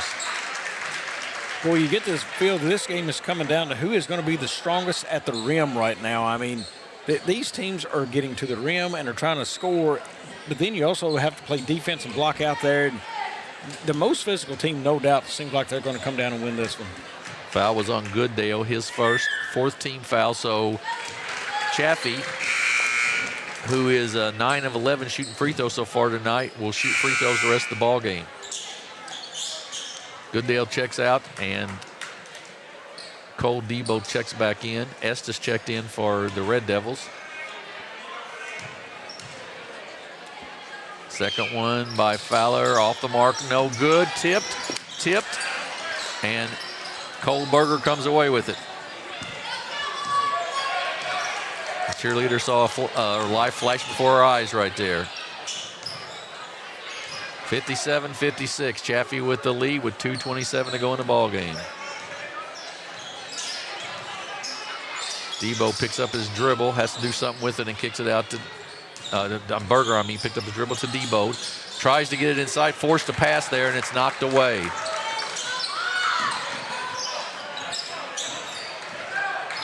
McMullen with it. McMullen's going to stand out top. He's going to make him come guard. Debo has 4 fouls, so he drives into the lane, kicks it off to Estes. Estes dropped the shoulder, got by with it probably. No charge call. They haven't called that all night, though, and it's 59-56. Yeah, he gave the hard bump right there. Steal by Fowler. Once again off He gets it blocked, and there'll be a foul, and Fowler will shoot 2 free throws. I'm telling you, McMullen has put on a passing clinic here tonight. He absolutely has. You are correct. Every time down the floor. That's the 4th foul on Cole Berger. Every time. And he's got 12 points, but that's a whole lot more forgettable than his passes. I mean, he has been fantastic. He really has. He's been fun to watch. Especially this second half down in Oran where we could really see him. We're on the stage here and really see it, and he's really done a nice job. 4-point lead now for the Chaffee Red Devils with 1:43 to go. We've got a full timeout. So we're going to take a 30-second break. We'll be back here on Aycorp Sports with the final 143. Thank you. Thank you for letting us be a part of your family and for trusting us with the ones you love the most. Thank you for allowing us to be a part of those lifelong memories. Thank you for taking us on the job and for putting us to work. Thank you for choosing us for your first vehicle and for every vehicle after. Thank you for trusting us for 70 years. We're back at Scott City High School at 60-56. Chaffee has taken a 4-point lead here with 1:43 to go in the ballgame, and they've got Nolan Fowler, who's got 18 points already on the evening at the line. He'll be shooting his second free throw when they come back from a timeout. And Chaffee has just done a great job of getting the ball inside, and Dane McMullen has just been an assist machine tonight. He has, and right now, you know, you're down 4, so it's a 2-possession game no matter the free throw. Oran has to find ways to score. The one I really like now has been Cole Berger. I mean, he has been the man here in the second half. Kern has scored, but he hasn't been as dominant as he was the first half. I think Berger has to put it on his shoulders and try to get to the rim as much as he can. Logan Fowler to shoot a second free throw here. Takes a deep breath, and he knocks it down. So 5-point game, 61-56. Cross court to Kern. He's going to take it to the basket. He's going to make it, and it's 61-58. He just took a really strong drive to the basket. Well, the man I said that may not be the guy just scored right there in Kern. McMullen off to Fowler.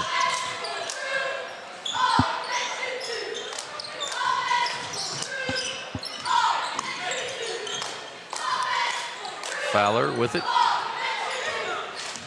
McMullen to the basket, up, shot no good, but Reichman comes away with it. Kicks it back out. Wow, what a big offensive board right there. Sure was. McMullen hit his noggin there. He came down. Reichman kicks it across, and it's a steal by Debode. Chance to tie it with a 3, or at least cut it to a 1-point game here. Bryant to Debode.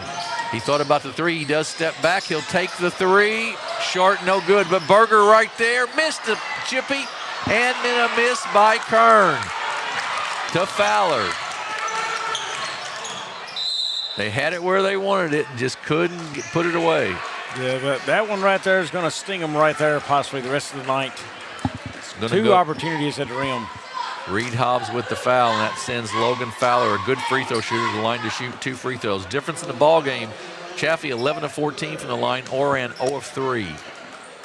Free throw by Fowler is good. Fowler with 21 now.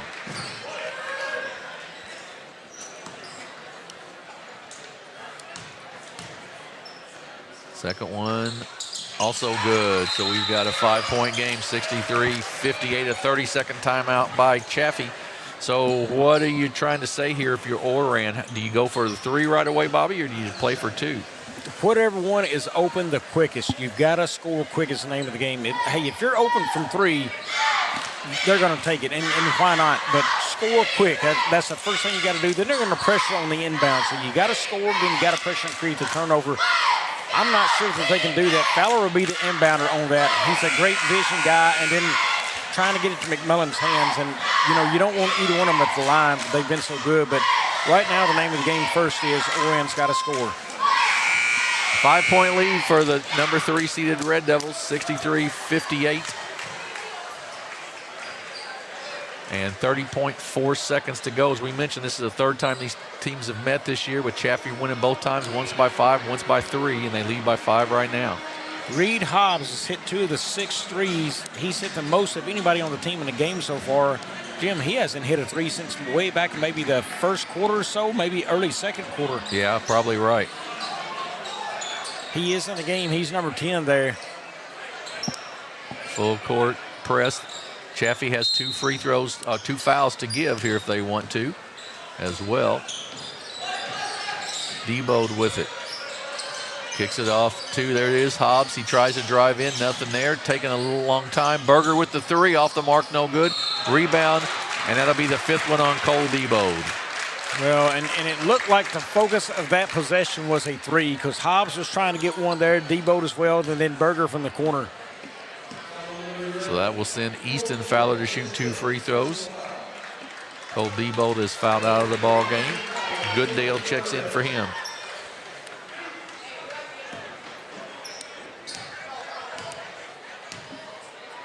Easton Fowler's free throw, good. This one could make it a 3-possession game, which would make it very, very difficult for Oran.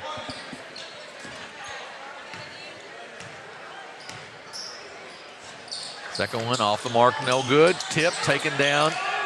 Then ahead to Kern, inside, up and good by Hobbs. 64-60, a 4-point game with 11.1 to go. And the Oran Eagles playing the odds here. Bobby just calling a quick timeout, trying to draw something up and get maybe a steal. Yeah, they've got to get the quick steal. A little surprise right there. Kern didn't pull up a 3 right there. The way you're down in that game, you were down, what, 6? 7, yeah. 7, you needed a 3 at that point. Yeah, but you did. Right. Down 6, so yeah. they needed 2 threes at that point with 11.1 left. If you had 30 seconds on the clock, maybe a little different, but at this point, boy, it's going to be a tough comeback. Yep, you really got to have a steal and a quick basket here to have any chance, pretty much. If they get the ball in bounds, you got to foul immediately, and if you're fouling either Fowler or McMullen, that's an issue probably. And more so, I think they need to steal on the inbound pass there, not when it gets to the ball handler, but as soon as it comes in, knock it down and score at the rim. Fowler has good size, though, over Hobbs, and they back off of Fowler. They get it in, and Fowler gets it right back, and they foul him, and he'll go to the line to shoot 2 free throws now, and he has been very, very good from the free throw line tonight. 14 of 18 is Chaffee from the free throw line, and that'll get it done most nights. Yeah, the 14-point difference at the free throw line. Huge number. 64-60, and Nolan Fowler with 22 points. Make it 23. Boy, he's been rock solid there. Yeah, one of my players watched before the game, and he has been every bit of it and more. He's got a second one. Up and also good. And now you just don't want to foul if you're Chaffee. Just let him drive to the basket like that. Up and good. We'll have a timeout. That'll make it 4-point game with 2.3 seconds left. Your only hope is a steal, a 3-pointer, and get fouled on the 3-pointer, Bobby. Yeah, that's about all they can find right there. 66-62. Our next game will be the Junior Varsity Championship, and that will be the Kelly Hawks, who I believe have only got 1 loss on the season on JV. Yeah, they're 17-1 to take on the Oran Eagles, who are 9-6. They're the number 3 seed in this tournament. The only loss that Kelly's JV has all year is to Crothersville way back in December. So they've won a ton of games in a row here. And so we'll have that one, and then we'll have the championship from the varsity side after that, which will be Scott City and East Prairie, teams we've not seen any of their teams from them so far tonight. And how about Chaffee on the brim, the break right here of beating now Oran 3 times in a row? I mean, this close to it, if they can finish this one off here. That's tough to do. That is absolutely tough to do. And really, if Chaffee can just get it in bounds here, they pretty much have got the win. They do get it into McMullen. He will shoot 2 free throws. And with 1.1 seconds left. Yeah, the smile on McMullen's face says it all. He is a happy camper, and he should be. They have played a great game, and he has especially. Yeah, just phenomenal job. Yeah, 12 points, 5 rebounds, probably 8 or 9 assists, and just really, really played well. Free throw up and good. Little left-hander gets it to go down. With Estes and that Camden Little that came off the bench, McMullen and Reichman back next year, Chaffee's going to be a load. Yeah, they're going to be a fun team, no doubt. Inbounds, and that's going to be the final. It's a 6-point win, so they win by 5, by 3, and now by 6. 68-62, the victory for the third place Chaffee Red Devils. Let's go do some scoring. Yeah, Oran will go like this in the books. It's going to be Reed Hobbs with 8, Cole Debo with 11, Cole Berger with 15, Cooper Bryant with 2, Carson Kern with 21, and Parker Bryant with 5. And that rounds out their 62 points. They were 28 of 63 shooting ball for 44% from the floor, 22 of 46 beyond or inside the arc at 48%, 6 of 17 beyond. That's 35%, Jim. Not bad numbers at all as a team shooting. Right. The thing that got them 0 for 3 at the free throw line, just not many trips there. 22 rebounds in the game for them. They were led by Parker Bryant with 9 in that department. For the Chaffee Red Devils, they will go like this in the books. It is Nolan Fowler with 24 on 7-11 shooting. He was 9 of 10 at the free throw line. Also, it was Camden Little with 3, Roland Reisman with 12, Devin Best with 4, Kobe Estes with 6, Dane McMullen with 14, Easton Fowler with 5, and that is their 68 points. They were 24 of 46 at shooting the ball from the field at 52%. 22 of 33 inside the arc at 67%, 2 of 13 beyond at 15%, 18 of 22 at the free throw line at a robust 82% on the night. They did have 31 rebounds in the game. They were led in that department by Roland Reisman. He had 14 of those, and a victorious win for the Chaffee Red Devils. Just a nice game for Chaffee, and a good job in particular, I thought, Bobby, of getting to the free throw line and just controlling the game there in the second half. So big win for them. They take third place. And we're going to take a break, and then we'll be back with this championship of the junior varsity division here. We'll be back in about 12 minutes or so with that one here on Aycorp Sports.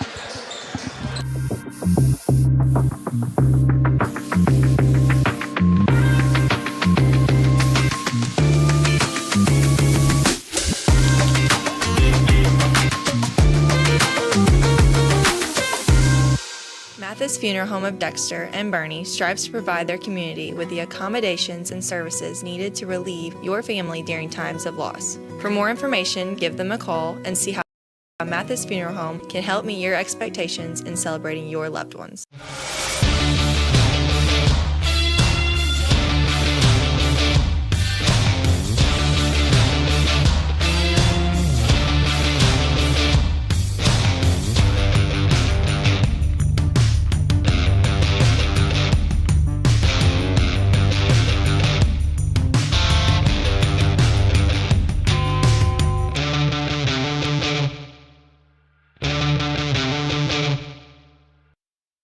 Do you need personalized merchandise? Trying to celebrate the season of that big state run? Then Juju Promotions in New Madrid has you covered. Whether it's heat presses, screen printing, or embroidery, we always have an option that will leave you satisfied and looking your best. With seasonal styles and plenty of accessories, there's something here for everyone. So come in and shop around. You'll be welcome with a smile and leave more fashionable than ever. Call us at 573-748-4040 or visit us in New Madrid. Thank you. Thank you for letting us be a part of your family and for trusting us with the ones you love the most. Thank you for allowing us to be a part of those lifelong memories. Thank you for taking us on the job and for putting us to work. Thank you for choosing us for your first vehicle and for every vehicle after. Thank you for trusting us for 70 years.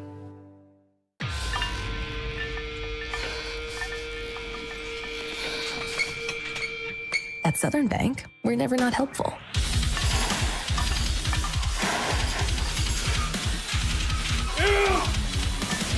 Attaboy. Way to hustle for the muscle. helping positive gym bros and everybody else.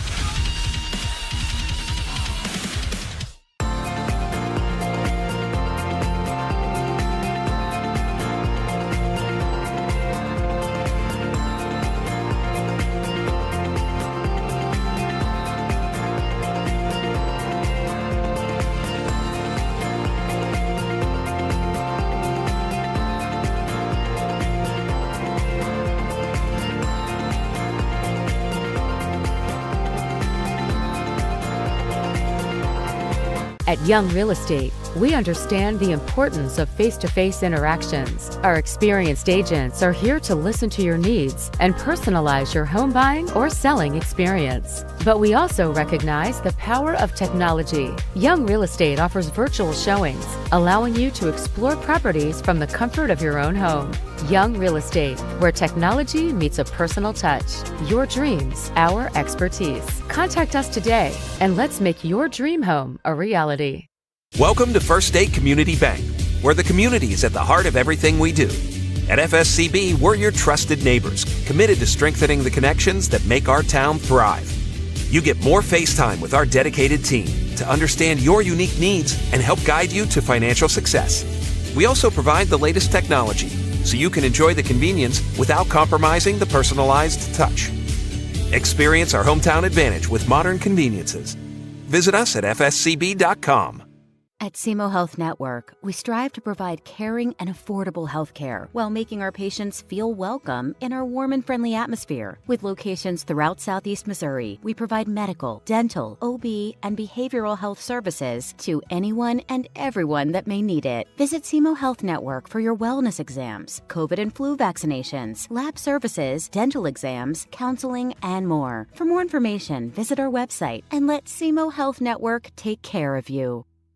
At Focus Bank, we understand your community because it's our community too. With branches across Southeast Missouri and Northeast Arkansas, Focus Bank offers services such as fraud protection, really free checking, and mobile banking that lets you bank simply and securely, anytime, anywhere. Stop by any of our branches or visit us online to open an account today. Plus, you'll receive an awesome free gift just from opening your really free checking account. And when you refer someone who opens an account, you'll both receive a gift. Focus Bank, member FDIC, equal housing lender. My name is Kevin Rossville. I'm a farmer from Prairie County, Arkansas. Been farming since 1991. Started farming with my father-in-law when I got married. We've been raising rice ever since. We've all been looking for something for a change for years. And I think this 263L is going to be the next and up-and-coming thing for us. It's really going to work well on a lot of different ground and a lot of different farms around here. Dynagro 263L, available exclusively at Nutrien Ag Solutions. We do things the right way, we do it honestly, and we do it well. We go to trial with confidence that in Southeast Missouri, when we work hard and we do a good job of presenting the case to the jury like we know we can do, justice will be done and the client will be taken care of. If you need someone to represent you at trial, call Cook, Barkett, Oran, and Walls.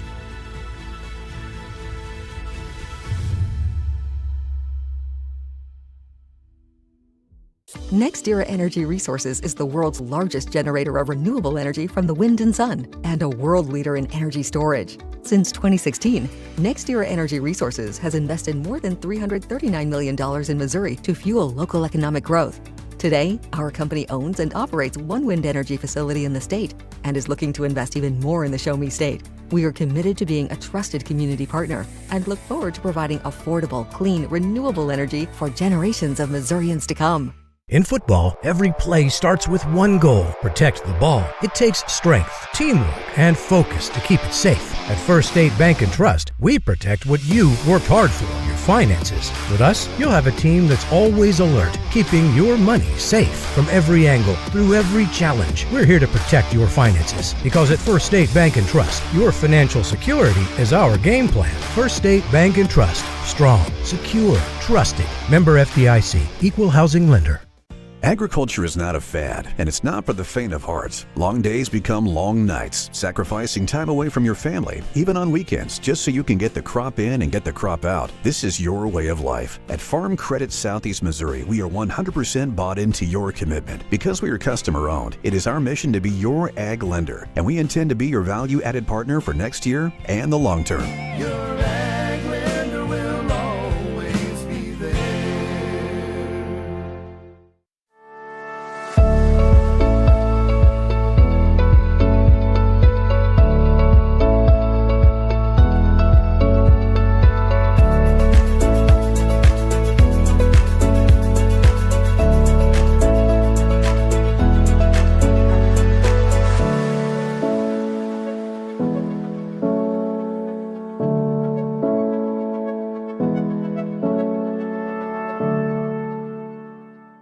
Mathis Funeral Home of Dexter and Barney strives to provide their community with the accommodations and services needed to relieve your family during times of loss. For more information, give them a call and see how Mathis Funeral Home can help meet your expectations in celebrating your loved ones.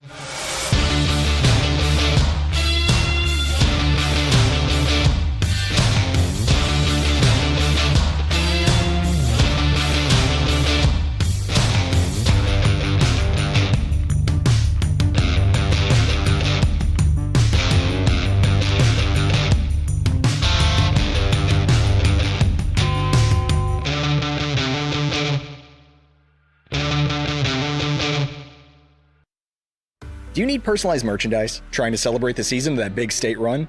Then Juju Promotions in New Madrid has you covered. Whether it's heat presses, screen printing, or embroidery, we always have an option that will leave you satisfied and looking your best. With seasonal styles and plenty of accessories, there's something here for everyone. So come in and shop around. You'll be welcome with a smile and leave more fashionable than ever. Call us at 573-748-4040 or visit us in New Madrid. Thank you. Thank you for letting us be a part of your family and for trusting us with the ones you love the most. Thank you for allowing us to be a part of those lifelong memories. Thank you for taking us on the job and for putting us to work. Thank you for choosing us for your first vehicle and for every vehicle after. Thank you for trusting us for 70 years.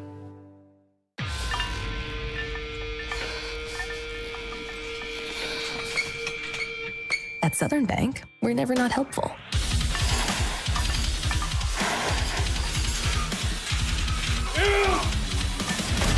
Attaboy. Way to hustle for the muscle. Helping positive gym bros and everybody else.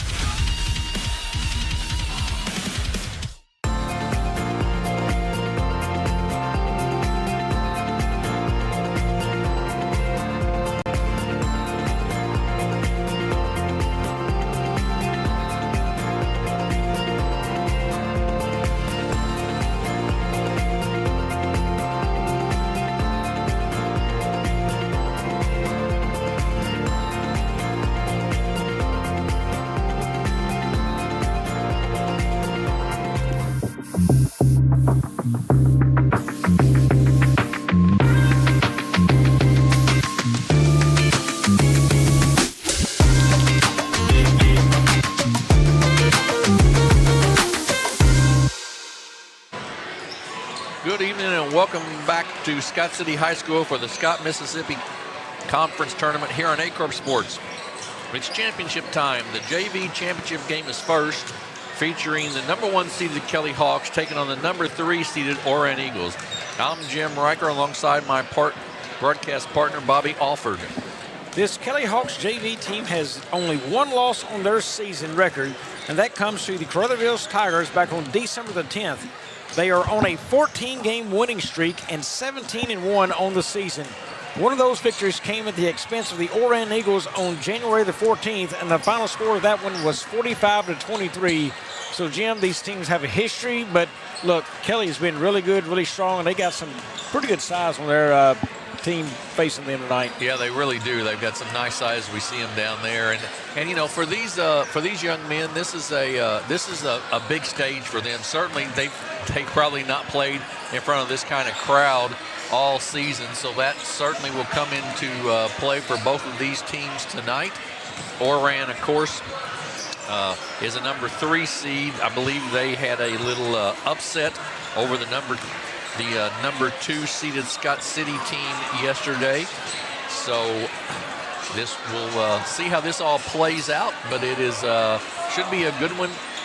Kelly 17-1. I know they've really liked, Coach Trimmer really likes that JV squad that he's got, and they're coming off some good mojo, maybe with their varsity getting a win in the Consolation Bracket Championship game today. So, and what an opportunity for JV teams playing in front of what we'll call basically a packed house. Absolutely. You know, there's some open spots, and there's still a lot of people out front of the concessions area. I just walked through there earlier, and man, it was packed. So what an opportunity for all these young men to be in front of this big of a crowd. Absolutely correct.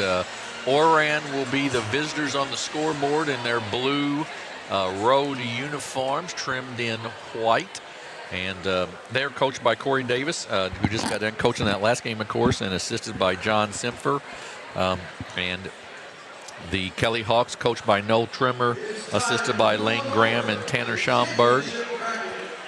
And we will have hardware passed out after this game for first and second place. And there are, I understand, there's not an all-tournament team tonight. We double-checked on that, so we will just have the ball games. So here it is for the Oran Eagles JV. They'll go like this: a sophomore, number 11, Tyler Brashear; a freshman, number 24, Keaton Goodall; a freshman, number 33, Harper Tyra; a freshman, number 44, Dane Loper; and a sophomore, number 45, Brannon Cochran. They are 9-6 on the season.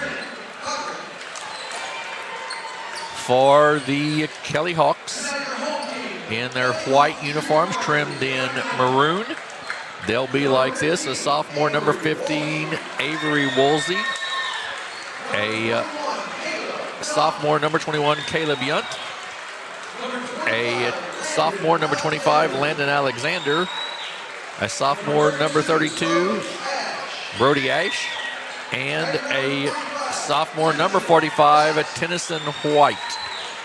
So they come in at 17-1 on the season, and a little bit of size differential there, I would say, and experience differential, as Kelly, Bobby, starts all sophomores.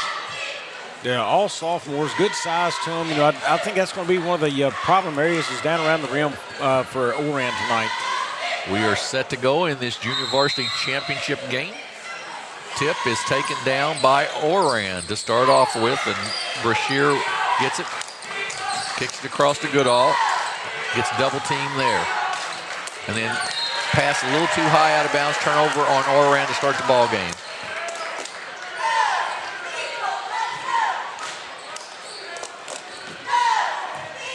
Brody Ash brings it up. Oran starts off in a man-to-man, it looks like. Inside, ball is loose and a turnover. One good turnover deserves another, and it goes right back to Oran. Yeah, you can tell a little focus there from Kelly right away trying to get inside of the paint. Kelly in a full court press. Ahead for Oran. That's Loper. Then he kicks it in the corner. Inside, another turnover. Ahead quickly, and Yunt with it up for the layup and good. Caleb Yunt with 2, and it's 2-0 Kelly Hawks. Oran with the basketball, trying to handle the pressure here. Loper with it. Nice job there of Tennyson White knocking it out of bounds. We'll go back to Oran.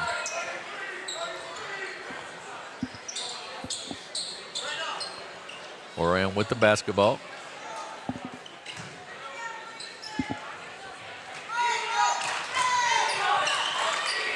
They kick it across. Brashear, a long three. It's short, no good. Rebound taken down by Loper. Back out to Brashear. To Tyra up top. Inside, good catch. Gets it blocked, though. Out of bounds, will stay with Oran. Cochran got it blocked as he went up inside. Well, Kelly is chasing that basketball all the way out as far as you can go in the half court and defending well out there. They're making it tough on Oran right now. Brashear with it. Look at the defense for him out there. Yeah, with that extended defense, you're exactly right. Cochran now way up top. Then they get it inside, knocked away by White. Good hands by the big man inside. And the impressive thing I like about this defense, Jim, there's two guys doubling the ball up top. The ball goes to the corner up high, two guys out there, and then a recover as they're trying to swing the basketball down to the rim. The guys recover and defend it down at the rim very well. Cross court, knocked away, but Loper picks it up. And then it's a steal. Ahead quickly is Yunt. He goes to the basket. It's no good, but he'll be fouled and will shoot 2 free throws. And I believe that foul will go on Loper. We'll see for sure. Other end of the court from us, but. And not knowing anything about this Kelly team right now's JV groups, really. Their defense, they're quick, they're out there, they play hard. Yunt didn't even try for that. That was tipped right to him, and off into the races he goes. He makes the free throw. Rowan Roberts, a freshman, checks in for Oran. He replaces Dane Loper. Second free throw coming up by Yount. He's got all 3 of the points so far for the Hawks. Brashear with it. They get it across now. They kick it out to Cochran. Double teamed. Tyron kicks it off to Brashear. Three-pointer up and off the mark, no good. Long rebound, run down by the Eagles. Brashear gets the three-pointer blocked. And Yunt up to the basket, up and good. Boy, he went up strong with the basket, and it's 5-0. Yeah, Yunt's getting all the looks from that side of the rim on steals right now. Good Dale with it. Ball knocked away by White, but it goes right to Brashear. He kicks it out in the corner. Three-pointer up and good by Goodall. Roy hit the backside of the rim, bounced up in the air, and back down for Goodall. Keaton Goodall with the basket. Yunt with it. No, I take it back. White with it up top.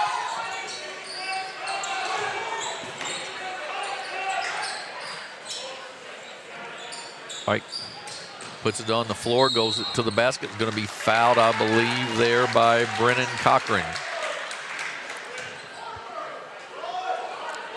His first, team foul number 2. Connor McCoy checks in for Oran.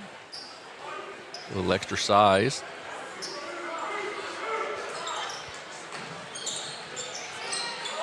Inbounds, jumper up, short and no good. Rebound by McCoy. And kicks it off. Goodall gets it ahead, but it's stolen there. Loose on the floor. Right side to McCoy. Then to Goodall. He's going to try to drive in the lane. A little runner in the lane, off the mark, no good. Tipped. Tipped again, up and no good. Rebound up and no good. Rebound taken down by the Hawks. Alexander with it. Then off to Aish. I'm going to tell you, Jim, over here at Scott City, they let them play physical. No doubt. Yeah, I would agree with you. Three-pointer up and no good. White with the rebound. He takes it to the basket. Left-handed up and good. Tennyson White with the basket at 7-3.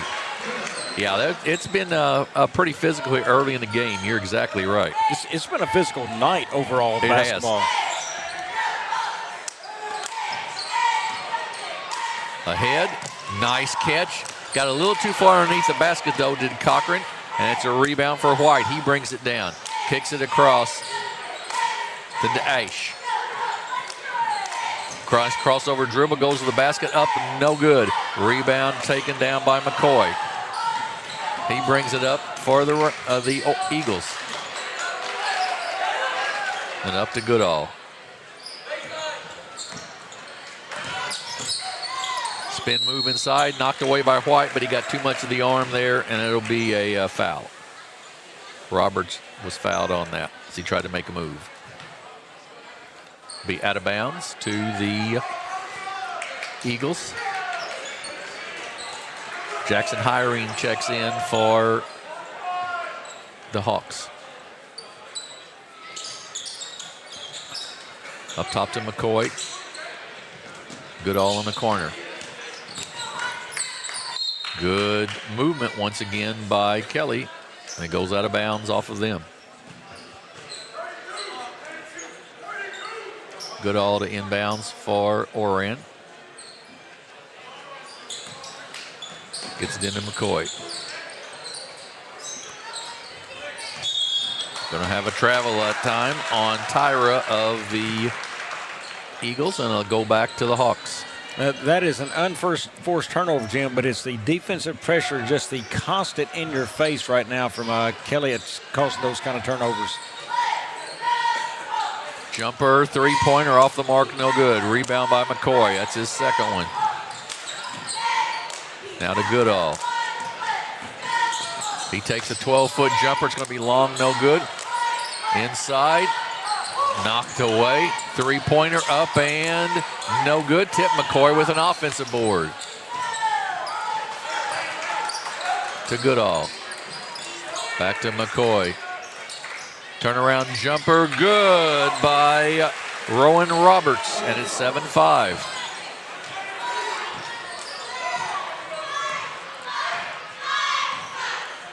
Aish with it.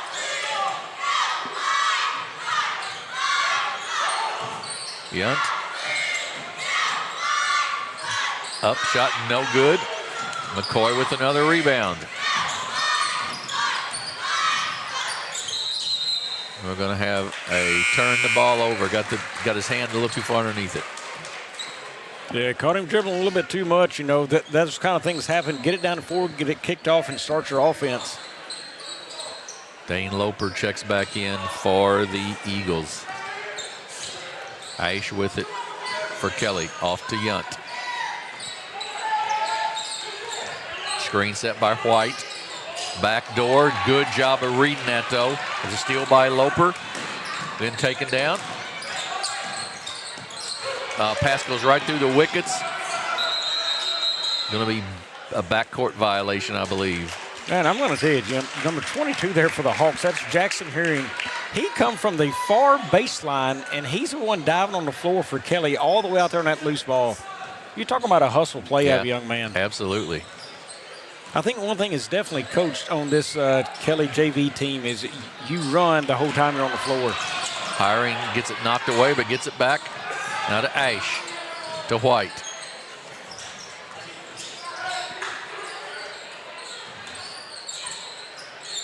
Aish gives it to White. Out to Carr. 17 seconds to go in the quarter. No play for one shot.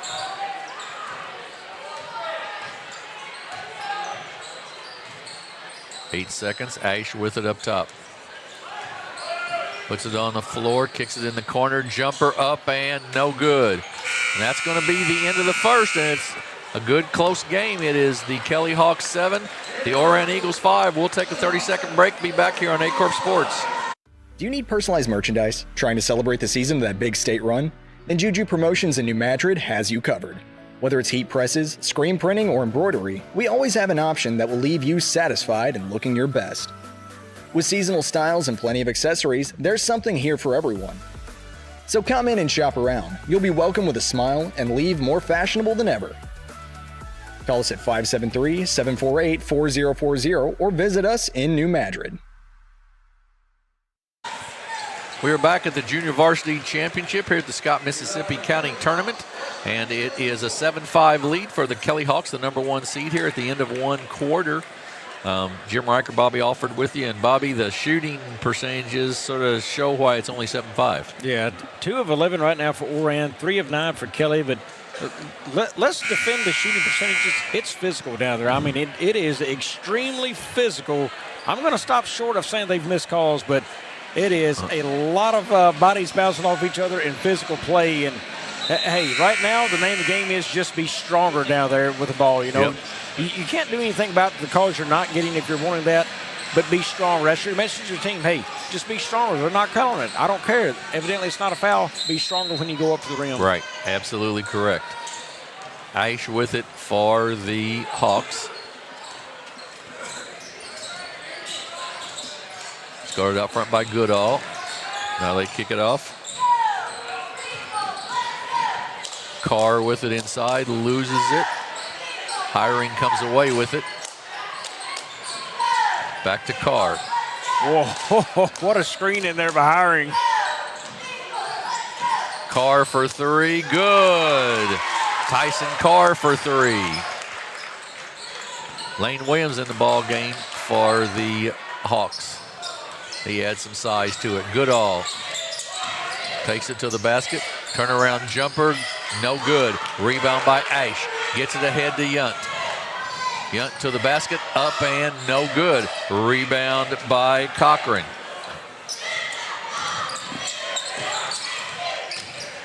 In the lane, low runner, up and good. And that is Tyra with the basket, and it's 10-7. Yeah, he got a quick little jumper right there on his fade and then knocked that down. Aish sees the lane opened up, kicks it outside. Carr drives to the basket. He goes up, no good. Rebound by Cochran. Ahead to Loper. Can he run it down? It's going to stay with Oran. Tucker Dernberger in the game for Kelly. The Kelly Hawks not afraid to use their entire bench, pretty much, or a lot of their bench here in this JV game. Goodall. Now, I would say they're going to have to use most of that bench. The way they play.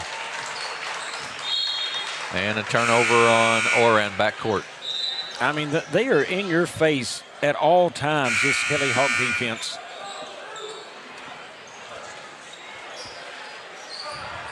Comes another young man checking in right there, number 15. That is Avery Wosley.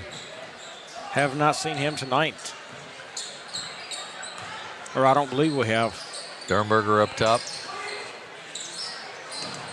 Wosley with it to the basket. Gets it partially blocked. It bounces off the underside of the rim, though. Carr will take the three. No good. Rebound by McCoy. You've got to want a rebound tonight. That's for sure. Wow. Yeah, that was craziness all over the floor. They're going to have a foul on a block on number 44, I believe, and that's Dane Loper. Our crack producer, Josh I, pointed out that they started this quarter with 8 minutes, not 7 minutes, like would normally happen in a JV game. So these guys get an extra minute of game time. Yeah, no complaints out of the JV kids, I'm sure. That's right. They want all the minutes on the floor in front of a crowd like this they can get. Inside, blocked. And we're going to see if it's a foul, or I guess it is going to be a foul inside. I don't know if it's a foul or a jump ball there. They're going to call a foul on Tyler Brasher. And we'll send Caleb Yunt to shoot 2 free throws. Yunt's got 5 points. He's the leading scorer so far for the Hawks. Yeah, Yunt's involved in a lot of the action. He shoots a lot, so he's one of the guys, you look to is probably moving up to that varsity level next year, helping him out. Free throw off the mark, no good. He'll have a second one. Big sophomore class here for the Hawks. 10 sophomores in this JV group. And 15, Woolsey, and number 30, that is Williams there. They've got good size. If they can develop post play down low, boy, this Kelly group has really got something to look forward to. 11-7 lead. Ahead to Cochran. To McCoy. Puts it on the floor. Jump stop. Inside. Cochran goes up. Basket went in. We'll see if it was on the floor. It's going to be out of bounds, I think, though. It won't be on the, it'll be before the shot.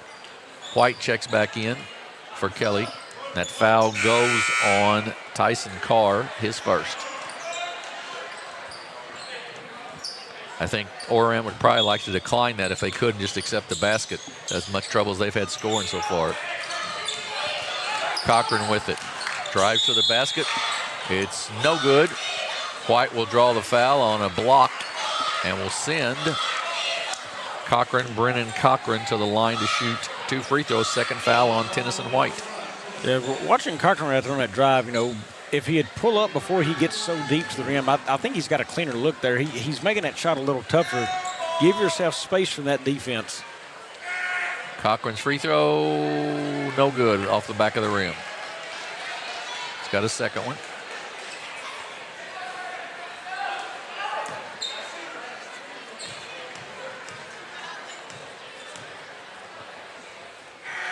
Up and it's good. So 11-8. Just under 5.5 minutes to go here in the second quarter. White up top with it. Left side. Yunt with it now. He thought about it, doesn't take it.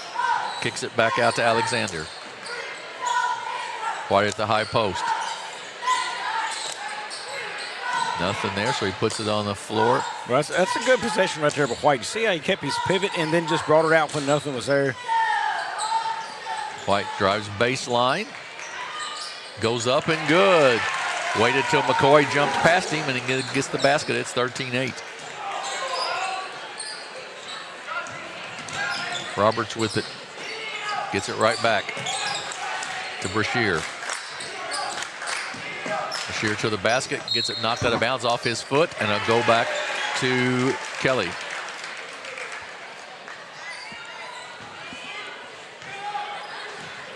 And Dernberger will bring it up, the freshman. Three-pointer, good by Avery Woolsey. 16-8. Woolsey said, hey, I'm not a post player. I'm a three-point guy out there. Right. Cochran to Brashear. F-Tink in the corner. Brashear comes away with it. To the post, and that's going to be the third one on Tennyson White. And he's talking to himself because he's a little frustrated, I think. So White will take a seat, and Lane Williams will check back in. Goodall checks back in for the Eagles. Well, you look up just a minute ago, and it's a three-point game now, popped on out to 8, and Kelly made it happen that fast, really. Woolsey with good hands knocks it out of bounds. McCoy to inbounds for Oran. He gets it in. Goodall with it now. Good defense there by Oran. McCoy for three. Good. Sort of a line drive, but he got it to go at 16-11. Yeah, much needed shot right there for Oran. They needed a shot to fall to close that back down to 5 now. Williams with it. Inside. Yunt goes up, no good. Rebound by the Eagles. Brashear with it. Gets it across to Goodall. Goodall stops, thinks better of it, then go over Williams. Brashear for three, it's long, no good. Rebound taken down Dernberger. Gets it ahead to Yunt. He goes inside, gets it knocked away, out of bounds, will stay with Oran. I'll stay with Kelly, excuse me.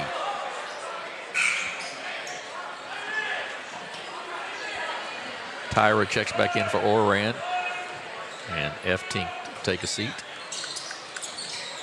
Three-pointer up and good. Landon Alexander for three. That's a good job, Alexander. He come right off the screen on the far side, rode out, wide open look, and knocked his shot down.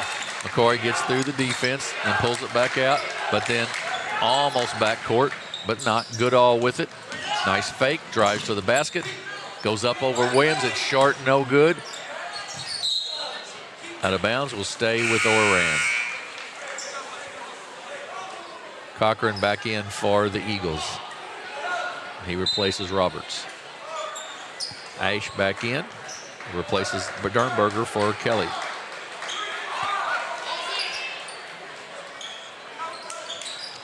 Goodall gets it up top to McCoy.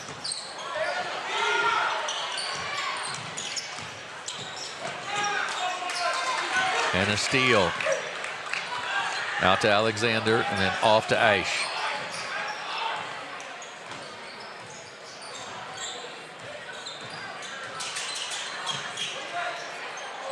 Woolsey with it. Into Yunt. Woolsey step back three. Off the mark, no good. Rebound by Tyra.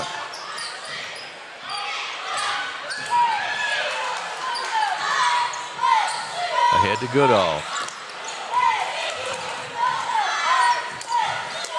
McCoy, 15-foot jumper. Good. Hung on the rim and fell. Yeah, got a little space in there. Nice little pull-up jumper and got it to fall. 19-13. Aish with it up top.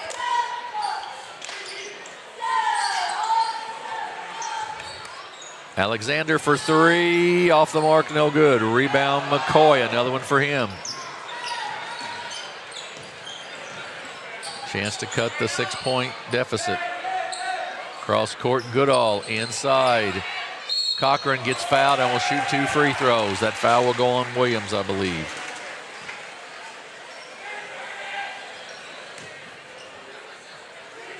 First one on.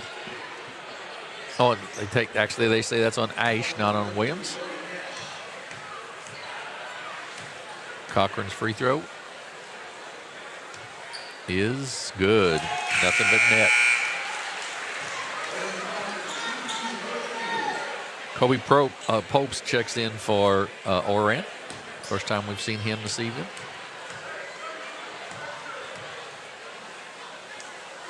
Second one, also good. So down to a 4-point game, 19-15. Well, I tell you, Oran's been playing from behind the whole game, but they just keep hanging around, Jim, and that's a dangerous spot to be if you're Kelly. Aish kicks it off to Yunt. To Williams. Inside to Aish. She gets a post up. Inside, short, no good. Rebound taken down by Popst. Right through Goodall's hands, but he runs it down. And then a timeout's going to be called by Corey Davis of Oran, and he'll take a quick break to talk to his kids, a 30-second timeout. And so far, Bobby Kelly, 7 of 20, 5 of 17 for Oran shooting the basketball. They're about the same from the free throw line. Biggest is just rebounds. I mean, surprisingly, Oran has out-rebounded Kelly, but they just can't get the baskets to fall on the other end. Most all those defensive rebounds. That's, I think that's results of Kelly's defense, missed shots there on that side, but creating turnovers. Just tough night shooting for both teams right now.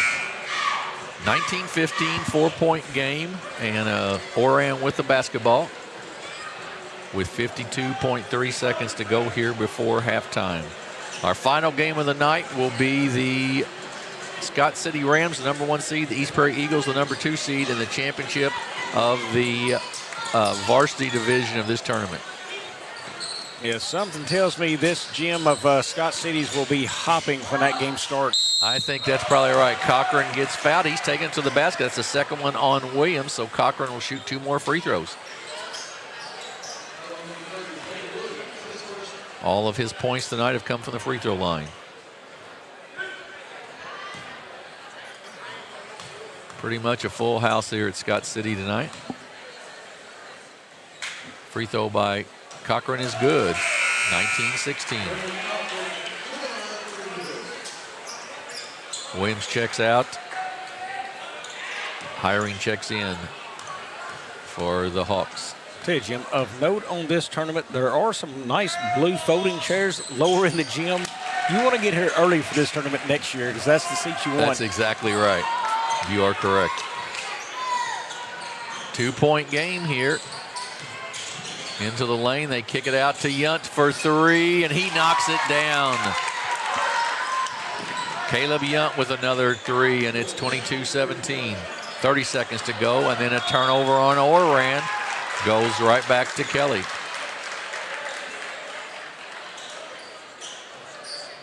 Ash to inbounds. Up to Woolsey. And kick it off to Yunt. And he traveled. He took a step before he took off. Yunt's got 9 of the 22 for the Hawks so far. And Robert checks back in for Oran here. 21 seconds to go in the half. Bad pass, mistake inside, up and good by Woolsey. 24-17, that's going to be a foul on Woolsey. And that will send I'm trying to see who that was. Goodall, I believe, to shoot 2 free throws for the Eagles.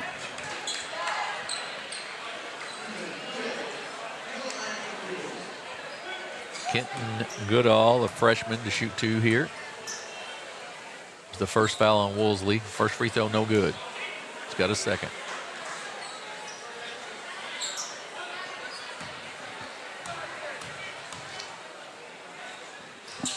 And it is good. So 24-18.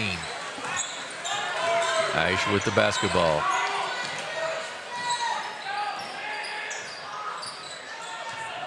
One shot here coming for Kelly if they get a chance.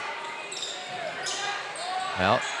Ash for 3, off the mark at the buzzer. So we're at the end of the first half of this junior varsity championship. And it's the #1 seeded Kelly Hawks with a 24-18 lead over the Oran Eagles. We're going to take a break. We'll be back here in about 7 minutes with some statistics and the second half of this championship on Aycorp Sports.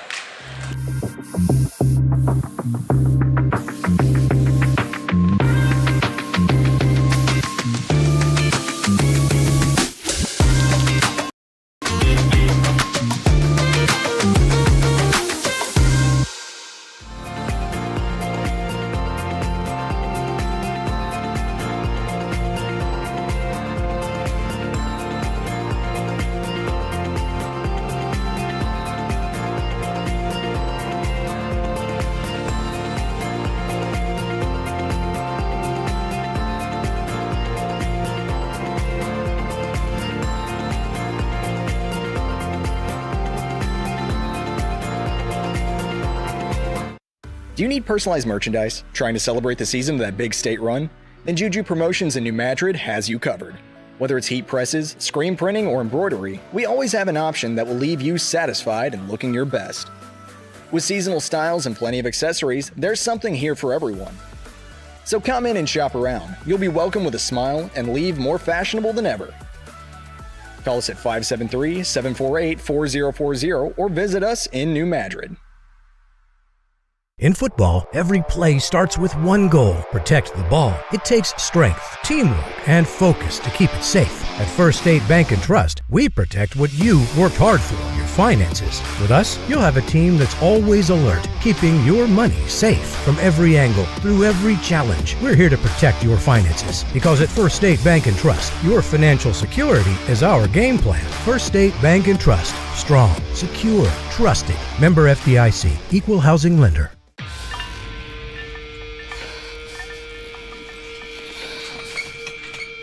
At Southern Bank, we're never not helpful.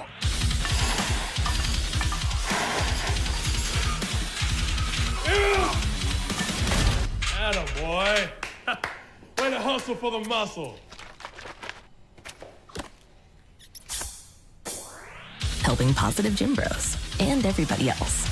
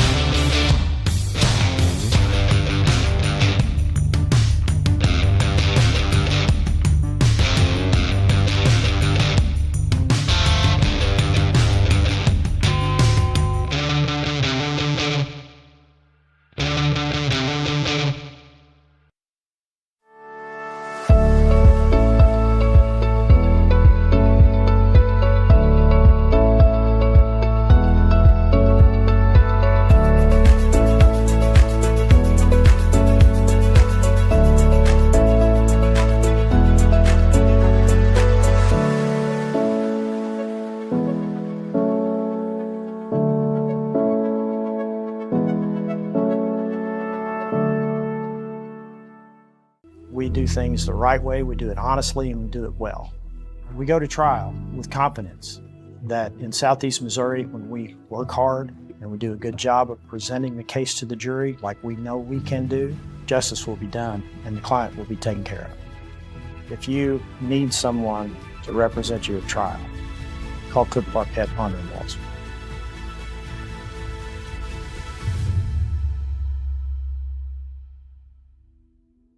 At Semo Health Network, we strive to provide caring and affordable health care while making our patients feel welcome in our warm and friendly atmosphere. With locations throughout Southeast Missouri, we provide medical, dental, OB, and behavioral health services to anyone and everyone that may need it. Visit Semo Health Network for your wellness exams, COVID and flu vaccinations, lab services, dental exams, counseling, and more. For more information, visit our website and let Semo Health Network take care of you. At Focus Bank, we understand your community because it's our community too. With branches across Southeast Missouri and Northeast Arkansas, Focus Bank offers services such as fraud protection, really free checking, and mobile banking that lets you bank simply and securely, anytime, anywhere. Stop by any of our branches or visit us online to open an account today. Plus, you'll receive an awesome free gift just from opening your really free checking account. And when you refer someone who opens an account, you'll both receive a gift. Focus Bank, member FDIC, equal housing lender. NextEra Energy Resources is the world's largest generator of renewable energy from the wind and sun, and a world leader in energy storage. Since 2016, NextEra Energy Resources has invested more than $339 million in Missouri to fuel local economic growth. Today, our company owns and operates one wind energy facility in the state and is looking to invest even more in the Show Me State. We are committed to being a trusted community partner and look forward to providing affordable, clean, renewable energy for generations of Missourians to come. Thank you. Thank you for letting us be a part of your family and for trusting us with the ones you love the most. Thank you for allowing us to be a part of those lifelong memories. Thank you for taking us on the job and for putting us to work. Thank you for choosing us for your first vehicle and for every vehicle after. Thank you for trusting us for 70 years. Mathis Funeral Home of Dexter and Barney strives to provide their community with the accommodations and services needed to relieve your family during times of loss. For more information, give them a call and see how Mathis Funeral Home can help meet your expectations in celebrating your loved ones. My name is Kevin Rossville. I'm a farmer from Prairie County, Arkansas. Been farming since 1991. Started farming with my father-in-law when I got married. We've been raising rice ever since. We've all been looking for something for a change for years. And I think this 263L is going to be the next and up-and-coming thing for us. It's really going to work well on a lot of different ground and a lot of different farms around here. Dynagro 263L, available exclusively at Nutrien Ag Solutions. Agriculture is not a fad, and it's not for the faint of heart. Long days become long nights, sacrificing time away from your family, even on weekends, just so you can get the crop in and get the crop out. This is your way of life. At Farm Credit Southeast Missouri, we are 100% bought into your commitment. Because we are customer-owned, it is our mission to be your ag lender, and we intend to be your value-added partner for next year and the long term. Your ag lender will always be there. At Young Real Estate, we understand the importance of face-to-face interactions. Our experienced agents are here to listen to your needs and personalize your home buying or selling experience. But we also recognize the power of technology. Young Real Estate offers virtual showings, allowing you to explore properties from the comfort of your own home. Young Real Estate, where technology meets a personal touch. Your dreams, our expertise. Contact us today and let's make your dream home a reality. Welcome to First State Community Bank, where the community is at the heart of everything we do. At FSCB, we're your trusted neighbors, committed to strengthening the connections that make our town thrive. You get more face time with our dedicated team to understand your unique needs and help guide you to financial success. We also provide the latest technology, so you can enjoy the convenience without compromising the personalized touch. Experience our hometown advantage with modern conveniences. Visit us at fscb.com.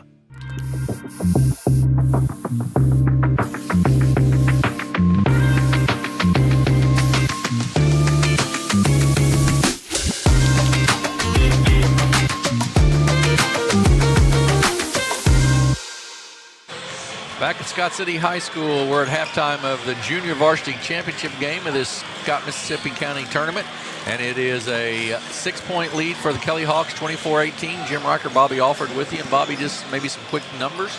Yeah, you know, Oran in the books right now, led by a couple of guys. Connor McCoy with 5, Keaton Goodall with 4, and Brendan Cochran with 5. Right point of game for them right now. They're 6 of 8 from the free throw line. They've had success there, maybe working the ball inside a little more. The shooting numbers kind of rough out there for them.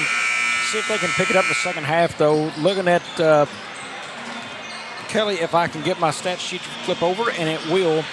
They have, Worsley has 5 in the game. Really, Caleb Young early on, he is strong. He's got 9 in the game. Tennyson White with 4. He got in foul trouble there. Really, you know, they haven't shot it back from outside. 4 of 10 out there, 40%. I'll take those numbers all day. They just got to keep playing solid ball, maybe working a little bit stronger on the inside around the rim and see if they can stretch their lead out right now.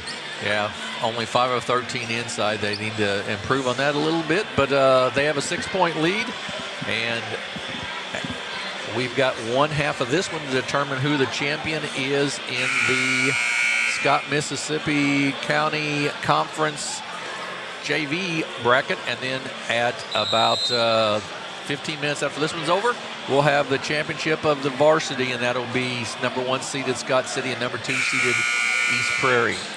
Also tomorrow, 5 games here on Aycorp Sports, starting at 1 p.m. from the Charleston 6-man shootout.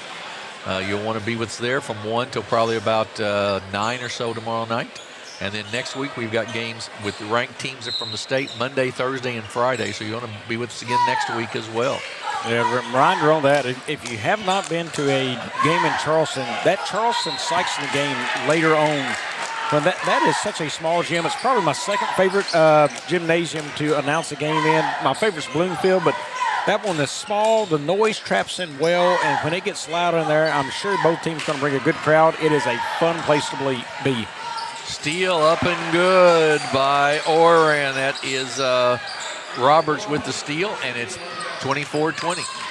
Ash with it, kicks it in the corner, but knocked out of bounds there. Quick hands by Tyra.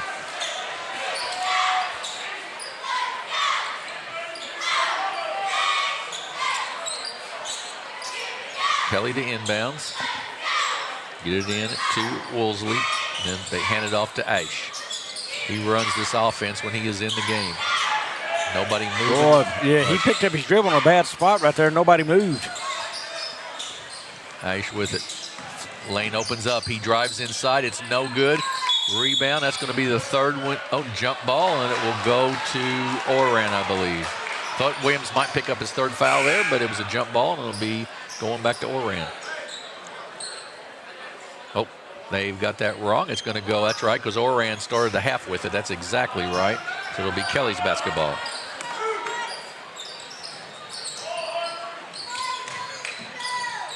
Top to Alexander. Now off to Ash, off of Goodall and out of bounds.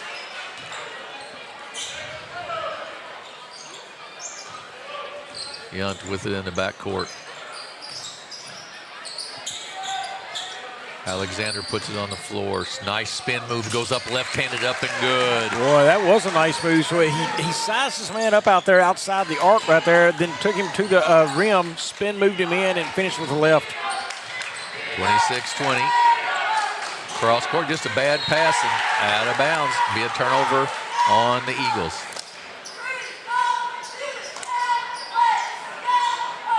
Ash will bring it up. Early stages of the 3rd quarter of this championship game in the junior varsity. Nice pass, and then out to Alexander, no good. Williams with the rebound, looks to go up and does, and gets the basket, 28-20. Goodall with it to Brashear. Then ahead to Cochran. To the basket over Williams. It's no good, but Williams will pick up his, I believe, 4th foul, if I remember. It's either 3rd or 4th or 2nd. I thought it was I thought he at least had 2 already, but. I was just going to let you keep guessing. I knew you'd get it right eventually. Yeah, eventually I'll figure it out what's on the board, but I was pretty sure he had 2 earlier, but guess not, so doesn't really matter. Free throw no good by Cochran.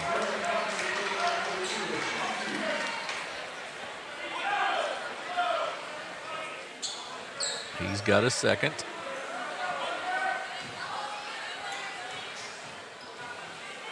Cochran's got 5 points, 5 of the 20 so far for Oran. Missed that one. Aish with the rebound. Brashear hounds him in the backcourt. And he gets it back after the pass. Kicks it in the corner. Three-pointer by Yunt. Good. He is their shooter. There's no question about that. He is, and they really had a defender caught between the guy on the block or the three-point line, and he couldn't get out there in time enough to get a hand in the guy's face. Another turnover on Oran. Loper's going to check in for Tyra. Inbounds to Alexander, then back to Aish. Yunt up top. Kelly's opened up an 11-point lead now. They led it by 6 at the half.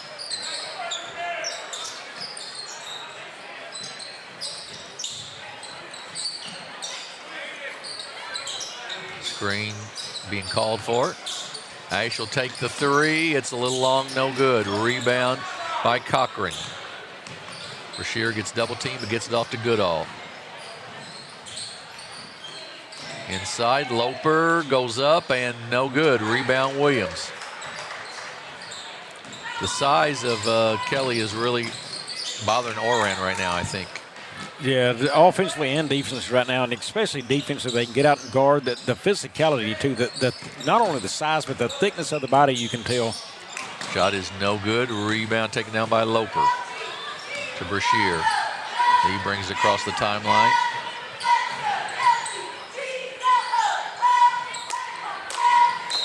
And a travel. Once earlier in this game, Kelly had an 8-point lead. They got it back to 8 now, and they pushed it to 11, their largest in the game. And right now, it feels like they're a lot more in control of this game. Yes, I would absolutely agree with that. To Yunt.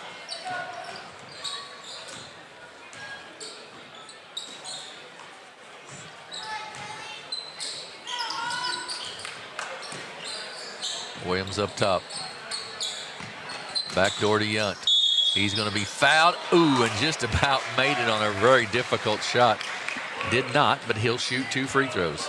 I'll tell you another one I've really liked on this Kelly team is Alexander. He sees the floor well. You know, he handles the ball decently well outside out there. He's got a really good-looking shot. He's another one I think next year steps up and makes a difference on that varsity level. Yes, he's got a good solid build as well. Carr checks in for Alexander. I think that's the first substitution here in the second half.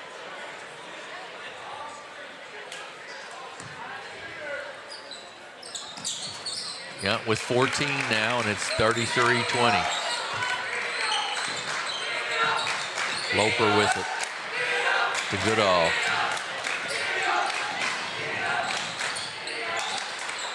To Brashear. And then another turnover on Oran. Well, that's tough right there. The pass inside, he's already off balance. If he keeps it, he walks. So he had to get rid of it, and it goes out of bounds.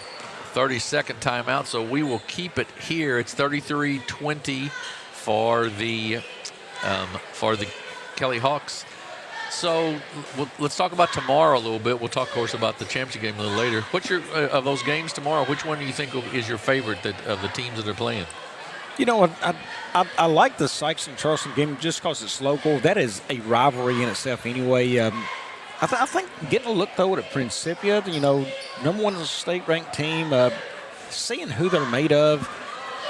That's going to be a big game. That's East Prairie, I believe, playing them. Cape Central. Or Cape Central playing them yet. So that's a big game for Cape, especially I think they've lost a young man with a broken hand there. I've just heard again tonight. So, you know, that loss, you know, boy, you're already playing a number 1 ranked team in the state, too, in Principia. They're a quality team, so that's going to be a tough one. I want to see what East Prairie is made of, too.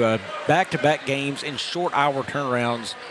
You know, you're playing for the championship tonight, so how do you get up for a game like that tomorrow that's not championship caliber game? It's a tournament nonetheless, but it's not what this game is. You know, you want to win this tournament.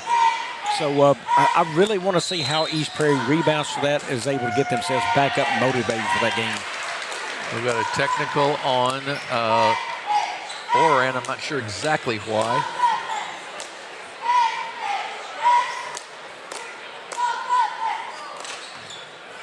But it is a technical, and that will be Yunt shooting free throws.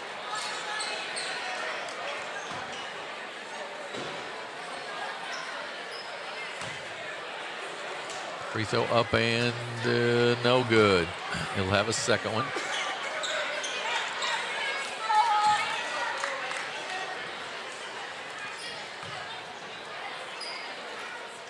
And this one's good. 14-point lead now for the Hawks. They've extended that in the last 4 minutes. They've extended from 6 to 14.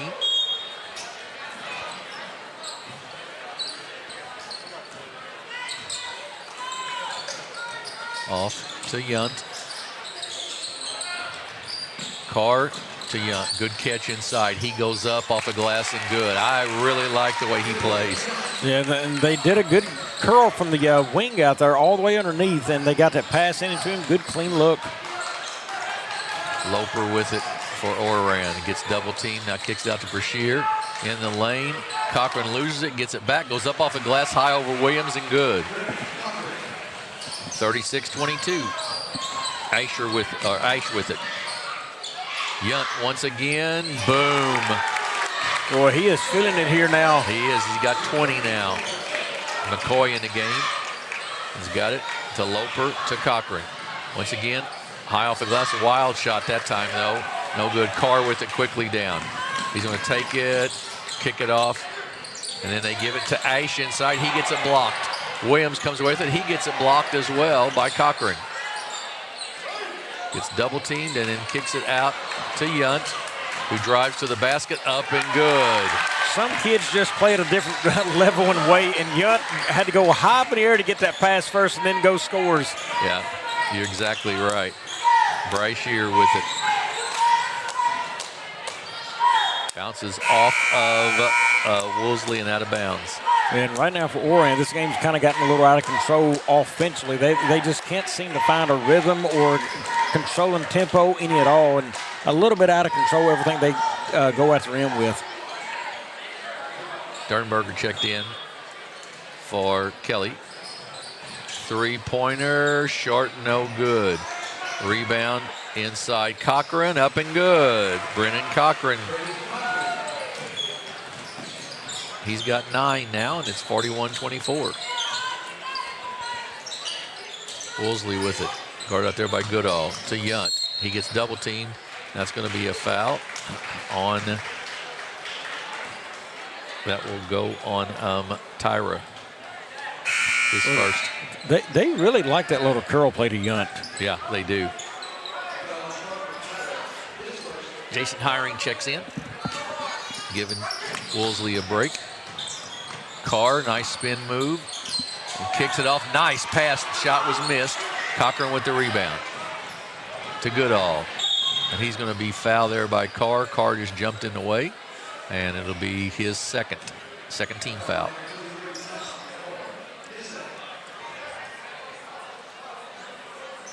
Oran will inbounds it here with 1:04 to go in the third quarter. McCoy with it. Cross court, and that's going to be a travel. Yeah, it sure was. Yep. Denver stuck you right on top of that one. Yep.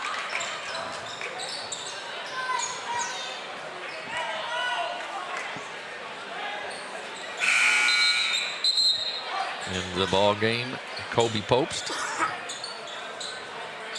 for Harper Tyra.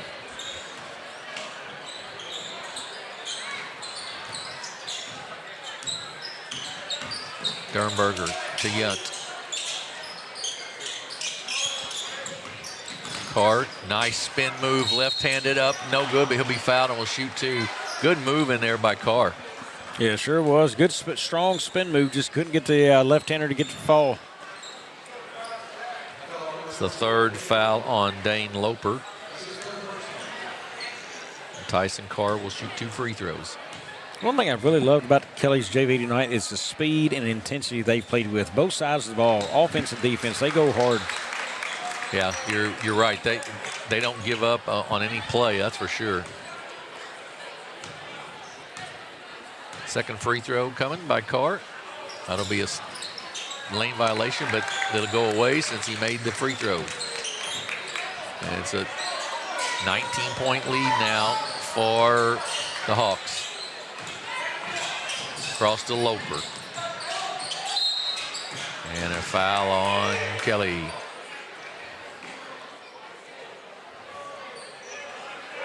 That will go on number 23, which is Tyson Carr, his third.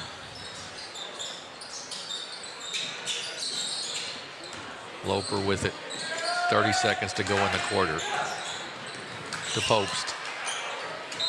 And that's going to be a timeout by Coach Corey Davis. I think he was afraid they were going to lose that in a turnover. Yeah, another high trap coming right at him. They had to call the timeout. Kelly does a nice job of jumping that high trap, don't they? They do, but it's really easy. When you look over there, they've got a whole arsenal of kids waiting to come into the game, so you can play as aggressive as you want when you do that. That is very true. And they've done this in the third quarter without Tennyson White, who's their starting center, who picked up 3 fouls. They've done that with Lane Williams in as opposed to Tennyson White. Yeah, and you said it earlier, they've got a lot of depth in the sophomore class. They play a lot of kids, and that's just an advantage of keeping the kids together from an early age playing. And they played a lot of ball together. It shows on the court right now. I want to say they've probably played this aggressive style for a long time too. I would agree. That's almost assuredly. Oran with the basketball. 25 seconds to go here in the third. They get it into McCoy.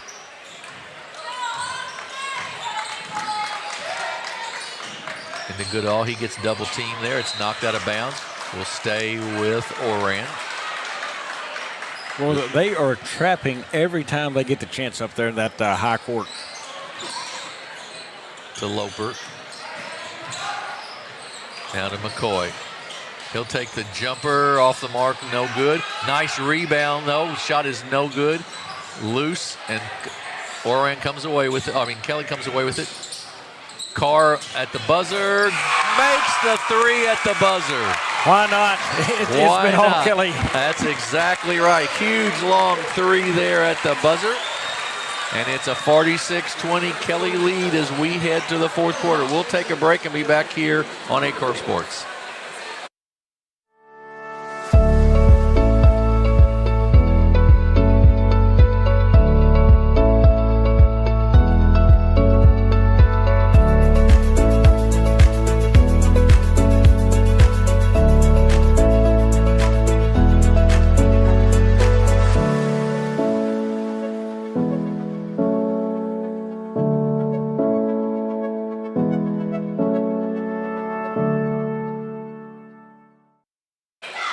Back at Scott City, let's see that buzzer beater again here right before the end of the half. Comes out, they find Tyson Carr. He's at the midcourt, puts it up and banks it in just like he planned on. Hit the banker, and it's a 46-24 lead heading into fourth, Bobby. Yeah, nothing wrong with using the backboard on a three-point shot, is it? That's exactly right. That Especially is exactly from right. half court. From half court for sure. So 46-24, a 22-point lead for the Hawks. They came in 17-1 on the season, the number 1 seed, and they've played up to it tonight. And it's really been their aggressive play, both offensively and defensively, that has got the job done for them. And they're balancing the books the way they score. They've knocked down 9 points inside the arc. They've knocked down 7 beyond, 7 free throws. They get it done on a variety of areas. White into Yunt. He goes up, missed it. Ball's loose, and that'll have to be a travel as he came down. It was sort of tied up, and then he lost control of it, and it's a turnover.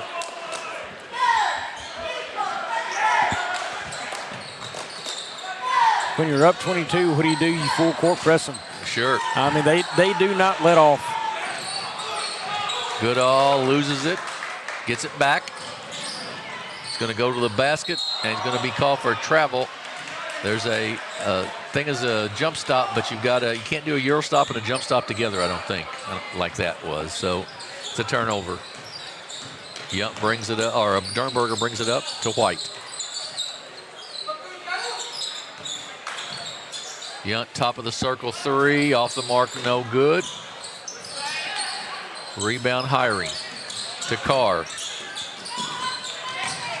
Yunt, spin move, goes up, he'll be fouled and will shoot 2 free throws. Boy, that young man is so hard to cover up, too. I mean, Yunt doesn't mind getting in there, mixing it up near the rim, getting bumped and knocked around.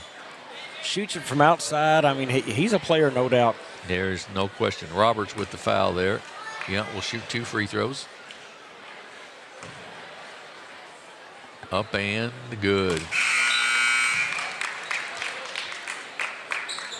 Aiden Eftink checks in for Oran.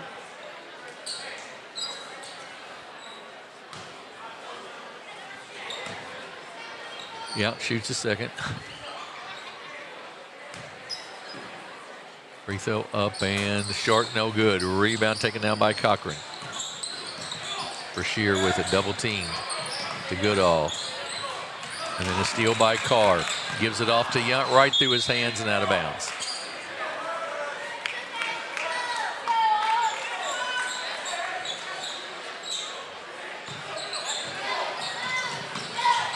Bodies flying everywhere. Yunt goes up, misses the shot. Rebound by Oran. Well, I tell you, Hiring took a hard hit to the side of the head there about with a shoulder. Goodall with it. Nice pass inside. Good spin move in there by Roberts, up and good.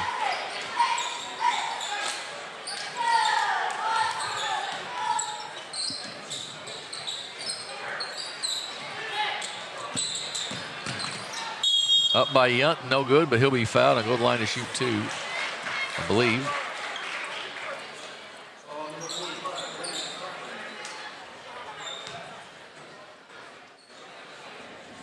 Yeah, you're right. Hiring still suffering with that head a little bit, I think. Yeah, he took a shoulder right to the head in the middle of all that collision there. Yunt to shoot 2 free throws. First one is long, no good. Subs in the ball game now. Ash comes back in, as does Woolsey.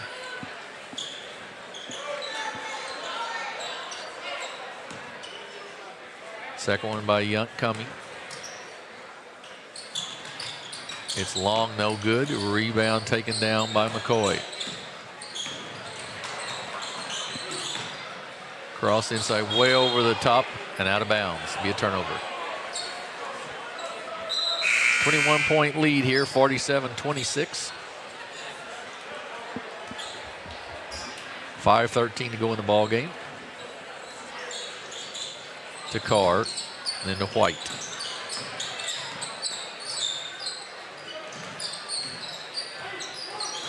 Aish with it.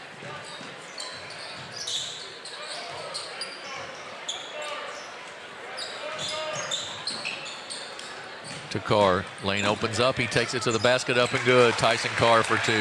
Well, Carr's made a couple of nice moves toward the basket tonight. He has. McCoy gets it ahead now to Tyra. Cochran in the lane, goes up. It is no good, but he'll be fouled and will shoot 2 free throws with 4:32 to go.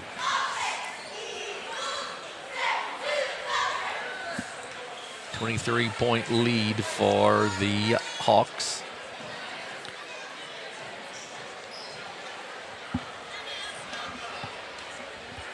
Brennan Cochran's free throw, good. Cochran's got 10. Alexander back in, replaces Carr. I'll tell you, Jim, nice to see both counties showing up, Scott and Mississippi County. Full gym tonight in support of these kids. And I say a lot of folks are anxiously awaiting this next game on championship. 2 teams who could very well win their district and move on and meet each other in the next round in sectionals. Absolutely right. Be a turnover and will belong to Oran.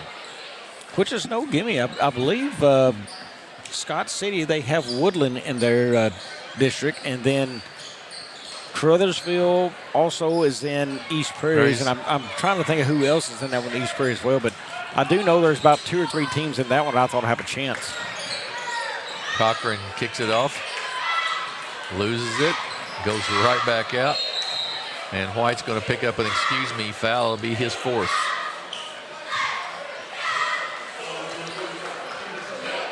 (49-28), 21-point lead here for the Hawks.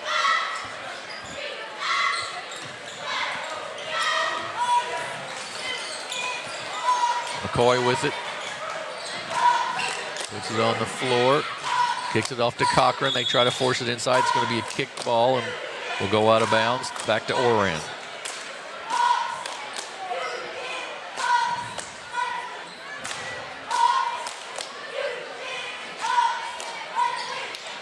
Inbounds to McCoy. Spin move. He gets it back, goes down the baseline, low runner, short, no good. Gets his own rebound, tries to kick it off, not there. Ahead to Yount.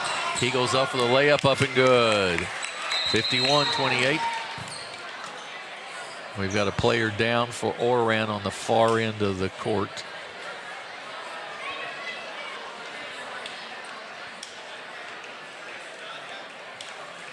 Man, looks to be holding his McCoy, yeah. wrist right there. Yeah, he is back up, thankfully. You were talking about those districts. Class 3, District 1 is Crothersville, New Madrid County, East Prairie, Kelly, Portageville, and Twin Rivers. Kelly's the host of that. District 2 is Arcadia Valley, Clearwater, Greenville, Saxony, Lutheran, Scott City, and Woodland. So Scott City and Woodland probably the favorites in that one. And I would say Crothersville and probably East Prairie the favorites in District 1. Where was the host side of that one with East Prairie, or not East Prairie, I'm sorry, with Woodland and Scott City? Greenville.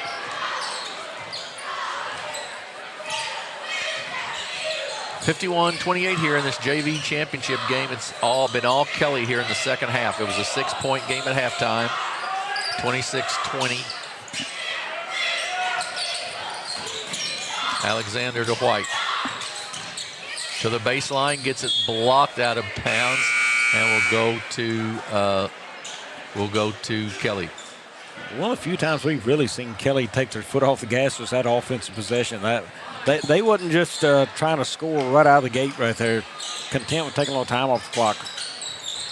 Yount with it, out to White.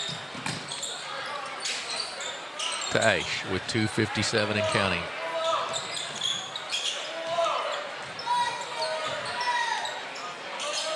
Off to Woolsey.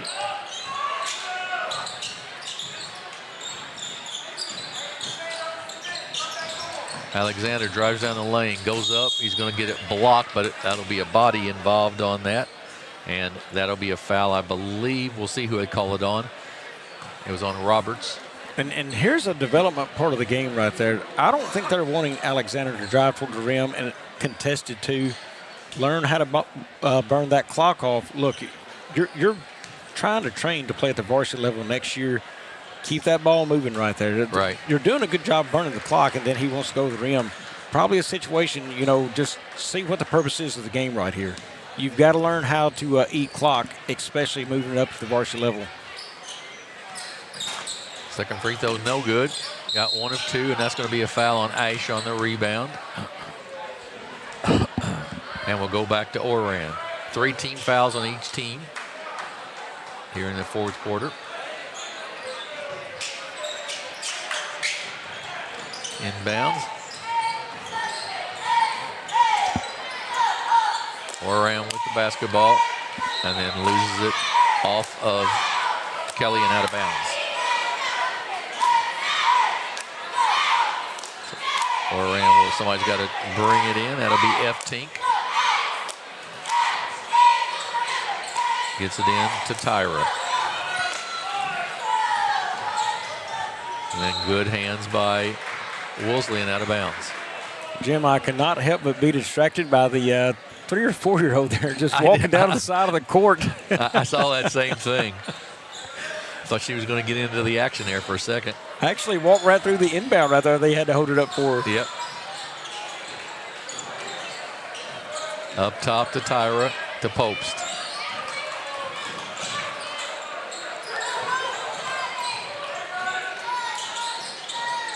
Tyra with a jumper, no good. Rebound. Kelly ahead to Yunt. Up and good. You talking about a good pass by Alexander. He led his man to the basket. He passed that. His man was outside, and he passed that and brought his man to the basket going to the rim. That's a beautiful place pass. Into the game for Kelly is number 35. That's Trenton Brashear.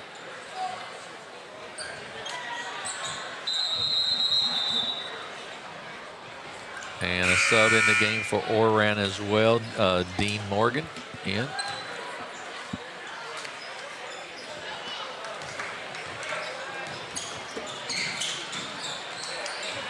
Popst with it. Off to Morgan. And it's a turnover. Ash will bring it up with 1.5 minutes to go in the ball game and a 54-28 lead.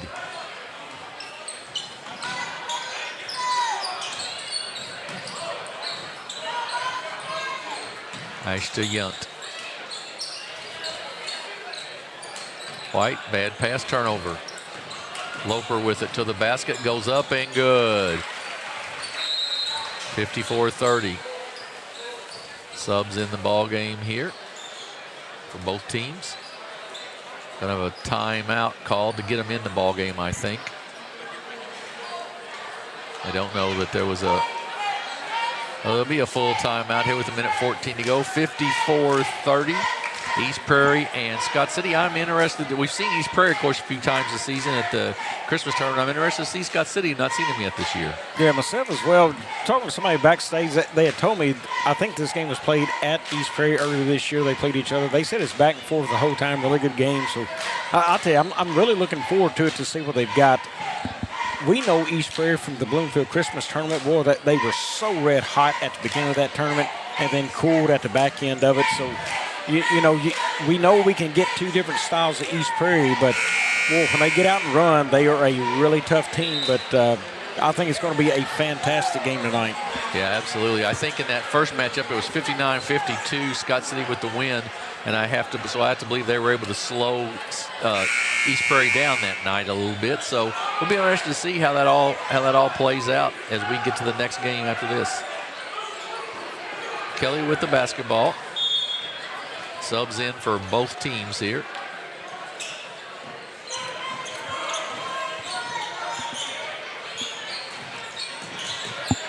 That is Brashear with it. Now up to the top. Jump shot up, short, no good. Kicked in the corner, three-pointer up and good by Trenton Brashear of the Hawks. When you get checked in this late in the game, you want to get in the books, and he did. That's right. Streeter with it for Oran. Tries to drive baseline, kicks it off, goes back out up top.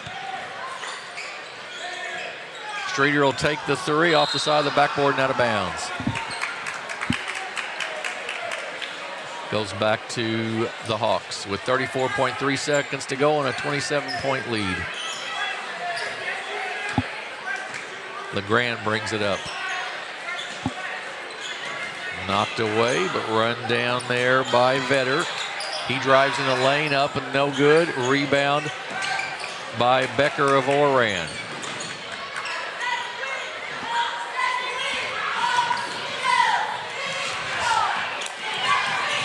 They get it off.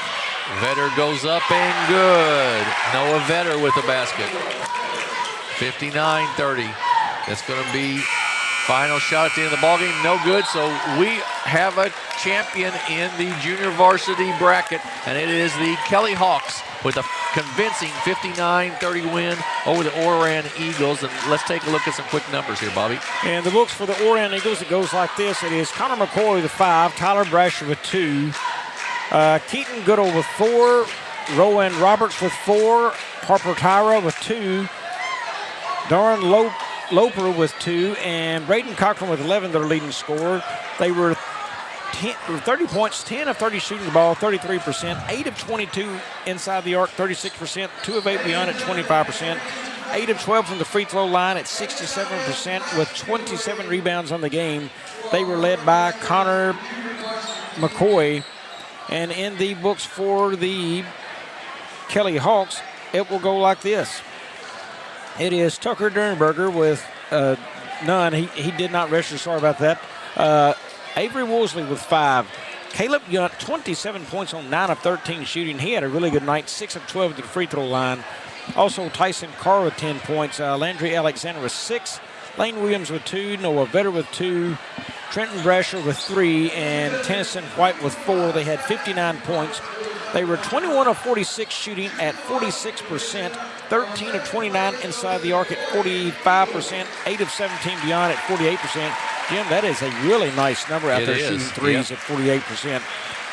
9 of 16 from the free throw line at 56%, 15 rebounds in the game. They were led by, it looks like, 3 from Lane Williams in that department. So congratulations to the Kelly JV group for winning the championship here in the Scott, Mississippi tournament. So handing out the trophies here. We're going to take a break, and then we will be back with the championship game, the one that everybody's been waiting for, the Scott City Rams and the East Prairie Eagles.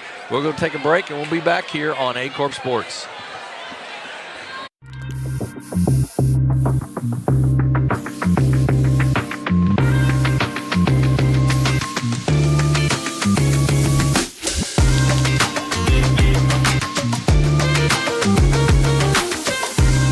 Welcome to First State Community Bank, where the community is at the heart of everything we do. At FSCB, we're your trusted neighbors, committed to strengthening the connections that make our town thrive. You get more face time with our dedicated team to understand your unique needs and help guide you to financial success. We also provide the latest technology so you can enjoy the convenience without compromising the personalized touch. Experience our hometown advantage with modern conveniences. Visit us at fscb.com. Do you need personalized merchandise? Trying to celebrate the season of that big state run? Then Juju Promotions in New Madrid has you covered. Whether it's heat presses, screen printing, or embroidery, we always have an option that will leave you satisfied and looking your best. With seasonal styles and plenty of accessories, there's something here for everyone. So come in and shop around. You'll be welcome with a smile and leave more fashionable than ever. Call us at 573-748-4040 or visit us in New Madrid. At Semo Health Network, we strive to provide caring and affordable health care while making our patients feel welcome in our warm and friendly atmosphere. With locations throughout Southeast Missouri, we provide medical, dental, OB, and behavioral health services to anyone and everyone that may need it. Visit Semo Health Network for your wellness exams, COVID and flu vaccinations, lab services, dental exams, counseling, and more. For more information, visit our website and let Semo Health Network take care of you.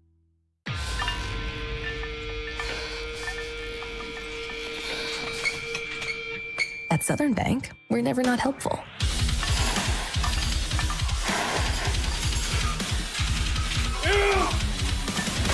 Attaboy. Way to hustle for the muscle. Helping positive gym bros and everybody else.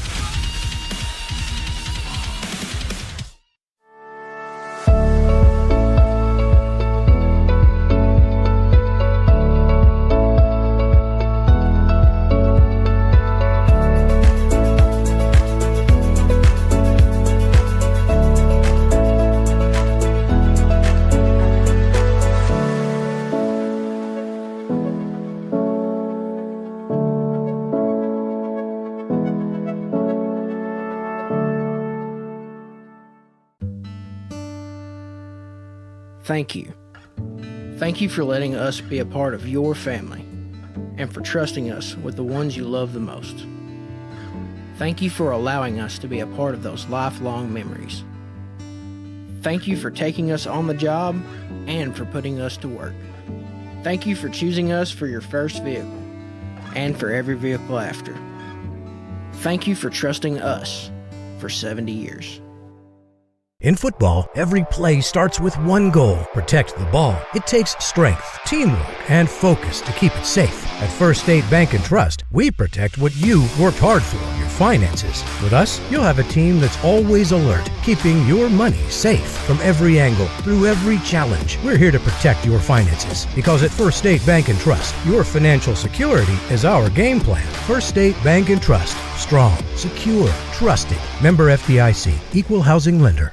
We do things the right way, we do it honestly, and we do it well. We go to trial with confidence that in Southeast Missouri, when we work hard and we do a good job of presenting the case to the jury like we know we can do, justice will be done and the client will be taken care of. If you need someone to represent you at trial, call Cook, Barkett, Ponder, and Walls.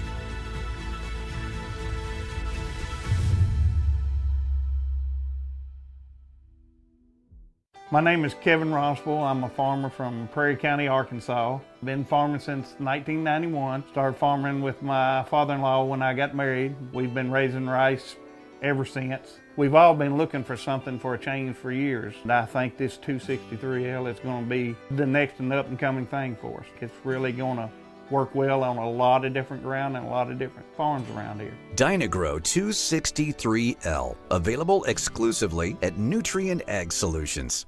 Agriculture is not a fad, and it's not for the faint of heart. Long days become long nights, sacrificing time away from your family, even on weekends, just so you can get the crop in and get the crop out. This is your way of life. At Farm Credit Southeast Missouri, we are 100% bought into your commitment. Because we are customer-owned, it is our mission to be your ag lender, and we intend to be your value-added partner for next year and the long term.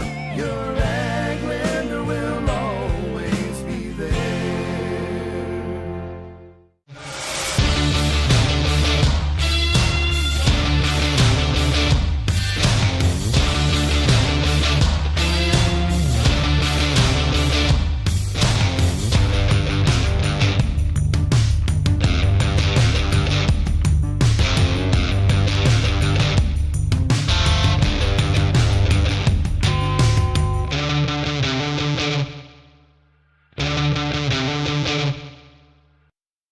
NextEra Energy Resources is the world's largest generator of renewable energy from the wind and sun, and a world leader in energy storage. Since 2016, NextEra Energy Resources has invested more than $339 million in Missouri to fuel local economic growth. Today, our company owns and operates one wind energy facility in the state and is looking to invest even more in the Show Me State. We are committed to being a trusted community partner and look forward to providing affordable, clean, renewable energy for generations of Missourians to come.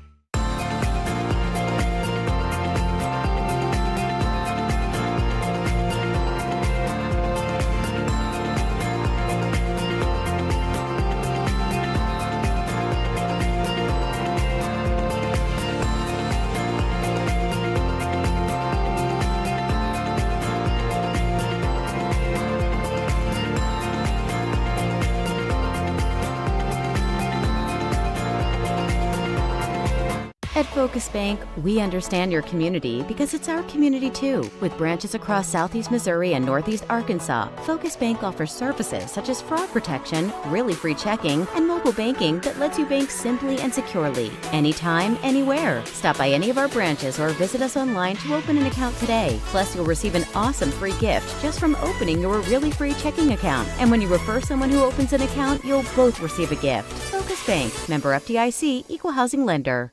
Mathis Funeral Home of Dexter and Barney strives to provide their community with the accommodations and services needed to relieve your family during times of loss. For more information, give them a call and see how Mathis Funeral Home can help meet your expectations in celebrating your loved ones. At Young Real Estate, we understand the importance of face-to-face interactions. Our experienced agents are here to listen to your needs and personalize your home buying or selling experience. But we also recognize the power of technology. Young Real Estate offers virtual showings, allowing you to explore properties from the comfort of your own home. Young Real Estate, where technology meets a personal touch. Your dreams, our expertise. Contact us today and let's make your dream home a reality. Welcome to First State Community Bank, where the community is at the heart of everything we do. At FSCB, we're your trusted neighbors, committed to strengthening the connections that make our town thrive. You get more face time with our dedicated team. to understand your unique needs and help guide you to financial success. We also provide the latest technology so you can enjoy the convenience without compromising the personalized touch. Experience our hometown advantage with modern conveniences. Visit us at fscb.com. Do you need personalized merchandise? Trying to celebrate the season of that big state run? Then Juju Promotions in New Madrid has you covered. Whether it's heat presses, screen printing, or embroidery, we always have an option that will leave you satisfied and looking your best. With seasonal styles and plenty of accessories, there's something here for everyone. So come in and shop around. You'll be welcome with a smile and leave more fashionable than ever. Call us at 573-748-4040 or visit us in New Madrid. At Semo Health Network, we strive to provide caring and affordable health care while making our patients feel welcome in our warm and friendly atmosphere. With locations throughout Southeast Missouri, we provide medical, dental, OB, and behavioral health services to anyone and everyone that may need it. Visit Semo Health Network for your wellness exams, COVID and flu vaccinations, lab services, dental exams, counseling, and more. For more information, visit our website and let Semo Health Network take care of you.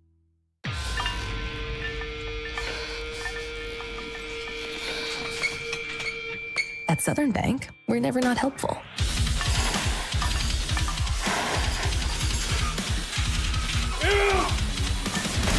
Attaboy. Way to hustle for the muscle. Helping positive gym bros and everybody else.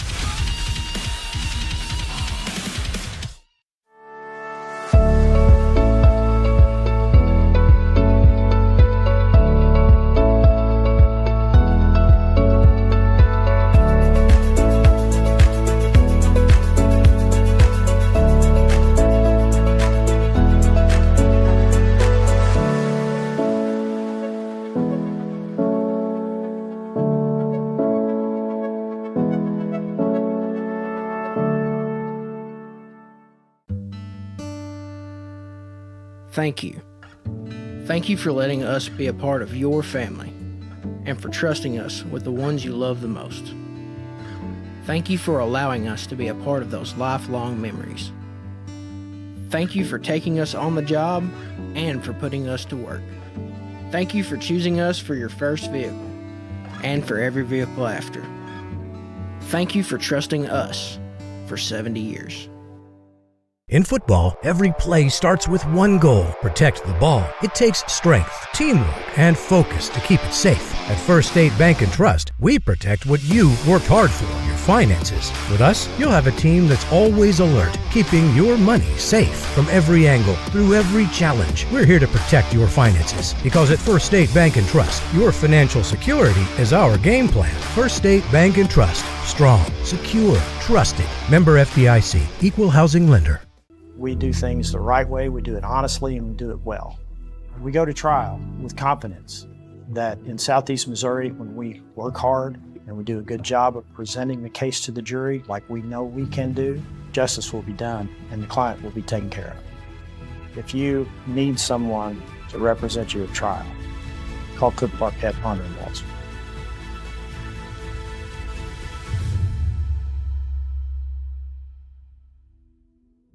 My name is Kevin Rossville. I'm a farmer from Prairie County, Arkansas. Been farming since 1991. Started farming with my father-in-law when I got married. We've been raising rice ever since. We've all been looking for something for a change for years. And I think this 263L is going to be the next and up and coming thing for us. It's really going to work well on a lot of different ground and a lot of different farms around here. Dynagrow 263L, available exclusively at Nutrien Ag Solutions.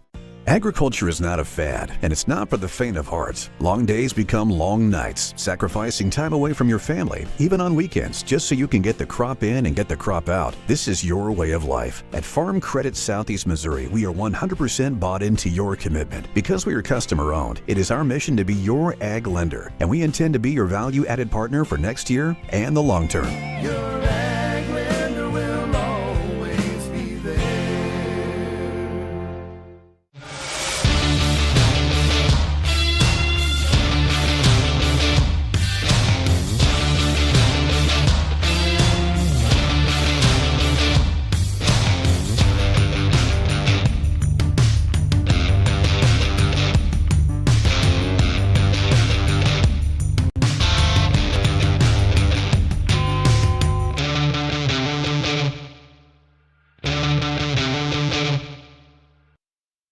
NextEra Energy Resources is the world's largest generator of renewable energy from the wind and sun and a world leader in energy storage. Since 2016, NextEra Energy Resources has invested more than $339 million in Missouri to fuel local economic growth.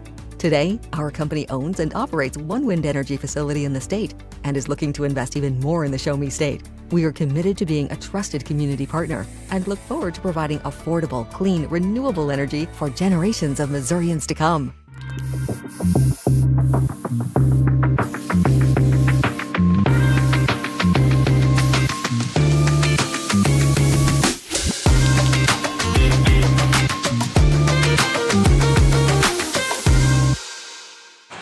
Good evening and welcome back to Scott City High School for the Scott, Mississippi Conference Tournament Championship game here on Aycorp Sports.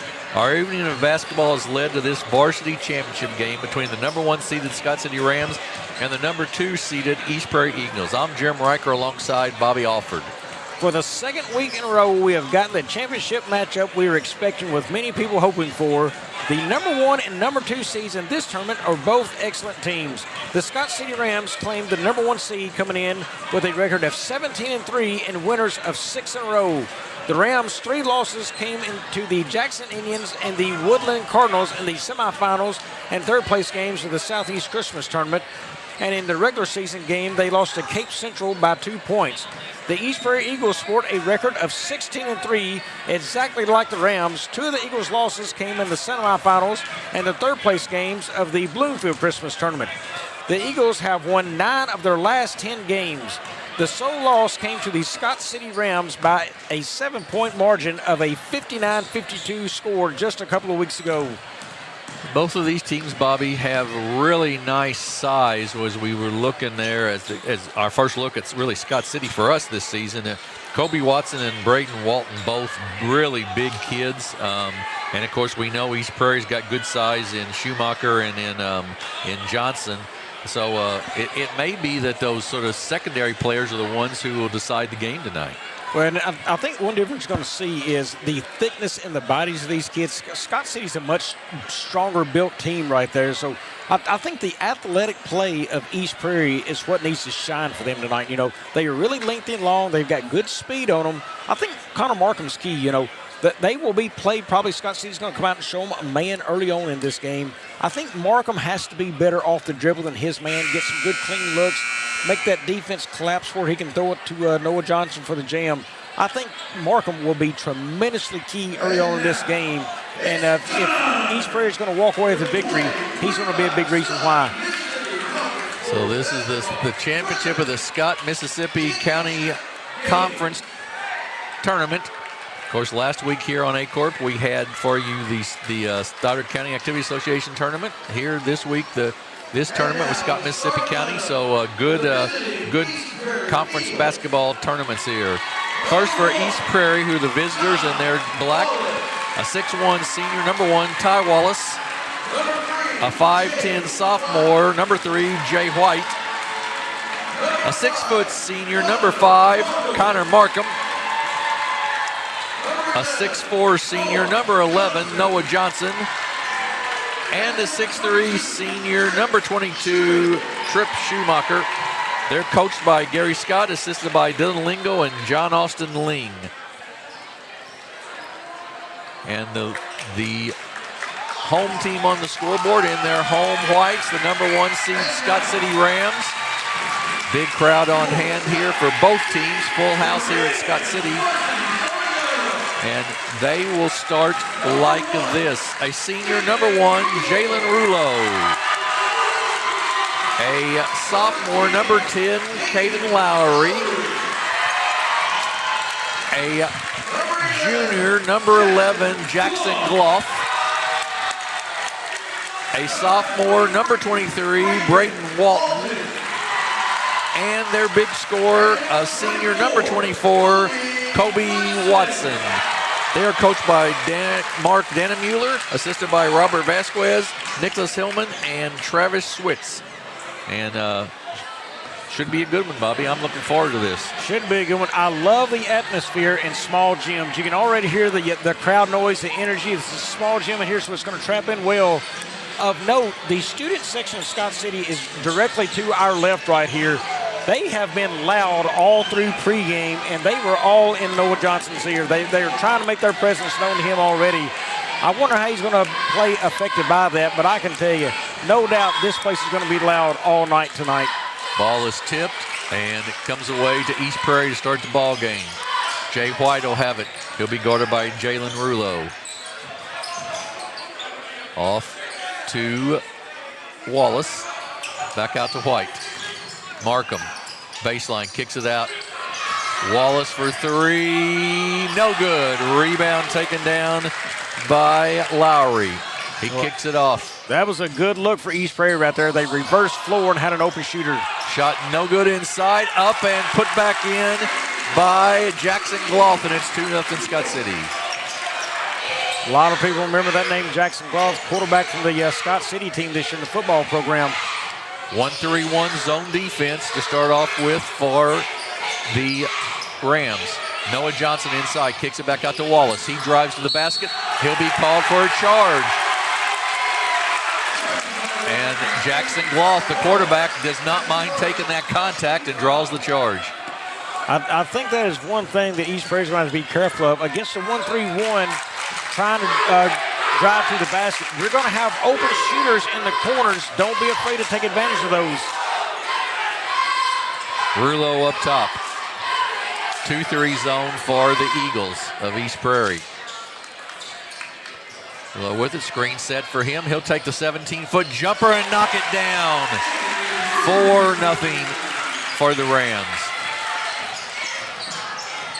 White with it, off to Wallace. White gets it back. Markham for three, good. Connor Markham with the basket. There's one of those corner threes I talked about. You get good rotation. That 1-3-1 can't recover quick enough, and he's an open shooter out there. Left side to Walton. Walton gets it back, and that's going to be a charge on Walton. He dropped the shoulder, and that's what got him in trouble. First foul on Walton, first team foul. Jim, of note, White, the starting point guard now, he didn't even start for them during the Bloomfield Christmas tournament. So the emergence of a new point guard for them, that gives them a lot more versatility on their guards outside and the ability for Markham and Wallace to be able to shoot out there. Out to White. Puts it on the floor. Nothing there. I don't know if you can pick up the crowd through our mics or not, but this student section is loud right now. They are very loud. Out to White. Right now, Scott City doing a great job of keeping the ball out of Noah Johnson's hands. White with it. It's loose on the floor. Jump ball, and will belong to Scott City. Well, I think what you're going to have to see out of Johnson down low right now, he's got to fight for position. I don't know that he did that set. They're looking for these high-low looks, but really they want the high look to Schumacher. That way he can let Johnson operate down low and move freely right there. But, you know, he didn't fight for position at all that time. Lowry with it up top. In the corner, three-pointer, good by Kobe Watson. Boy, a really good-looking shot there out of Watson's hand. 7-3. Up top to White. Cross court to Wallace. He stepped back for the three, didn't take it. Markham with it. Inside to Wallace. He goes up, and it's blocked by Walton. Quickly down is Rulo. He's going to take it all the way to the basket and then kick it out. Watson again for three. Good. Kobe Watson's got 6. And it's 10-3, a great start to the ball game for the Scott City Rams. Well, Watson buries 2 threes in the corner. He fires up a crowd, not what East Prairie wanted or needed. Right now, Jim, I think East Prairie, they need a big play. If it's a slam dunk from Noah Johnson, so be it, whatever they can find, they have got to quiet this crowd right now. Yeah, that is a great point because the crowd is into it, and East Prairie needs, with having the smaller crowd here, they really need to quiet this Scott City crowd a little bit. Yeah, and hey, East Prairie knows they can play with this team. Look, it's a 5-point loss earlier this season. They got out to a 10-0 hole earlier this year when they played the first time around. They know they can fight back. It's only a 7-point deficit. But again, make a quality shot, knock something down, silence this crowd. You've got to answer right here. 10-3. White with the basketball for the Eagles of East Prairie. Off to Wallace. Inside to Connor Markham. Then to Shoemaker. To Johnson. First time Johnson's touched the basketball is right at the end of this game. And then it knocked out of bounds by Colby Watson.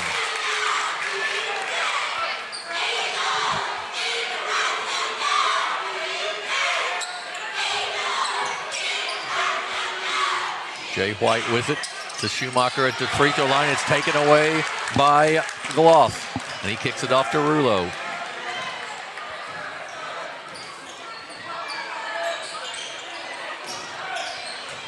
Baseline drive, kick out to Rulo. He steps in, loses it.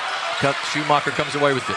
And then it's a steal by Rulo on a bad pass to Walton. And then he loses it. Schumacher gets it right back. Kicks it to Markham, to Johnson. He goes up, no good. Rebound jump ball will stay with East Prairie.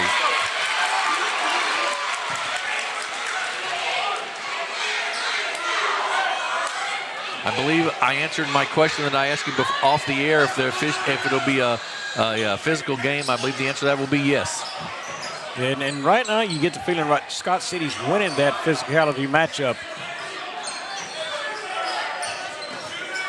White out to Wallace, to Schumacher for three. Short, no good. Probably not the shot you want to take if you're Coach Scott.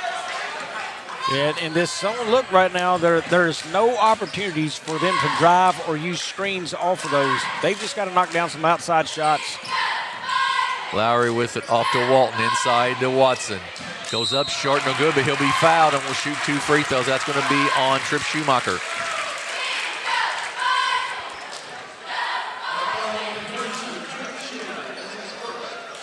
Kobe Watson will shoot 2. Watson's already got 6 tonight on 2 free three-pointers. Free throw up and no good.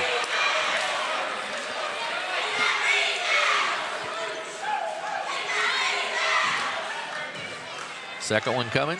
Up and... Little change in defense now. They're going man-to-man on him. Here's a chance for Markham to get a screen. And a steal. Cross court to White. In the corner to Wallace. He's got the only points tonight for East Prairie. Markham drives baseline, and that'll be the second one on Watson, and that's a biggie right there. Well, I love the speed of East Prairie. They swung the basketball. Markham got it, and he attacked him again. So he said one thing, I know I can beat you off the dribble. He goes baseline. Watson has no choice but to foul him, and he picks up his second there. 10 of their 14 points just hit the bench. Lowry checked back in. A lot of size differential there. Wallace with it across court to Shoemaker. Gets it and kicks it to White. To Wallace. Back out to White. He'll take the three. Top of the circle. Out. No good. Rebound Walton. It's a good-looking sophomore. Yeah, the last time they faced after the half, East Prairie was able to go on a 17-0 run. With Watson out, they need to find a way to get on one here. Walton drives to the basket, and he's going to be, it's a blocking foul. The basket will count. And that foul's going to go, I think, on Jay White. Third team foul. And a good basket for Walton, and he'll shoot a free throw.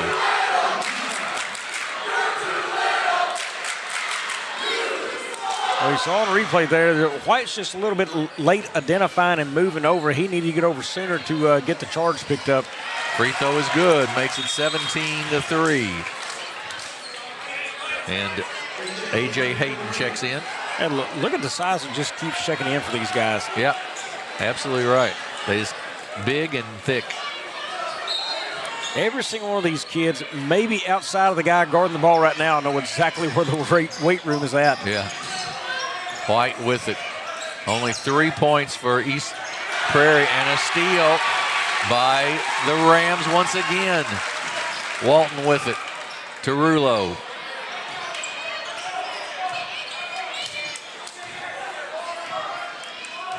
Walton once again puts it on the floor, guarded by Shoemaker. He takes it to the basket, loses it this time, goes out of bounds. Will go to, I believe, East Prairie.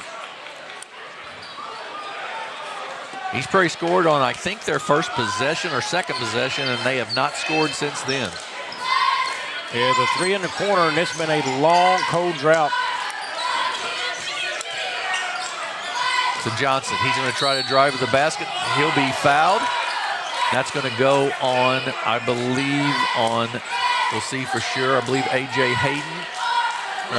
That's good to see out of Noah Johnson. You want to see him be physical going to the rim right there. Good look, foul, didn't really get close to it, but he is still physical.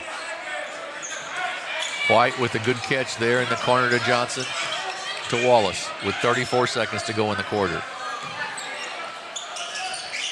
Shoemaker puts it on the floor. He goes to the basket. It's short. White gets the rebound, though, and misses. Shoemaker right back with it in the end. Tripp Shoemaker with 2, and it's 17-5. Walton with it. 13 seconds to go in the quarter. Have to think that they'll try to play for one shot here. Walton gets it, and it's loose. Markham gets a long three up at the buzzer, and it goes in! That's what they needed right there, I would say.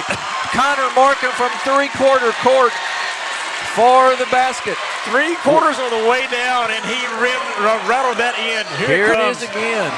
A steal. Markham, 3/4 and nothing but net. We're at the end of one. It's 17 for Scott City, 8 for East Prairie. We'll be back in 30 seconds on Aycorp Sports. Semo Health Network, we strive to provide caring and affordable health care while making our patients feel welcome in our warm and friendly atmosphere. With locations throughout Southeast Missouri, we provide medical, dental, OB, and behavioral health services to anyone and everyone that may need it. Visit Semo Health Network for your wellness exams, COVID and flu vaccinations, lab services, dental exams, counseling, and more. For more information, visit our website and let Semo Health Network take care of you. We are back at Scott City High School. East Prairie trails the Scott City Rams 17-8, but East Prairie with a big basket there by Connor Markham from three-quarter court right at the buzzer to cut that lead at least somewhat, Bobby. But I told you off air, so a neat stat for our viewers at home. East Prairie scored 3 points in the first 30 seconds of the game.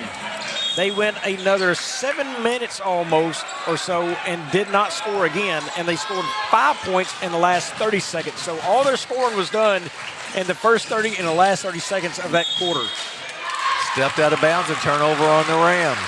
And maybe a little bit of energy building off that last 30 seconds of that quarter there as they got the turnover. Kobe Watson on the bench with 2 fouls, 10 points, but 2 fouls for the Rams. Off to Wallace. To Johnson. Johnson to the basket, goes up and good. Good strength there by Noah Johnson. Gets it to go in at 17-10. Yeah, he played well off the bump right there. He tried to get inside, was cut off and just bumped off that man and put up a little shot there and made it. Lowry up front. Inside to Rulo. Gonna stay with East Prairie. Stay with Scott City.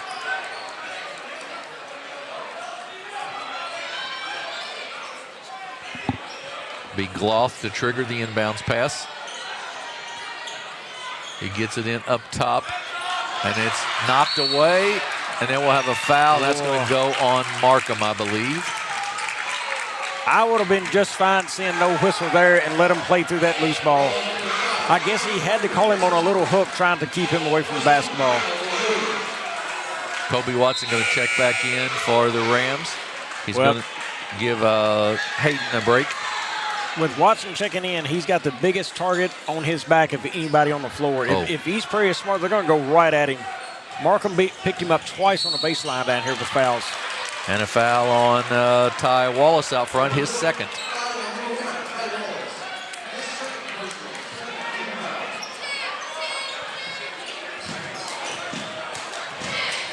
Lowry with it up top. To the basket, blocked. Taken away by Shoemaker. Now to Markham. The Rams have only scored 3 points since Watson picked up that second foul. Shoemaker off to Wallace. To White. Shoemaker. Up and good by Noah Johnson. Yep, caught the nice cutter coming through the lane right there for Johnson. He laid it up off the glass. Watson with it, guarded by Johnson. It's a good matchup. Up and no good, but Johnson will pick up the foul. I don't know why Johnson's trying to play him so tight right there. Hey, play a step off of him. You've got the length to get out and defend a three, play a step off, and you don't get crowded and pushed around to the rim like that. They actually called that, I believe, on Trip Shoemaker, his second. Well, and for me, Shoemaker's probably their best defender down in the paint. Yeah, absolutely. Watson's free throw, no good. Just got handed this note, a final. Kennett 72, Woodland 68. Wow. Boy. That is a surprise. Woodland is reeling since that loss to Puxico right there. They're struggling a little bit. Second free throw is good. We'll see them tomorrow at 2:30 in the six-man shootout at Charleston. However, I will say this. Kennett can be a little streaky, you know. If Tyson Watson is not shooting well, it's a struggle. But when he's on fire, man, they are tough. White off to Wallace. Ball tipped by Lowry, but taken back by Wallace. They'll reset their offense here. White. And then a bad pass right to Watson, actually. He's going to take it all the way to the basket, but White's going to pick his pocket, get it ahead to Markham. Markham off to Johnson, up and good, and that's how East Prairie likes to play right there. Yeah, get the steal, get out, run, and score, and they did. They've cut it to 4, and this game was a 17-3 ball game at one time. Watson up front, guarded by Johnson. Tavion Ware in the ball game. They double team Watson. They kick it off to Walton. He's going to drive baseline. He's going to go up and good. I'm telling you, that's a good-looking sophomore right there. Coach Danemuller is going to take a 30-second timeout for the Rams. I think they got Johnson again pulled in too tight to his man right there and able to get around him. Just play a arm's length off of him. Look, you've got all the reach in the world to get out there and block a shot. Just play off, be able to drop step, and hopefully even pick up a charge off him. Well, you know Watson can shoot the three, but you want to see if Walton can or not, I think, as well, probably. So. Yeah, and right now I thought I saw the matchup was White against Watson. Look, the body difference there, I'm going to go post him up against White, the sophomore guard, and see if I can't just beat him all over the place around the rim right there. So I think there's a matchup, a mismatch, so to speak, down low if they want to try to take advantage of that. 20-14, 5:39 to go here in the first half of this championship game of the Scott Mississippi County Tournament. White off to Johnson. They'll let him bring it up with a little different look. Tavion Ware in the ballgame for Trip Shoemaker. Now to Wallace. Cross to Ware. To Markham.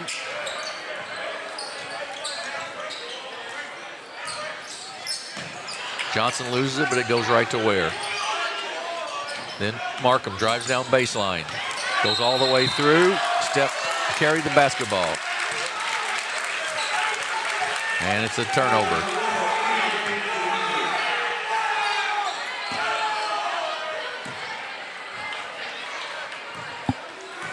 Braden Walton to bring it up.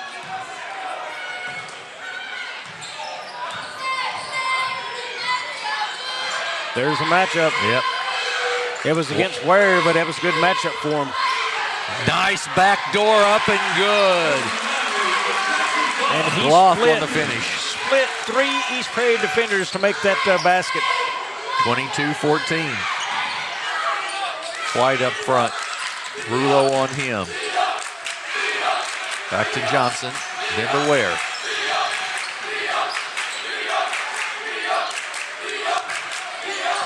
Johnson, a little jumper off the glass, no good. Rebounded by Lowry. Chance to go back up 10. Watson tries to drive baseline, stops, jumps, no good. Walton there, just couldn't get it to go. Then ahead to Markham. He goes up, Gets it blocked, no call, but Wallace right there to finish it, and it's 22-16. Again, look how much different in energy East Prairie plays when they get out in transition. When they can get out and run, they are super dangerous. 22-16. Wallace, Walton. Out to Watson. Kobe Watson with it. Guarded by Ware. That'll be the 4th team foul on the Eagles here in the second quarter. White checks out, and Piper Rendon checks in for East Prairie. First foul, by the way, on Ware. Yeah, Ware has got a tough matchup over there with Watson. Kicks it right side to Rulo. In the corner to Gloff. To Watson. Talk about the matchup. Did you see Ware just push Watson out of there? He did. Walton, oh, good head fake, up and good. That was a great move right there. Yeah, he pulled him straight into him. He pulled the defender into the body, and then he went around him off the dribble. 8-point lead, 24-16. Rendon off to Johnson. Back to Rendon. Then to Markham. He drives baseline once again. Kicks it out to Wallace for three. Good. Ty Wallace for three. Good job of Markham to draw the defense to him. Yeah, he drove all the way past the basket, and that made the defender, Gordon Wallace, pull to Markham, and that left Wallace in the corner wide open. His second made three of the game for Wallace. In the corner to Walton. Johnson on him. Inside, back to Walton. It's blocked by Johnson. And ahead to Wallace.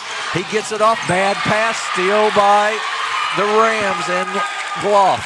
And Rulo will bring it up. You thought Johnson was beat because he missed out there, and then he called back up to him and blocked that from behind. Walton with it, guarded by Johnson. Spin move to the basket, up and good. And quite frankly, right now, Braden Walton has taken Noah Johnson to school. Well, it's happening every time. I don't know if we can get the replay or not, but it's happening every time.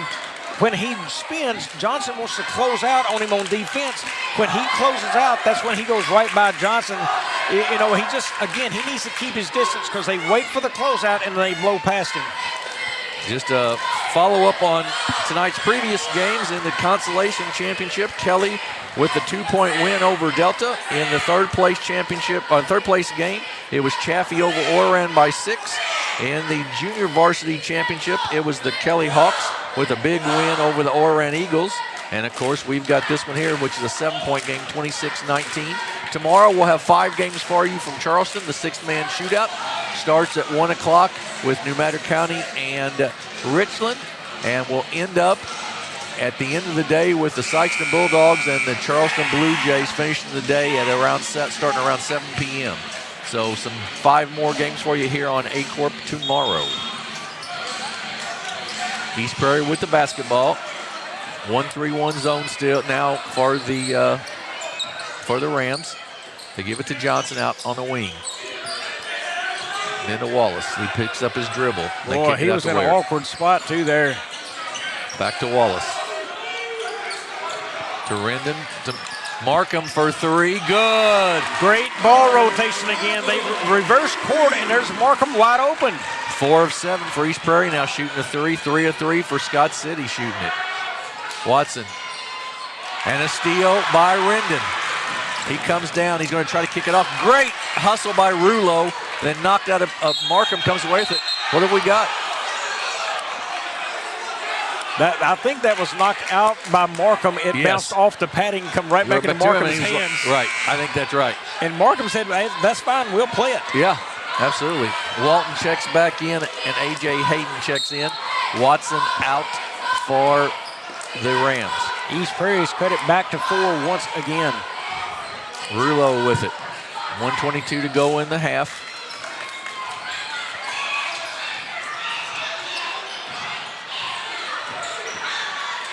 Rendon on him. Gloff with it to Walton. Markham to him. Cross court. Gloff with it in the corner. To Walton. to the basket, up and good, and he'll shoot one. And Braden Walton's got 11, and he is just dominating this second quarter offensively for the Rams. How good has Walton been off the dribble? He is getting by people with his strong body right there. Look at that. He just almost kind of hooks the guy, but he gets him on his hip. There's no way you're going to compete with him like that. Second one foul on Connor Markham. Free throw is good. And he understands the fact that once I get you on the hip, it's a score. 7-point game again, 29-22. Markham with it. Inside to Ware. He goes up and good. Tavion Ware for two, 29-24. And then ball's loose. Markham after it, and Wallace comes away with it. Spin move. And that's going to be a blocking foul on Jackson Gloff. How about Connor Markham right there on that play? Diving on the floor from way out there, pops that ball in the air, and loose, gets it to Wallace. Man, he created every single bit of that. Out of bounds to the Eagles. 29-24, 42.7 seconds to go in the quarter. Watch for him to reverse court again. To Johnson in on the inbounds play, up and good, down to 3 points now, 29-26, and it was 17-3 at one point, I believe. Yeah, the closest they have been since the tip. And that's going to be a foul on Ware. That's going to be his second. East Prairie getting a little bit of foul trouble, and that'll be free throws being shot here by A.J. Hayden.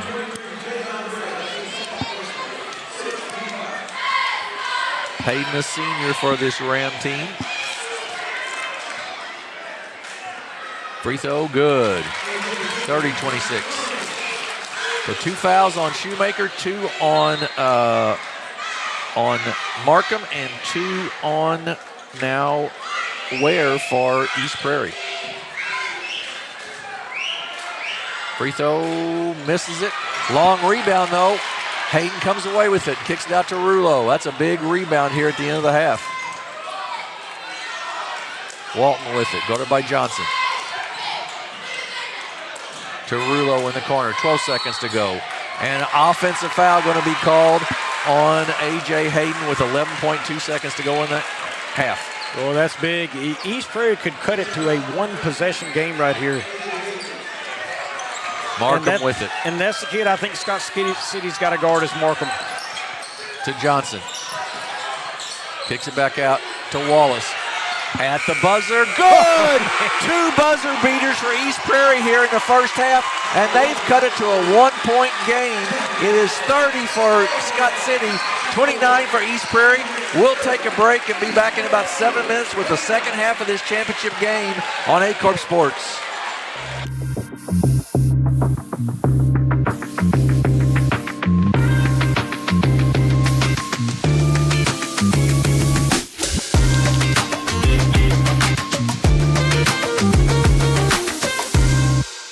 NextEra Energy Resources is the world's largest generator of renewable energy from the wind and sun, and a world leader in energy storage. Since 2016, NextEra Energy Resources has invested more than $339 million in Missouri to fuel local economic growth. Today, our company owns and operates one wind energy facility in the state and is looking to invest even more in the Show Me State. We are committed to being a trusted community partner and look forward to providing affordable, clean, renewable energy for generations of Missourians to come.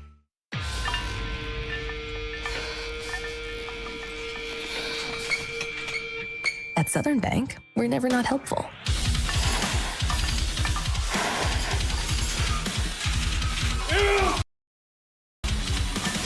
Attaboy. Way to hustle for the muscle. Helping positive gym bros and everybody else.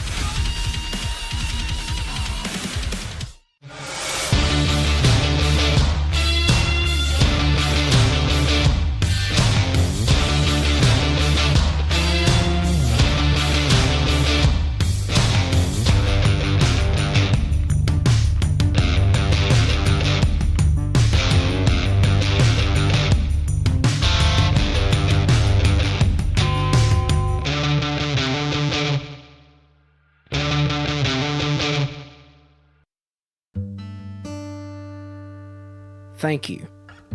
Thank you for letting us be a part of your family and for trusting us with the ones you love the most. Thank you for allowing us to be a part of those lifelong memories. Thank you for taking us on the job and for putting us to work. Thank you for choosing us for your first vehicle and for every vehicle after. Thank you for trusting us for 70 years. Mathis Funeral Home of Dexter and Bernie strives to provide their community with the accommodations and services needed to relieve your family during times of loss. For more information, give them a call and see how Mathis Funeral Home can help meet your expectations in celebrating your loved ones. At Semo Health Network, we strive to provide caring and affordable health care while making our patients feel welcome in our warm and friendly atmosphere. With locations throughout Southeast Missouri, we provide medical, dental, OB, and behavioral health services to anyone and everyone that may need it. Visit Semo Health Network for your wellness exams, COVID and flu vaccinations, lab services, dental exams, counseling, and more. For more information, visit our website and let Semo Health Network take care of you. Welcome to First State Community Bank, where the community is at the heart of everything we do. At FSCB, we're your trusted neighbors, committed to strengthening the connections that make our town thrive. You get more face time with our dedicated team to understand your unique needs and help guide you to financial success. We also provide the latest technology so you can enjoy the convenience without compromising the personalized touch. Experience our hometown advantage with modern conveniences. Visit us at fscb.com. We do things the right way, we do it honestly, and we do it well. We go to trial with confidence that in Southeast Missouri, when we work hard and we do a good job of presenting the case to the jury like we know we can do, justice will be done and the client will be taken care of. If you need someone to represent you at trial, call Cook, Barkett, Ponder, and Walter.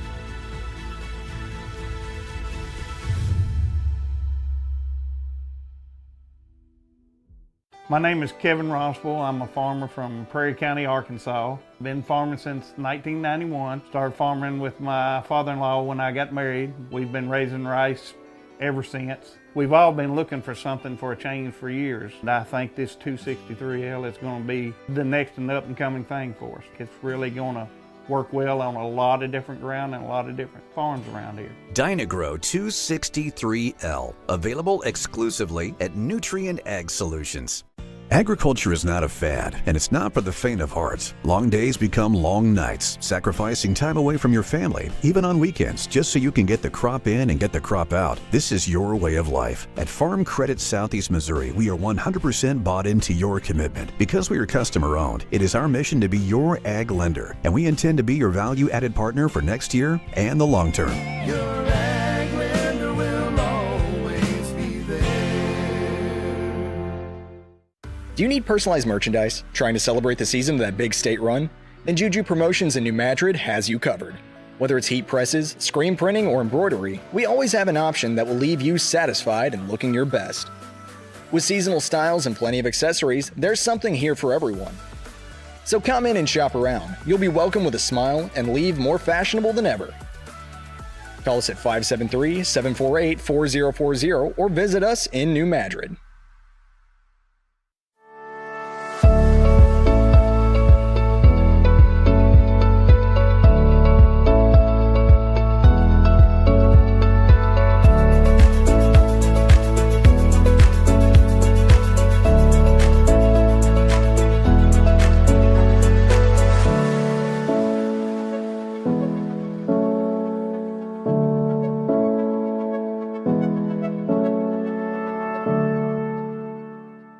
In football, every play starts with one goal: protect the ball. It takes strength, teamwork, and focus to keep it safe. At First State Bank and Trust, we protect what you worked hard for, your finances. With us, you'll have a team that's always alert, keeping your money safe from every angle, through every challenge. We're here to protect your finances, because at First State Bank and Trust, your financial security is our game plan. First State Bank and Trust. Strong, secure, trusted. Member FDIC. Equal housing lender.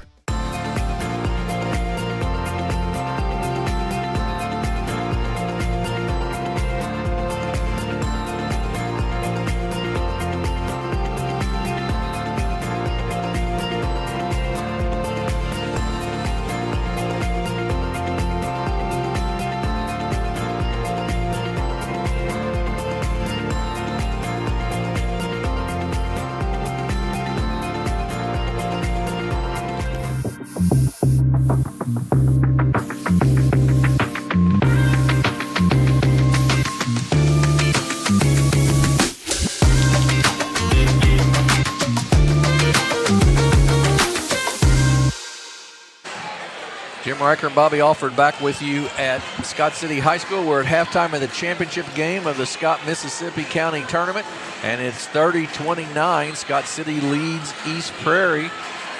And Bobby, we'll go over some numbers, but it's been a big turnaround from early in the ball game to late in the first half. Big turnaround, great shooting numbers by both teams. And Jim, if anybody's listening to me much, they know I'm big on numbers and where you need to be. I think you need to be 50% or better if you want to win big games. I think both teams from the floor shooting 50%. I think you've got to be above 50 inside the arc.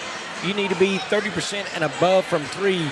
And these teams are flat out doing it. I mean, they are having great games. You know, we'll start with the East Prairie Eagles in the books. They'll go like this. Ty Wallace with 8. It is Connor Markham with 9, Noah Johnson with 8, Trip Shoemaker with 2, Tavion Ware with 2, and that is our 29 points. They are 12 of 21 from the floor at 57%, 7 of 13 inside the arc at 54%, 5 of 8 beyond at a robust 63% out there. They have not been to the free throw line tonight, a little bit of a concern, and they do have 6 rebounds in this game. As you look at the Scott City Rams, they will go like this. It is Jalen Rulo with 2, Jackson Gloth with 4, A.J. Hayden with 1, Braden Walton with 12, Kobe Watson with 11, and that is their 30 points. They are 11 of 15 shooting the ball at 73% from the floor, 8 of 12 inside the arc at 67%, 3 of 3 beyond. That has all been Kobe Watson. That is 1,000% shooting for him out there. 5 of 8 at the free throw line at 63% and 6 rebounds. But Jim, of note on there, Scott City looks fantastic when Watson is on the floor. When he's not, it is a totally different team. They struggle to score, and it all becomes a Walton game then. Look, they've got to find a way to keep him on the floor and out of foul trouble. He's got to, and that was the issue at sending him to the bench earlier in this game and took some of his minutes away. But if I'm East Prairie, I'm also going to take Connor Markham, who picked up both fouls on Watson, go right at him. It was both great baseline drives. You got to identify where he's at, get Markham to that side of the floor, overload it, and then swing it. Once you overload one side of the floor and swing it back to Markham, let him drive baseline against him, make him foul. Yeah, I think that's a good idea, and it's interesting to me that nobody else from Scott City took a 3, and because Watson was on the bench quite a bit of time, and nobody else took a 3 even during that time. So we start the second half, and East Prairie with the basketball. They trail by 1. And I thought that momentum shifted in the second quarter, kind of East Prairie. Early on, Scott City won the physical battle. They've got to take it back being physical at East Prairie. Johnson with it to Markham. He'll take a jumper. No good. Rebound by Lowry. Off to Walton in the corner to Watson. He's going to try to drive baseline. He's going to lose it out of bounds. It'll be a turnover, and it'll go right back to East Prairie. Yeah, when Watson went to drive right there, he had a misstep and just lost his footing. Markham brings it up. A little different look. It was White handling the basketball up top early in the ball game. Yeah, the zone look right here again. Wallace up top to Johnson. Johnson's going to drive to the basket. Little runner, short, no good. Lowry with another rebound. They kick it to Walton.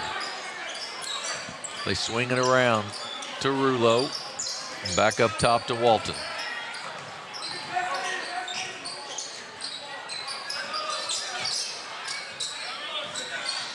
Nice pass, but it couldn't handle it, and it's a turnover. It goes back to White. Neither team able to score to start the half here. Markham inside to Johnson, up, no good, gets his own rebound, goes up and puts it back up in the end. East Prairie with their first lead, 31-30. Whoa, what a turnaround. You're down 17-3, and now you lead by 1 early in the third. Watson out to Walton for 3. Banker, no good. White with the rebound, kicks it out to Markham. Crossover, Shoemaker to White. Markham will take the 3 and knock it down. Connor Markham for 3, and it's 34-30 East Prairie. I'm telling you, the Eagles are on fire right now. Rulo with it to Walton. Scott City has got to find a score. They have not scored in the first 2 minutes now of the third. Walton down the baseline, goes up, gets it knocked away, out of bounds, will stay with the Rams.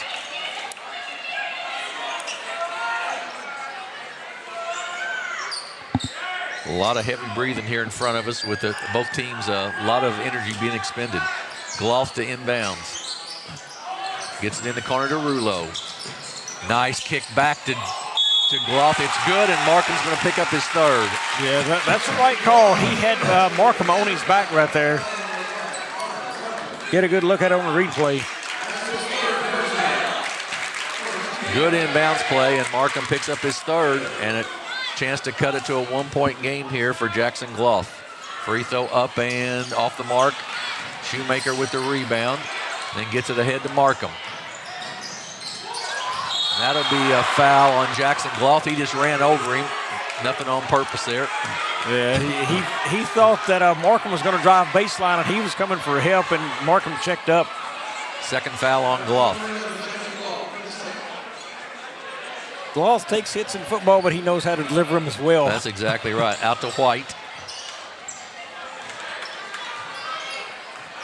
Gloff with it. And Markham with it. Off to White. No, they wanted to walk, but that's not. It was not a walk. He kept his pivot foot and got a nice pass into Noah Johnson. You're exactly right, Yes, Bobby. he did. He was extended out, but it was not a walk. Walton with it, guarded by Shoemaker. Out to Watson. He drives in off the glass, no good. Noah Johnson with the rebound for East Prairie. Comes away with it, goes all the way to the basket. Little runner short, no good. Tipped. Out of bounds and will go to East Prairie. They let Noah Johnson go coast to coast right there. It's a big man. He's not a great ball handler, and nobody wanted to step out and slow him down, make him pick up his dribble, anything there. I mean, that's a fault on the Rams defense. Shoemaker on the inbounds, an easy basket, and it's 38-32, 6-point lead for East Prairie. Walton with it. Yeah, there's a three. Watson partially blocked by Noah Johnson. Wallace comes away with it, gets it to Markham. Markham, nice fake, goes on the baseline, runner, it's good. And it's 40-32, and Coach Mark Dannemuller has to take a timeout as the East Prairie Eagles are on a huge run right now. They have an 8-point lead, 40-32.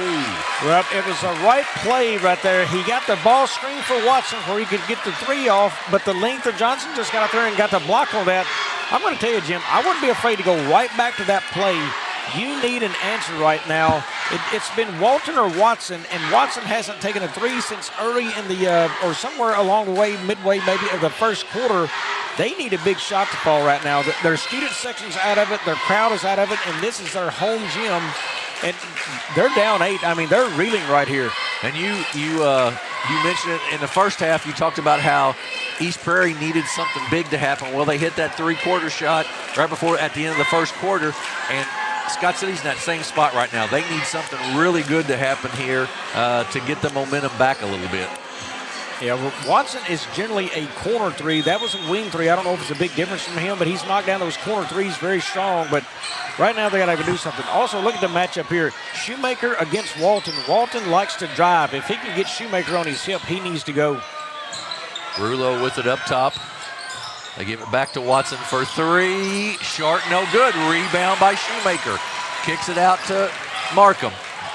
He slows it a little bit. Had another good look out there for Watson on that 3-2. Markham inside to Johnson, up and good. He drew the defense to him, and it's a 10-point lead for East Prairie. Last matchup, I noted that they went on a 17-0 run in the third quarter, and they are on a big one right here. Rulo with it to Gloff. Guarded by White. To Walton.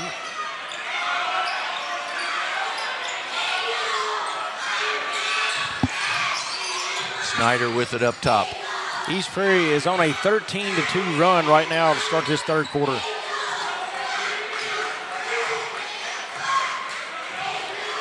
Rulo directing traffic out there. Get it out to Walton. Then to Watson, which is where they'd like to have it. Walton tries to drive baseline. Shoemaker, good job of defense there. Then they gets it back up and good. Jay White lost his footing and opened up a possession for him. Yeah, it was a great job started out by Shoemaker, but then Walton just kind of slid back behind the defense and they lost him, and then he cut right to the basket for the score. Markham crossover, runner in the lane, no good. Watson tips it but can't get it out.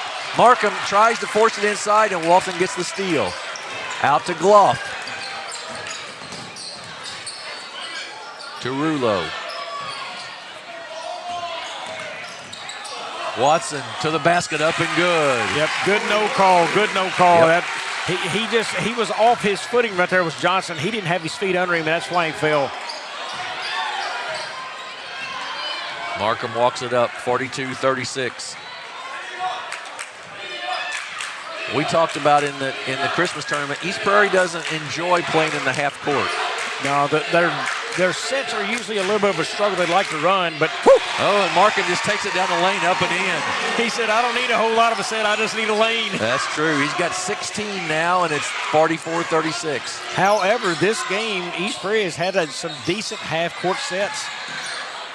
Up and good by Walton. And that's what I thought they should have been doing earlier if Walton could get Shoemaker on his hip, and he got him there that time on the drive.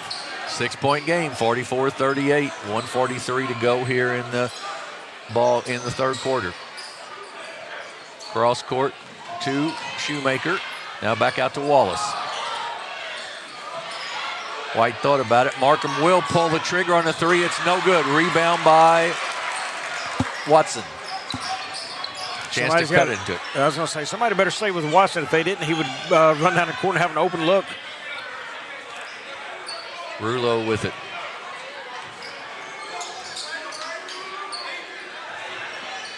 Watson gets open. Now he puts it on the floor, kicks it back out to Rulo. Rulo, the lane opens up. He goes up. It's no good. That's going to be the fourth one on Markham, I believe. Well, that's big. Markham has been tremendous this game for him. He's their leading scorer with 16. And really not a foul you had to have because Rulo's not the shooter. I mean, you're going to let him shoot probably. You know, the other piece I've kind of picked up on this game for Scott City, Watson is not a kid who wants to shoot off the dribble. He's a set shot. You know, if you can close out on him well, stay tight to him, you're going to limit his looks. Ware checks in for Shoemaker and Rendon for Connor Markham. Both free throws by Rulo up and good, so it's 44-40. Rendon with it off to White. To Johnson as they break through the pressure. Offense certainly loses something without Connor Markham in the game for East Prairie. Yeah, Markham and your best defender in Shoemaker. Rendon cross court to Johnson. 43 seconds to go before the end of the quarter. Johnson drives to the basket. Little fall away jumper, no good, but he'll be fouled and will shoot two. And I would think East Prairie would have been just content and fine ending that quarter with nothing but dribbling out and one shot. The name of the game is them at least get to the fourth quarter. And if you can get to that 4-minute mark, I believe in a fourth, you're going to see Markham back into this game the rest of the way. Free throw by Johnson is no good. First free throw of the night for East Prairie. Hard to believe, first free throw of the night. He's got a second here. Up and this one is good. 45-40. When's the last time we've had a game right now? East Prairie is shooting 60% from three. Scott City is shooting 50%. Unreal numbers. Rulo with it. Off to Walton, guarded by Ware. Ware's got 2 fouls. Although I gave you that number on Scott City, they have not hit a three since the first quarter. Rulo to Walton to the basket, kicks it out to Gloff. Good drive to the basket, up and good by Jackson Gloff.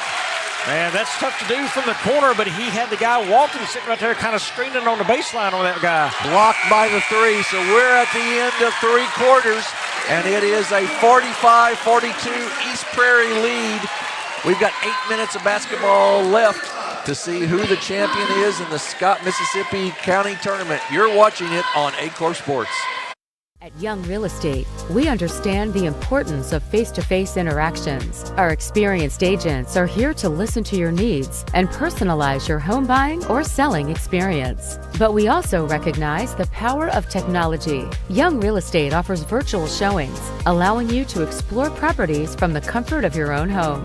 Young Real Estate, where technology meets a personal touch.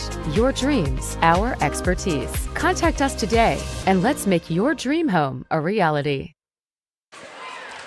We are back at Scott City High School. 45-42 East Prairie lead as we head to the fourth quarter.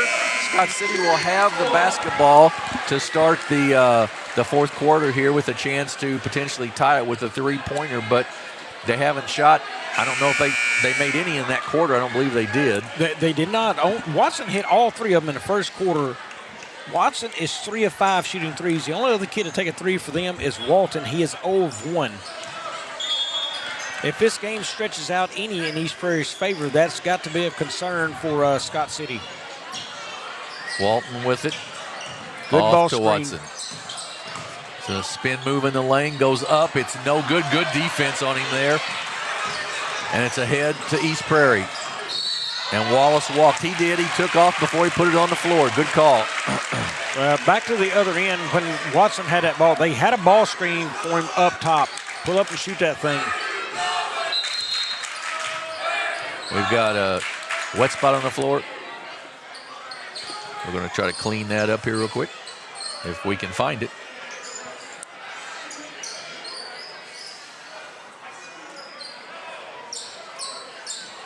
By trying to point it out here. 45-42.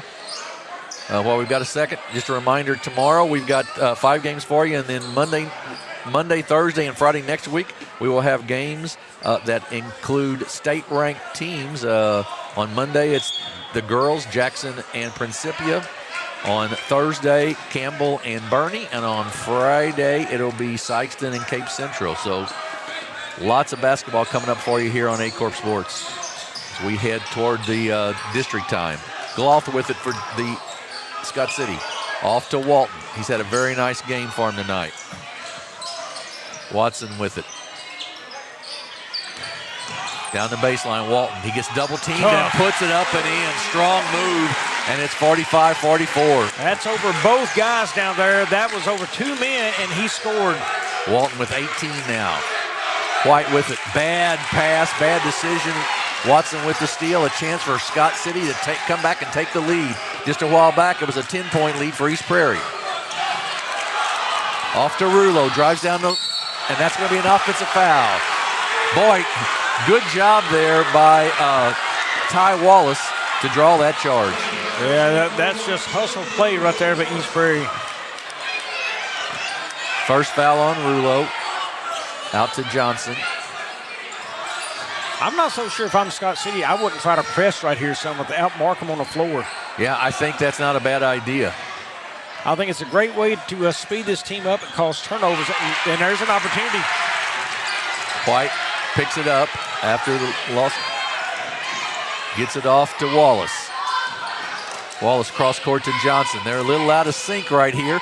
Johnson inside, misses it, no good. Tipped, Ware with the rebound. Right through Johnson's wickets. And then we're going to have a backcourt violation, I guess. I'm not sure the call on that one, Jim. That ball was loose and never possession. Yeah, there's no possession on the play. I'm not sure. And it was tipped by Scott City right there. Right. Either way, it's Scott City's basketball. They trail by 1, 45-44. Rulo with it. Wallace on him, knocked out of bounds.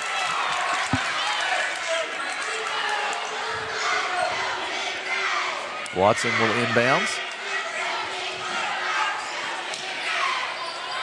To Walton. Ware guards him. He drives into the lane. He goes up. He'll be fouled and will shoot 2. That'll go on Ware. That'll be his 3rd.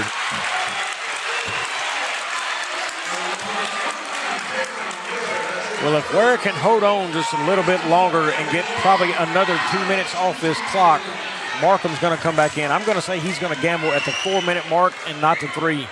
Free throw up and good. I saw Coach Scott asking for a walk on Walton over there, and I sort of thought the same thing. I thought he shuffled a little bit on that one before he came in, but they didn't call it, so it doesn't really matter, and it's tied at 45. And Walton misses, and Johnson with a big rebound. Walton has been key for them tonight from the free throw line. He has been their guy there.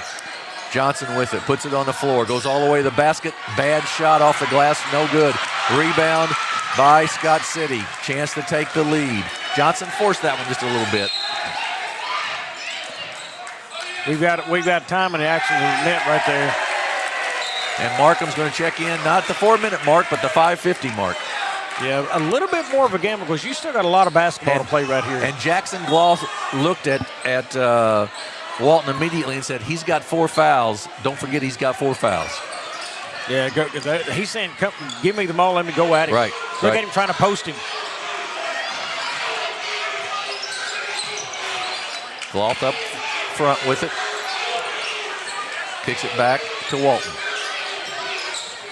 Well, that's a good job of Markham, too, on defense there. He switched off that.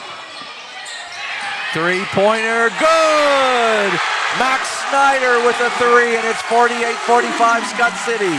The first 3 hit by somebody else besides Watson, and it's Snyder, and he takes the lead for his team. Markham with the basketball. Off to Johnson. Back out to Markham. 5 minutes to go in the ball game. Scott City leads by 3, 48-45. It's been a game of runs. White with it to Wallace.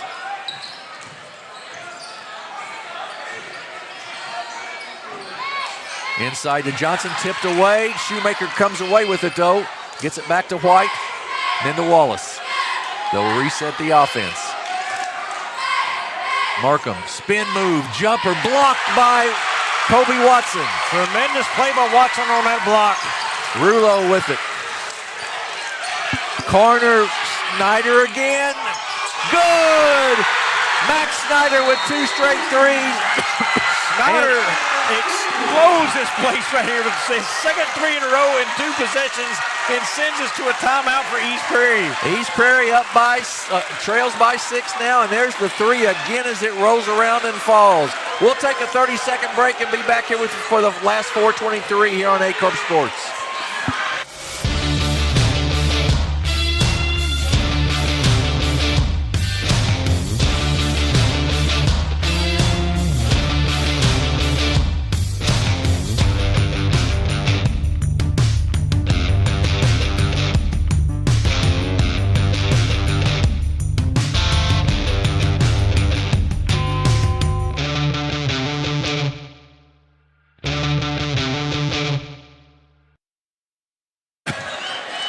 Welcome back to Scott City. Folks, hey, quick reminder, go to our Facebook page on Aycorp Sports.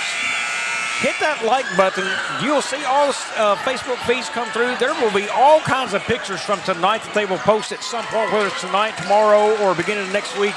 All kinds of great stuff there. Be sure to like that. Follow us. Follow us on YouTube as well. Hit that like button. You'll get notifications when we're about to go live. It's the best place to be is Aycorp Sports on any night of the week. Absolutely. 6-point lead for East Prairie after 2 big threes, for Scott City after 2 big threes by Max Snyder. East Prairie with the basketball. To Johnson. 4 minutes to go. A lot of time still in the ball game. Tipped. Rulo with the steal. To the basket. Up and good. Great hustle play by Rulo right there. Jalen Rulo with the big basket. And that's going to be a foul out front on Snyder. Boy, and that's not a good foul to make. White wasn't even making a move to the basket right there. Second foul on Snyder. But it's not that bad. It's only the second team foul, too. So, you know, they can still play aggressive basketball. White off to Johnson. Back out to Wallace. And that's going to be a travel. He jumped up and down. And I was just going to say East Prairie needed a big play, and that certainly was not it. Boy, East Prairie had turned around so well for 2 quarters, but they have lost focus here in the 4th. Max Snyder runs to the corner over here that he's hit 2 threes on. And he's open to underneath. Rulo. Oh, yeah, they missed him underneath. Rulo to Watson. And that's going to be on Noah Johnson. Yeah, but both players kind of put shoulders into each of them. Right. Johnson's going to be called on the blocking foul. That'll be his first one. Noah Johnson's first foul of the night, second team foul on the Eagles here in the fourth quarter. Rulo with it to Walton. Back to Rulo. That was smart basketball by Walton. He said, nope, I don't need to try to push the rim. I'm up big. Watson with it up top now. And they're willing to run a little clock. Watson all the way to the basket. And he'll shoot 2 free throws. Now when you're sitting right here, that's some big boy basketball when Watson's coming at you and Noah Johnson's guarding you. Well, and Watson thought right away, hey, I think I can beat you to the rim, and he was trying to get there as strong as he could. Kobe Watson with 2 free throws. First one up and long, no good. Scott City 8 of 14 from the free throw line. East Prairie 1 of 2. Well, East Prairie is 6 of 11 from 3. That may start to factor in here shortly because they may need some more to fall. 9-point lead, 54-45. Johnson with it. Kicks it in the corner. Markham for 3. Good, just There's like you said. 54-48. They needed a 3 right there. Rulo with it. Cross court. Gloff with it. Nice pass inside to Snyder, up and good. Max Snyder's, the sophomores, had a huge fourth quarter for Scott City. Well, how about the touch pass to get to Snyder from Walton? That's a great feed right there. Shoemaker to Johnson. Little turnaround jumper, good. 56-50 with 2:36 to go. I want to say action has picked up here in the fourth. Into Gloff and into Rulo. Watson to Gloff. And Johnson's going to pick up his third.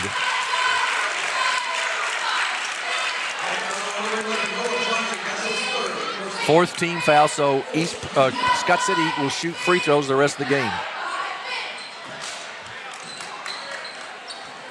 Scott City with 3 timeouts left, 2 for East Prairie. Gloff with it. Inside, nice touch pass once again. Same combination. That Absolutely. was Walton to Snyder. Snyder with 10 now. To Johnson. Then to Markham. Kicks it out. Wallace is open for 3. Misses it. No good. Watson with the rebound. And he kicks it out to Rulo. We're under 2 minutes, and it's an 8-point game. To Gloff. In the corner to Walton. How about the play of Walton tonight, the sophomore? Watson, good, and he'll be fouled and shoot one. And he drew that contact. Yeah, big man's got some moves down there. He does. I think we're going to get the replay. Yep, here we go. Yeah, he just come down late. He was a late guy of the trailer, and nobody saw him coming. He knew he was going to draw the contact too, and he's big enough to handle it and get the basket. 60-50 now, a 10-point lead for Scott City. Well, East Prairie is going to have to find some quick triggers right here on shots. 16 for Watson, 19 for Walton, 10 for Snyder for the Rams tonight. Free throw good. 11-point lead. Minute 40 and counting. They've got to be quick, and the shooters are on the far side of the floor. That's going to be a foul on Rulo. Third team foul. Yeah, he bailed White out there because both shooters are on the far side of the floor from him. Back to Markham. Markham's got to push. He's down 11, too much dribbling here. He's got to go. To Johnson. In the corner to White. To Shoemaker.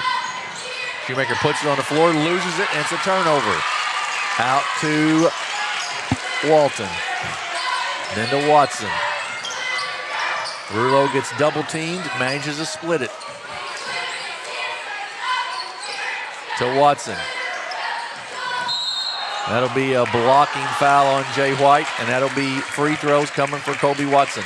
Yeah, and that may do it in there. You're down 11, and they're going to the line, and 1:08 left. And it was like we said, a game of runs. It was a 17-3 lead at one point for the Rams, then a 10-point lead for East Prairie, and now the Rams go up 12. Well, both teams have had magnificent moments in this game, but the fourth quarter just kind of unraveled before our eyes on East Prairie, and man, Scott City, credit them. They were up, they got back down. It seems like nothing could go the way, and they just fought and clawed back in the fourth quarter. 13-point lead, full timeout by Coach Dana Mueller for Scott City. We're going to take a quick break here with 1:08 to go, and it's a 13-point lead for the Scott City Rams. You're watching the Scott Mississippi County Tournament on Aycorp Sports.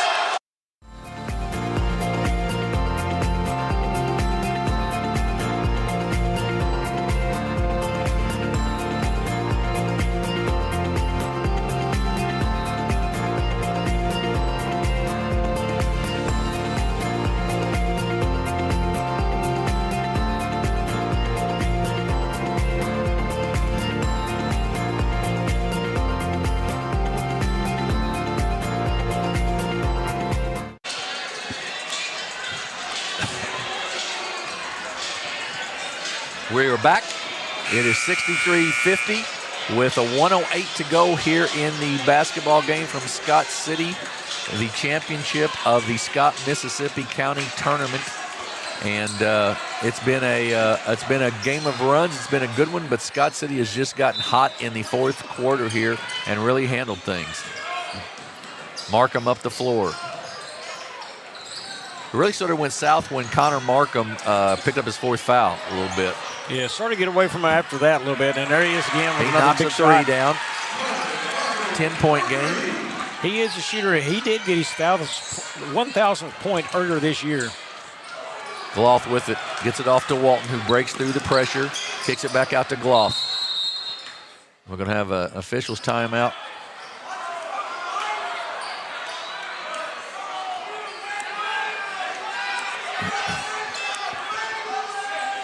Ball will go out of bounds to Scott City. 42.2 seconds to go in the ball game.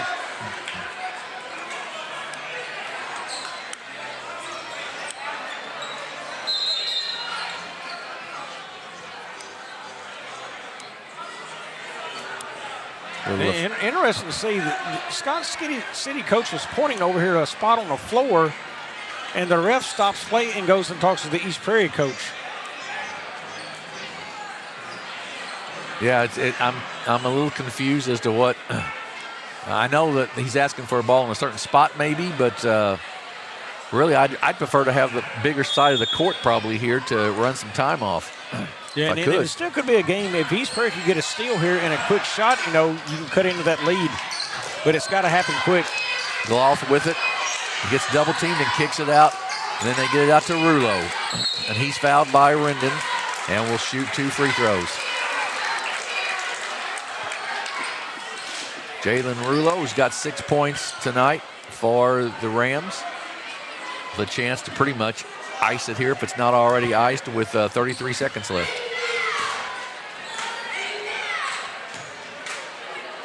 Will's free throw is good. Well, you like to see quality teams be able to close out games knocking down free throws. Yeah, absolutely. 12 of 18 now for Scott City. Going to fix the net once again. Yep. Oh, there we go.